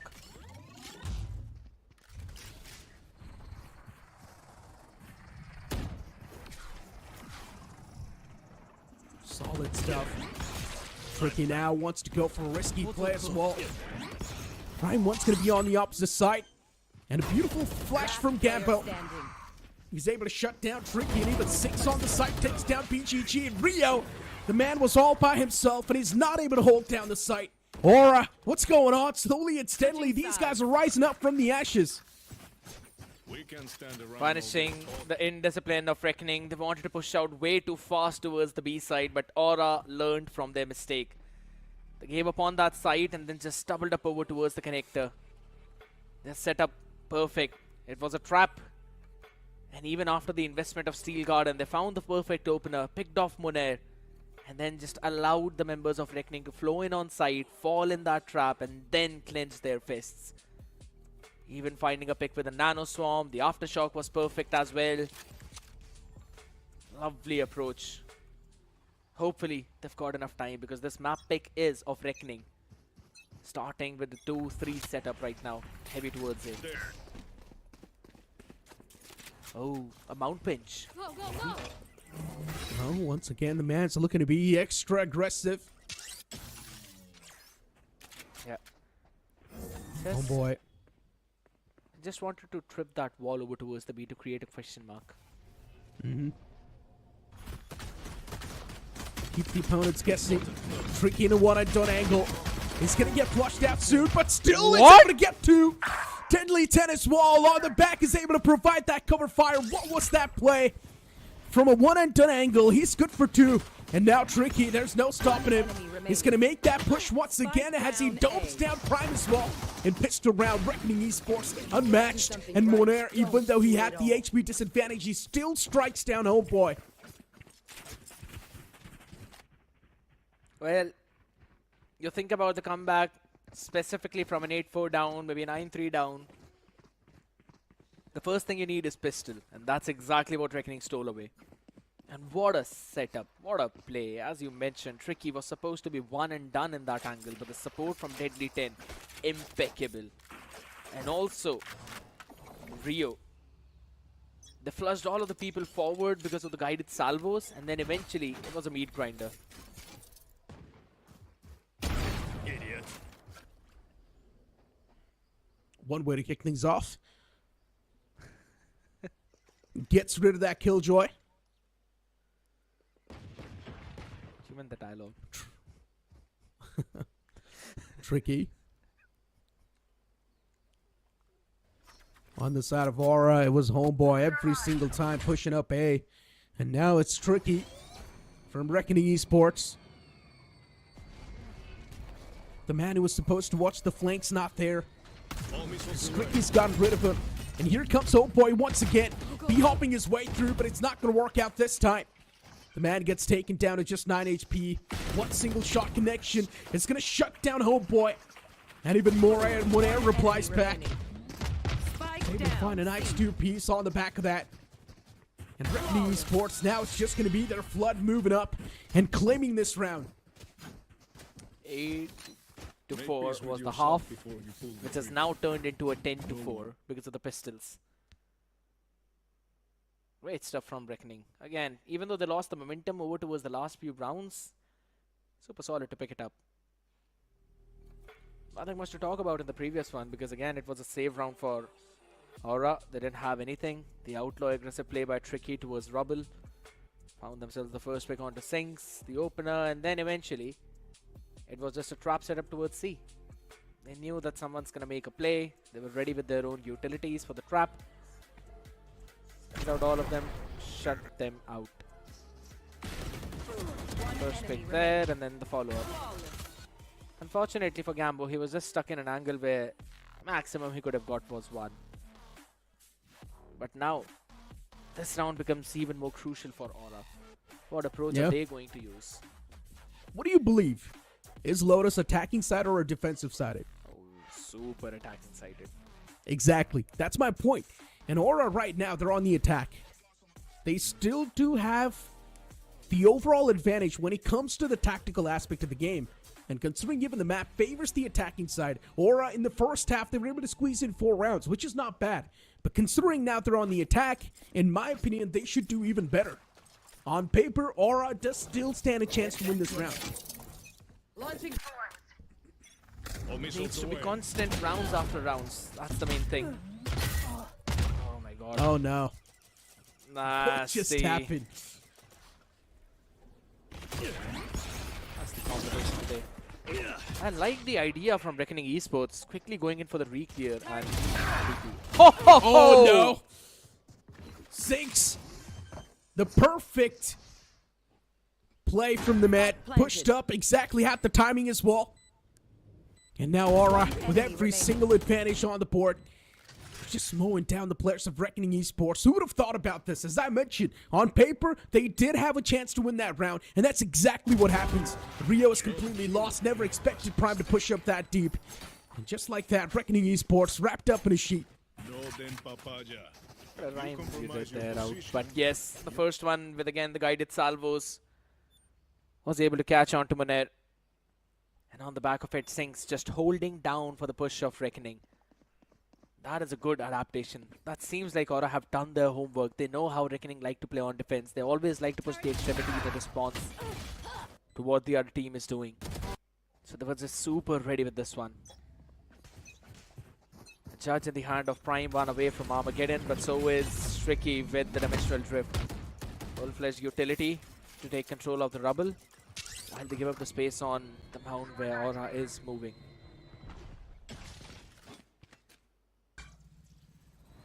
My ultimate is ready. Deadly. Presence known. Homeboy once again looking to make that mad dash. He's got the judge for up close and personal combats. And Tricky tosses out a clone. Homeboy shoots that. With that, his position's now noticed. They know exactly what's going on here. But Homeboy's the only man making the dash towards the site, and he's still able to find the strike. Moner there to try and funnel in Homeboy as he does secure that kill, but that's all he's going to find. The rest of the players moving towards A. It was a bit of a bamboozle move from the side of Aura. And Reckoning Esports, it feels like they haven't really exactly fallen for that. Still 3 players ready to retaliate instantly towards the A. And this has got to blow for Reckoning Esports. It does not seem like they stand a lot of that chance to try and defend the site down, but still BGG is able to find the first 2 and even back it up with Deadly 10. BGG is able to do perfectly well. And Prime, his position is noted. Utility is being dumped on the face of that man as he sends out the salvos, but it's not going to salvage anything. Reckoning Esports converting another round. Lovely stuff. BGG was not supposed to stay alive after that. They used the Armageddon, if I'm not wrong. They also used a concuss to try and take this man down. But the way he maneuvered around the site, moved in from the other side, just walked away. Nasty. Economy now starting to look thin on Aura. And that's the main problem. If Aura loses this round, it's done for. Needing to rely on Eco on the last round would be tough. They need to win this one, no matter what. Homeboy did a perfect job in baiting the players of Revenant Esports and thinking that maybe the push is going to happen towards C. Tricky too, collecting the information. Beautiful stuff with that dimensional drift. He now knows exactly how many players lie outside of C. They wanted to go in for a trap play where with the dimensional drift, they will send out the fault line. And then Tricky moves out of his ultimate to try and pick them off when they were concussed. They just could not time that well, so Tricky got caught in that in the fault line itself. So he had to just TP out of there. Around a minute remaining still for Aura. They can create a bounce around the map, the other side too. But here's the thing, you know, they haven't really dealt with the Wise utility over towards the A. So Reckoning Esports can just leave one person there and maybe rotate the other ones over towards the C. True.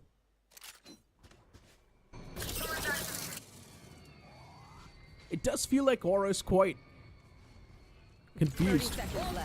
They do not exactly have a proper playing structure, and that's why Homeboy gets caught. And he's the only player that was isolated, by the way. Instantly, Aura, they try to come up with a plan on the fly, but I don't think it's going to be working that successfully well. They do not have things planned out for this round. They're just going with the flow of the game, and the man behind this wall should be spotted. Sinks from the cubby, shut down. Still got Gambo exactly on the site. Aura with the remaining 3, and now they've got a dream target on the back. And Deadly Ted, he's at least able to find Gambo too. Now the situation's taken down with 2v2. Aura still stands a major chance in winning this round. The Menair, he's able to take it down with 2-on-1. Prime, the only man left alive. What can Prime do? Pulls out the classic. Waits for the man in the front. He did go for the shots, but with a classic, you can't really take a fight against a Vandal. There was no tap on the spike. He just had to buy a few more seconds. That is so impatient from Prime. He had time. He could have peeked in a bit more later once the effect of the Steel Garden was over and he could have pulled out his own Vandal. Oh Heat of the moment, my friend. Probably. And that's the experience speaking right there. Lovely stuff from Monair though. Using up the Steel Garden as soon as it was available, regardless his team was in a 2v1 advantage. Again, reckoning with their discipline is the reason why they're winning so solidly. Deadly 10 is 1 away from his Armageddon though. Pitch.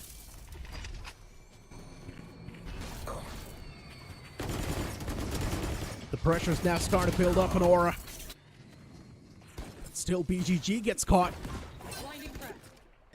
Aura's starting to make those mistakes that they're not supposed to. And these are normal mechanical mistakes that they're making. But at least they've managed to get the C-side in the hits. A beautiful bait and switch that was. Monair shut down with that bait of Homeboy. And now the push continues. Sinks. He's a man with some good mechanical prowess and Sinks. C still manages to shut down Rio. Even Gamble is able to find one of his own. A 1-on-4 cannot be converted. Deadly 10, he's got too much on the plate. A bit too presumptuous with that Armageddon as well. I think so you could have saved it for the next round though, but it's fine. He just wanted to use that. 6th round on board for Aura, as you mentioned. A good anticipation again towards the mound. They wanted to go for that pinch play. Opened up the door as well, but I did like the idea from Reckoning. They sent down that Razor Beam early on to try and help out BGG and hide him inside his own smoke. But good awareness of Aura, understanding that this might actually be the play.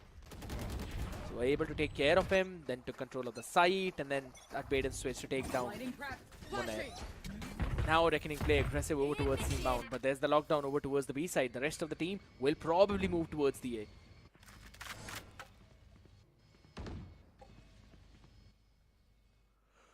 Oh my god, this triple flank heavy play from Reckoning. Not a big flank of this.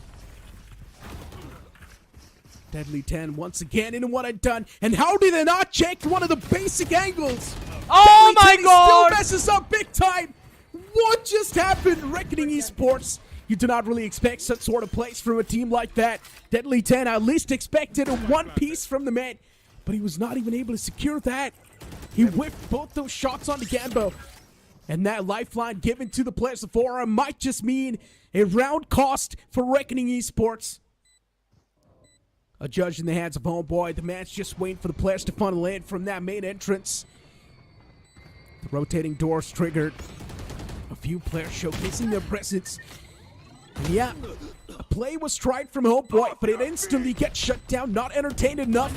And even the Rolling Thunder utilized. That's going to secure another kill. As I mentioned, Reckoning Esports, that one misplay from Deadly 10 might just cost them the round. And that's exactly what happens. It's all on Deadly 10 in my opinion.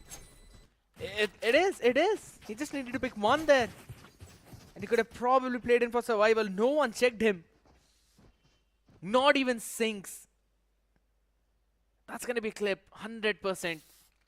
He's going to have an earful for that one. It's not having the prettiest of the day. 10, 12. 7 assists, yes, understandable. But, I mean, come on. He's the initiator of the team. You can look at it this way. Aura's aura was so strong that Deadly 10 panicked. Conqueror's hockey, SC, huh? Alright. Fair enough. With the way how Aura has been playing, at least it's not going in minus anymore. I know, right? They still do stand a chance to win this entire game, considering they're on the attack. Probably. Comeback is possible. Any believers? You know what? I'm actually going to say yes. Yeah. We all love a comeback story, don't we? Everyone does. And what better than being 13-0 down, not just once, twice, consecutively in 2 maps. And then just making a comeback against a strong team like Reckoning Esports. Yeah, arguably one of the strongest out here. I'm totally down for it. And they have got the ultimates to do so. Prime with the Armageddon, Homeboy with also the Overdrive. That's why he's running with the Judge in the hand. He's going to probably go, or rather, I'll reframe that. He's probably going to go the entire map. The way Homeboy is playing, honestly, he seems like a troll. And now Homeboy. Oh, he's got the ultimate up. And with that, he's already able to find Tricky. Once again, on the man on the same angle, Rio. Can he pull off a value? BGG was able to shut down Homeboy eventually, but Rio's taken down to just 30 HP. Needs to back away once again towards the site. The man was too exposed. And Rio, luckily enough, he won't be chased. Oh my god. Armageddon used in all of that chaos so preemptively. Now that's mistake though. A couple of players down low in HP, 41 and 31 for BGG and Rio. From the shadows invested by BGG to try and find some information as to where the players are. They're still going to keep the stack over towards the A and ask Monet to rotate. No noise being made over towards either B or towards C. They've got the full C mount control. That's why there's triple stack. This very well is winnable for Reckoning themselves. 30 seconds left. Not enough time, Aura. They need to fasten up the process. Rio almost lines up too. Reckoning Esports, they've got this round in the back unless they somehow mess things up. And it feels like they're almost on the verge of messing things up once again. 11 seconds will make that 10. And 6 is already going for the plant towards B. This is brilliant. But look at the man on the flank. The breach is just waiting for someone to step out in the open. And that's about to happen soon. Gambo, he's got the advantage. And also the first strike. And Gambo takes down the second one as well. Deadly 10 is starting to choke. It's not looking good. And now BGG left with some heavy lifting to do. He's got his backs turned towards Sinks, and Sinks will close it out. What a clutch that was from Aura. It was indeed the most important one, specifically for Gambo. My man just turned 90 degrees to the left to take down the second. Deadly 10 There's tried no his way. best. What's going on with Deadly 10? I mean, I don't know, man. Maybe he's the first one getting affected by the aura of aura. Yeah, probably, I guess. Even he knows the possibilities and the odds are now starting to stack up with the players of Aura. And that's making him panic. Just look at this play once again from Deadly 10. He had the advantage since the man's back was turned. And still Deadly 10 whiffed every single shot from that Vandal. And look at Aura now. This seems like a complete rundown towards the site. Tricky still with the Sheriff, can be a bit more deadly, but a beautiful stun. That's going to catch the man instantly. Tricky taken down, even Gambo is able to back it up on him on air. Aura, what is going on? Now this seems like a stomp on Reckoning Esports in this round itself. Still BGG, a beautiful slap to the face. At least trying to humble the players, but Aura, for them, what matters is to take this game as close as possible. I love this. I love this from Aura. Now the momentum is in their favor. They're not letting Reckoning control the map at all. They do understand that they're playing heavy on those rotations. They're just trying to find the timings, running it down towards the A side. The set plays are working a bit. And with all that, now they want to start over towards the C. We'll probably see Tricky make some nasty aggressive play. There's an operator in the play as well by BGG though. And what a util dump. Fault line along with the guided salvos, 2 refreshable utility, and you force Tricky to burn up his gate crash already in the early 15 seconds of the round. I love this approach.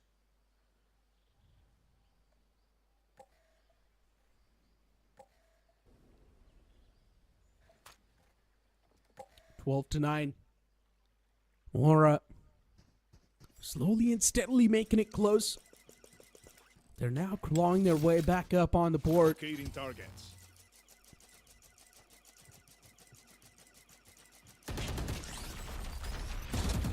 And look at Deadly Ted. An aggressive peek. Oh, the hats were busy. Things gonna be in real bad for Deadly. Luckily enough, he backs away in the nick of time and sinks. Almost missed out on the opportunity of cutting Deadly's lifeline away. It's gonna be safe for now. But still, Aura, they've got a lot to worry about. Dimensional drift. The room for error is super low. And oh boy, is able to get the pick on him on air. Yeah, the dimensional drift was used, but what can Tricky do? The entire site has fallen in the hands of Aura. And now Tricky all by himself gets stunned too. Oh, Lovely. Sings, he's really activated himself big time in this game. BGG is just gonna run away, save down his operator. It's a safe call already for Aura. I What a can't play believe by this them. game is getting close. Yeah. I love that. Reckoning just running it away. They can't do anything. They don't have the crits to buy in the next one. Tricky cannot buy. Rio 300, Monet 200. Maybe the lost bonus is gonna help them out, but not enough. So it's still gonna be just scraps in the next one with a couple of hero weaponries in the form of that operator as well as the Vandal. Aura are doing such a fantastic job again, slowing things down. They understood Reckoning might actually push out and they were ready for that. Since that did not happen, they worked around the map entirely. Oh my god. He was caught napping straight up. He was caught napping onto that angle. Reckoning Esports' economy is broken. And now they're pretty much stuck in an economical loop. They do not have a lot of money. Reckoning Esports is choking every single step in the game. And Aura, they're just able to gain that confidence back. And just on the back of that confidence, they're able to squeeze in the rounds. And Reckoning Esports, they're trembling. You saw what exactly happened to Deadly. He whiffed out on those 2 insane plays that could have secured the round and also the victory for Reckoning Esports. But those plays costed them the game now.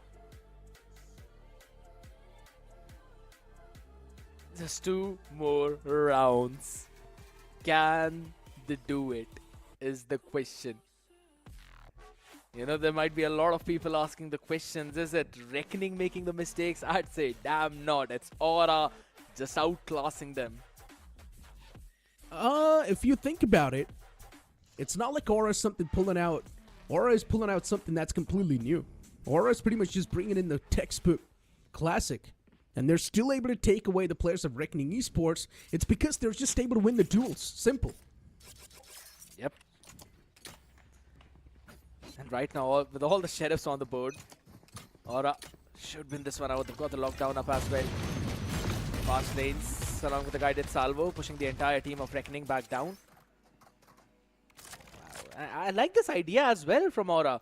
Adding into another rifle with the Outlaw, so that they can catch in someone rotating, and then also keeping the rifle together, so that they can quickly change it up, work around. Placing swarm grenade. And after being a bit aggressive out there, they're now holding down this back angle. Robo should catch one. Oh my god, please, Robo, look at that, back in the same direction always. Oh no. Man was busy tossing out the smoke. Ah! Right next to him. Switches over instantly, and he also dodges the flash. Robo, he's done his job. Taking down the two players, especially in a position where he was only supposed to get one. He's done more than enough. Situation in control of Aura. But they've got the advantage. They've also got the plant down. I do understand Reckoning Esports have retrieved some weapons, but it's not going to matter when you've got players like Sinks hitting shots like these. Enemy remaining. Phew. Alright. Damage control. Now it's fine.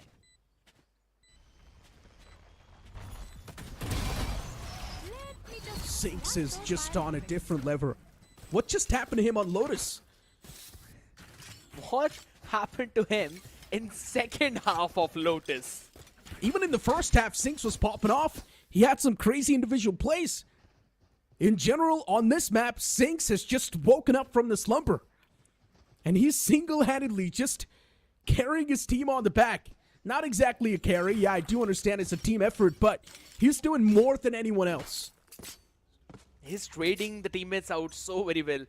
As soon as Homeboy takes that entry, Sinks is always there to support him. He's not watching it out for the backstab. He's just all the way going gung-ho in front of all the players now. An aggressive C play being made, and with that, you can already see the rotation is being called. We are seeing Rio quickly run away from there. Move towards the B side now. That's the stacked part. The question is, how much utility can they force the Reckoning to burn, which they are holding on down very well, apart from just a couple of gate crashes. Good question. 11 to 12. Aura just needs one to tie it up and send it to OT. You should run. Lockdown. Heavy investment. Oh wait, the salvos. It's gonna destroy the lockdown. Lovely play. That's a big ultimate now out of the picture. Yeah, but still Aura, they've got something else cooking in their minds. There's a wall. Reyes from with the 6 is already pushed up deep. Is able to get the trade. It's good for one. Sinks has done his part.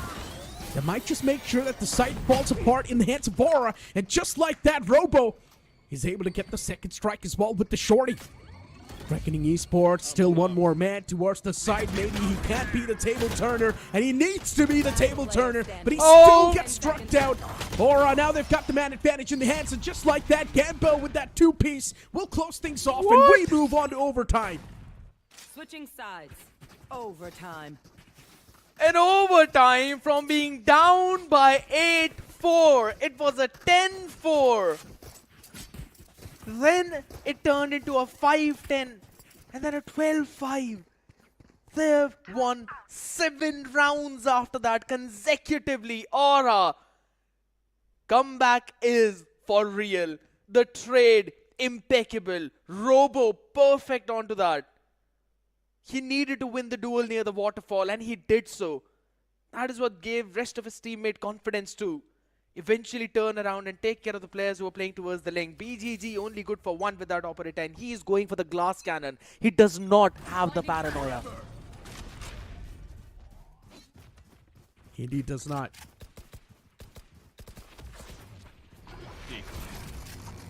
Portal closed. Quick moves from Reckoning. They've realized the more time they let loose, Aura is able to capitalize pretty quick.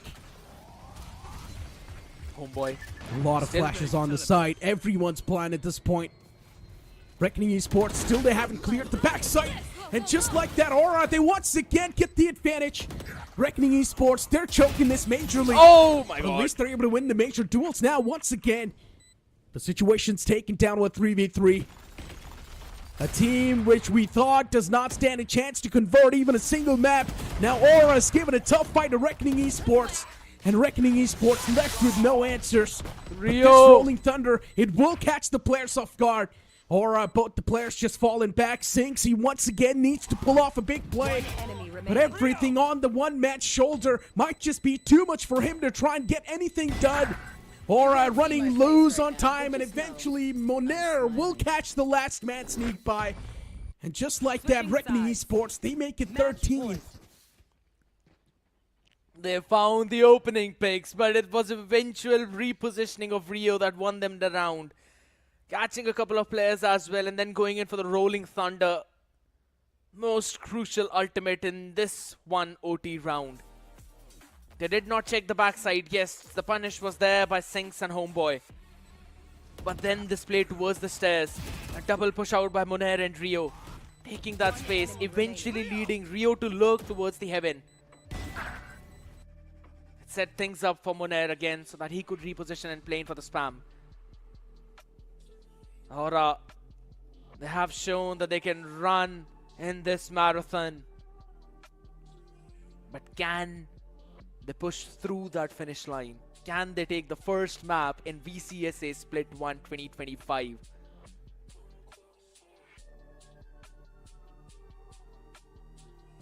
I'm pretty sure everyone watching this game thought that this is probably going to be one-sided stop. But now watching this sort of an outcome, it's got to be a shock for everyone.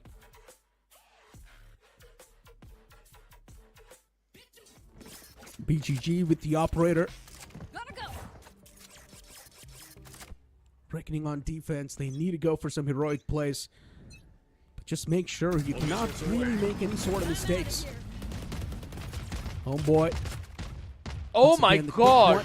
And Deadly 10 is able to get that first pick just on the back of his utils. Even BGG squeezes in that kill with the operator. 2 picks off the rip. That's going to give a major advantage in the hands of Reckoning Esports. That is going to be the man advantage.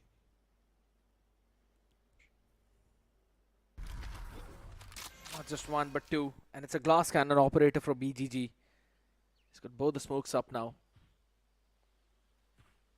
Big play needs to be made. Sinks is still alive. He can probably do something. They've got a paranoia to work around with. And now the salvos are up.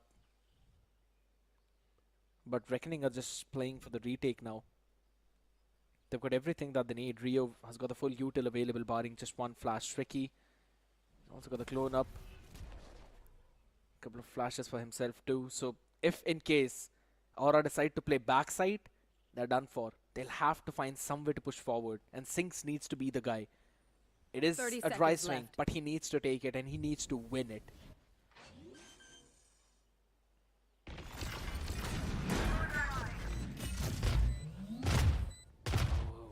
Patience is the dodge. key. A BGG. 3-on-5. Man advantage. And Reckoning Esports, now it seems like it's going to be mowed down. There's no stopping now for Reckoning. Final 2 players remaining for Aura. And Paranoia. it feels like now everything is starting to fall apart. Last player standing. Prime is taken down at just 24. And yeah, Rio will be the one to hand out the closure. Reckoning Esports, they went out this series against Aura. But you got to give it to Aura as well. What a close game this was, and especially towards Lotus. Sinks was popping off. Even Homeboy was able to get some crucial kills on the board. I'm pretty sure the players are not going to be too happy after this victory, because even Reckoning Esports themselves expected this to be a one-sided stomp. Oh, they were definitely sweating. Aura gave us what we wanted to see. Yes, probably a map 3 as well, but that did not happen. It's absolutely fine. Bringing themselves back from 2 13-0s, then into an overtime. My man, that's the best thing you could ask for this evening. I'll have to say this was the favorite map that I had seen. I know, right? I mean, especially when all the odds were stacked against Aura, we thought that, yeah, probably Reckoning Esports is going to be the one to take it home.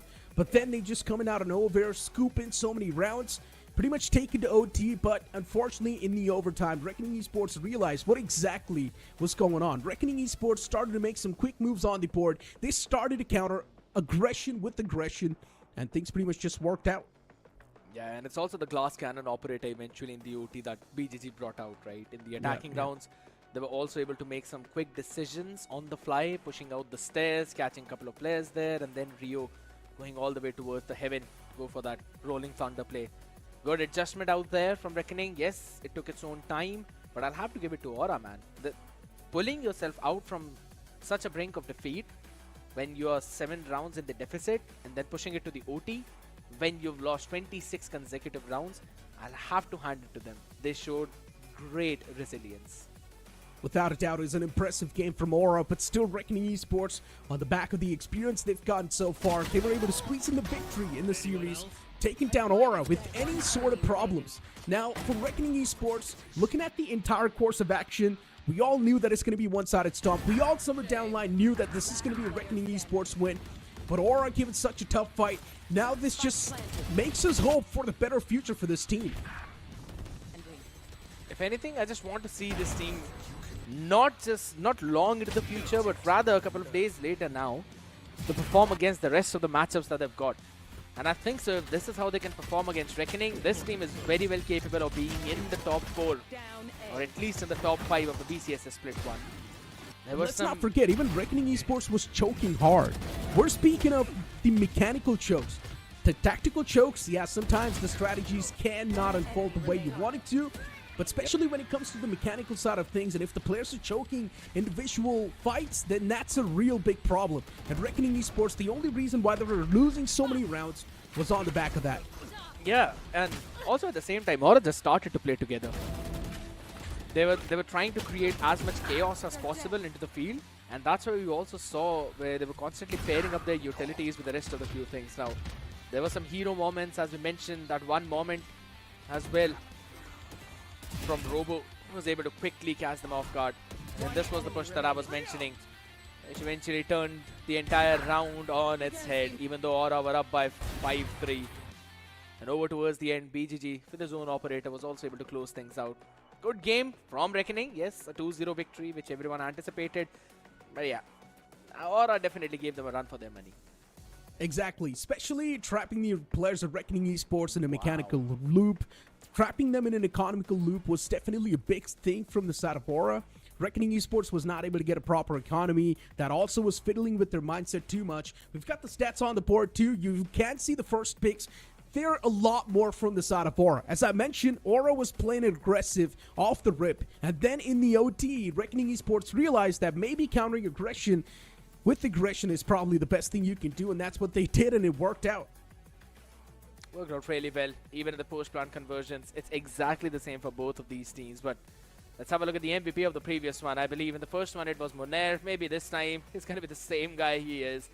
254 ACS. He did a fantastic job in terms of holding down the fort when it was necessary, but it eventually came down to how quickly can Aura adapt to that and avoid him as much as possible, and they did a good job at that. Exactly. It really did feel like Aura, for an instance, did not really have a proper game plan.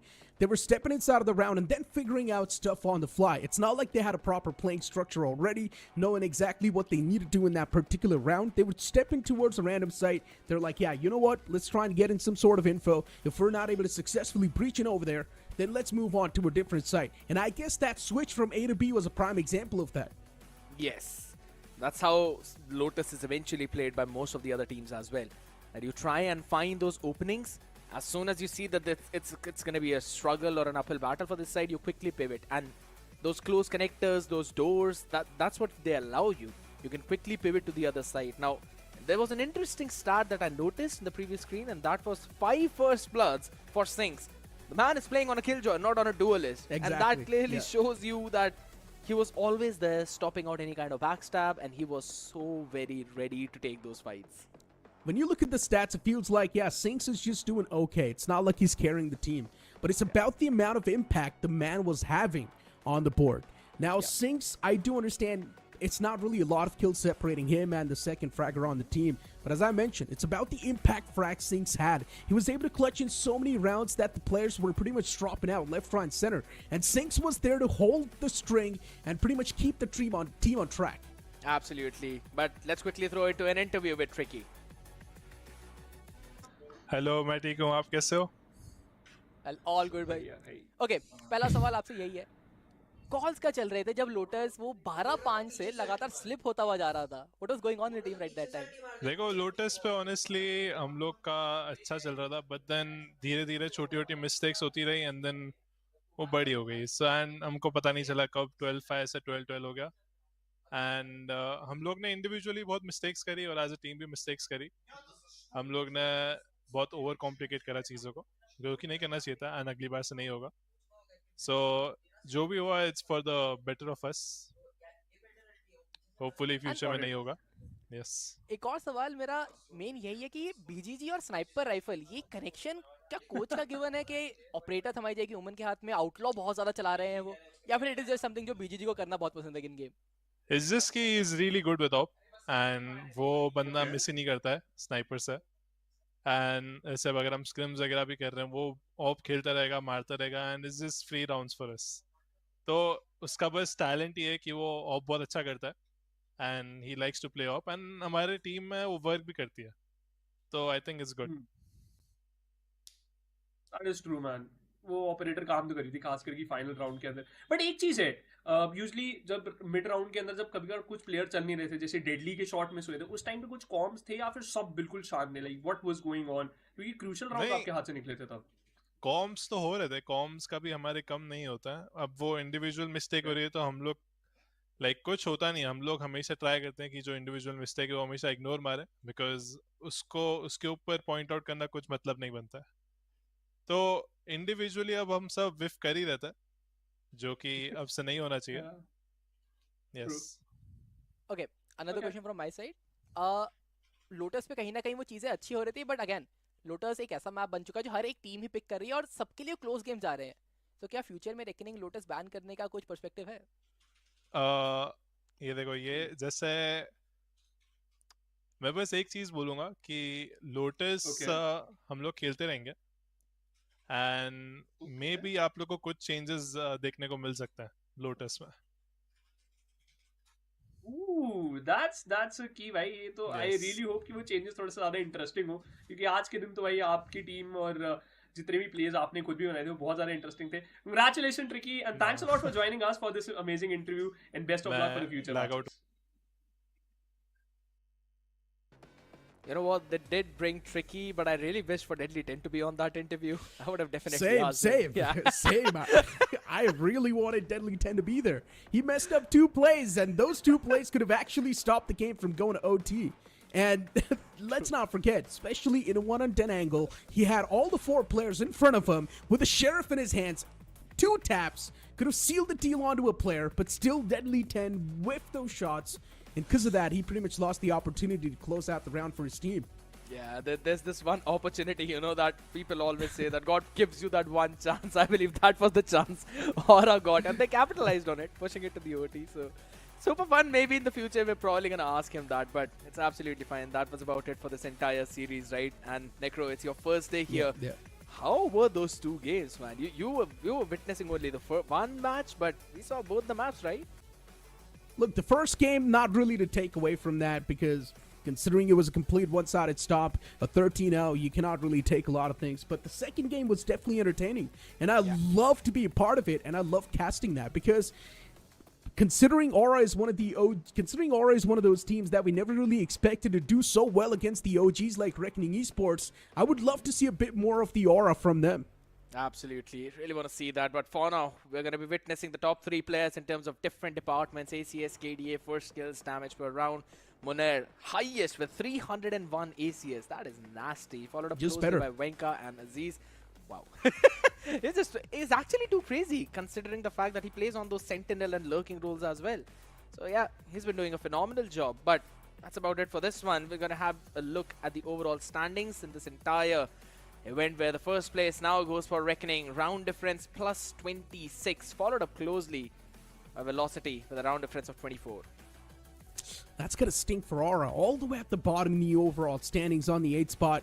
You've also got SC2 on the 6th. So a few teams still which are quite known on the latter half of the board. I would love to see them be there in the first half. But then looking at the first half itself, you think that the board is pretty much just stacked. Who would you really want to remove to bring in the other one? No one. That's the whole point. Even Global Esports Academy lineup is doing really well. We've seen some of the few plays there. In V2K as well, he was there. He was doing a really solid job in terms of constantly having those first kills. And that clearly shows you that the Spearhead is doing his own job, having the highest one in terms of all the other teams that we have. I'm really hopeful for this lineup for a lot more in the future. But I want to see Orangutan slowly and steadily perform. And since we're on that topic, let's have a look at the schedule for tomorrow itself, as it's Asterisk up against Revenant Esports and Velocity up against OG. Oh, this is going to be an interesting matchup. I mean, both the teams over here, pretty much it's like the first half of the board facing off the second half of the board.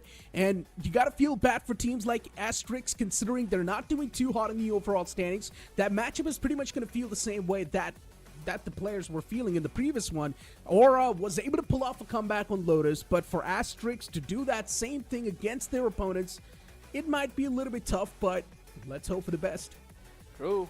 My entire eye will be focused on VLT up against OG, because that matchup is a super solid one. Hoax and the boys in that lineup along with Venka. Venka has been doing a phenomenal job onto that duelist. Plus also they're, slowly and steadily bringing in those cheeky compositions out.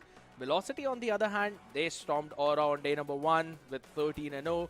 They did a phenomenal job even today as well. 2-0 in their entire series against S8UL. No, that was a 2-1. They dropped one map though. And the map that they dropped was a map of Abyss. So maybe we're going to see that tomorrow, maybe not. But ladies and gentlemen, that's about it from us. It was Necro joining alongside me, and I was scared yet. Thank you so much for tuning into VALORANT Challengers South Asia 2025 Split 1. We'll catch you guys with the action tomorrow. Have a good night.